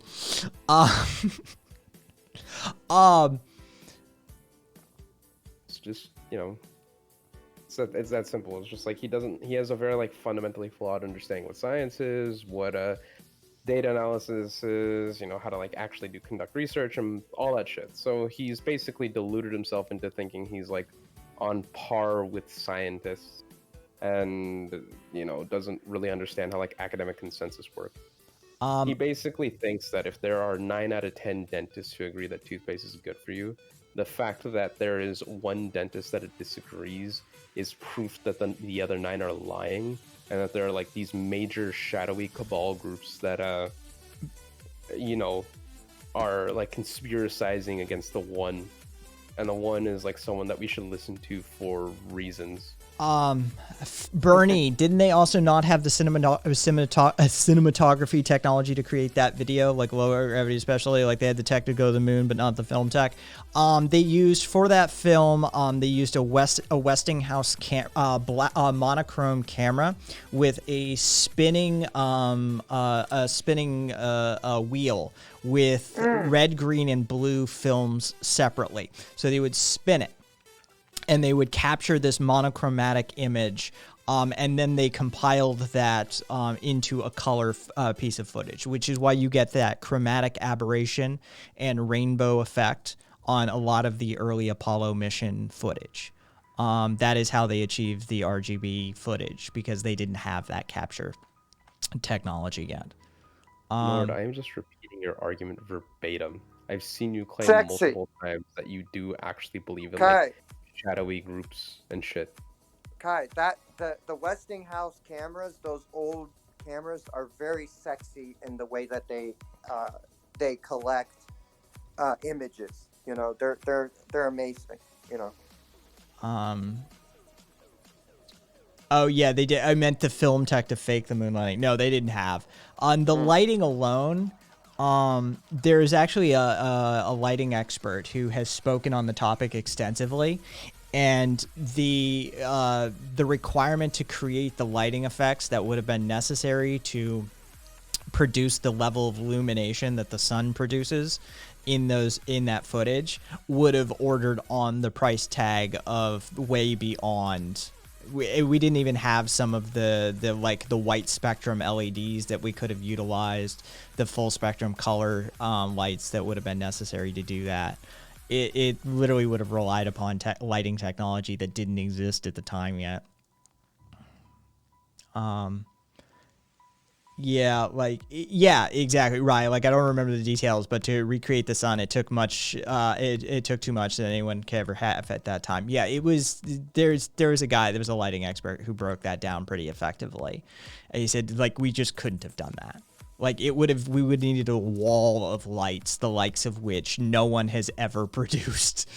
Yeah, it's harder to fake than do. Than to do. Yeah, like that's. Like we've been watching this nonsense for what, a week longer in Discord. Like it seems longer, but it's been since Friday. Yeah, that would be a hell of a budget too, because for instance, me as a man by background, you know, just the estimation of building structures to fake the thing is just crazy, you know. You've said bye like a couple of times, self-anointed sausage. Like I don't know what your deal is. I'm in a bad mood. There we go. But I mean, well, congratulations. You didn't walk out the door on your own, so Kat helped you out, I guess. Right, I don't know. Let's see. I like that. I like it, Cave. I'm for it. Hang on. What are those cycles called? Like Milankovitch cycles, or whatever. Like, come on, am I? Are you talking about the dude who worked for the Trump administration, or are you talking about something else? No, the dude, the theory that there's like different cycles based on the position of the Earth, and that causes like ice ages and shit. Oh no, and, yeah, like, I'm thinking of something else entirely. Yeah. You know what? Fuck it. What's his face? Matrix. They're. You should Google. Here, I'll just fucking. Here, I'll leave a. Yo, link. like I'll if leave anybody needs to fucking look at climate change stuff, like just by all means, go over to the fucking Discord server, jump in the arena, and just read till your heart's content. Go back to last Friday and read. I don't think Cuz is in the Discord, so I'm just gonna leave this for him. It will be more than you can handle, to be quite frank. And I've learned so much about climate change that I will probably never ever have to pull up in a conversation in my life. I don't I didn't even bother. Like nobody needs that level of technical detail. Yeah. Like it's supremely no one needs that level of technical detail, but still not on board. Moon, you're making me laugh over here. All right, yeah. I'm gonna call it. I'm done. Can we rate? Yeah, I'm rating John Doe. Oh, nice. So, thank you for hanging out. Thank you for let's see. Where's my thing? Oh, I need to complete all of these. Complete that. Rate the channel. Where's John? Why is he not? He's in my list, but he's not in that list for some reason. Oh, well, I'm missing a fucking word. Oh, Jesus Christ, John. There we go. All right. Peace out, cucks. Good luck, Cave. Thanks for stopping by. Thanks for the follow. Thank you, Owl. That's what I'm gonna call you from now on. Yeah, we'll see. They use they, them pronouns. I'm just gonna call them Owl. But either way, yep. Catch you guys later. Isn't it Owl Moon or something? I don't care. Yeah. Tomorrow, tomorrow's the 11:30 show. So catch you guys later. Cool. And there we go.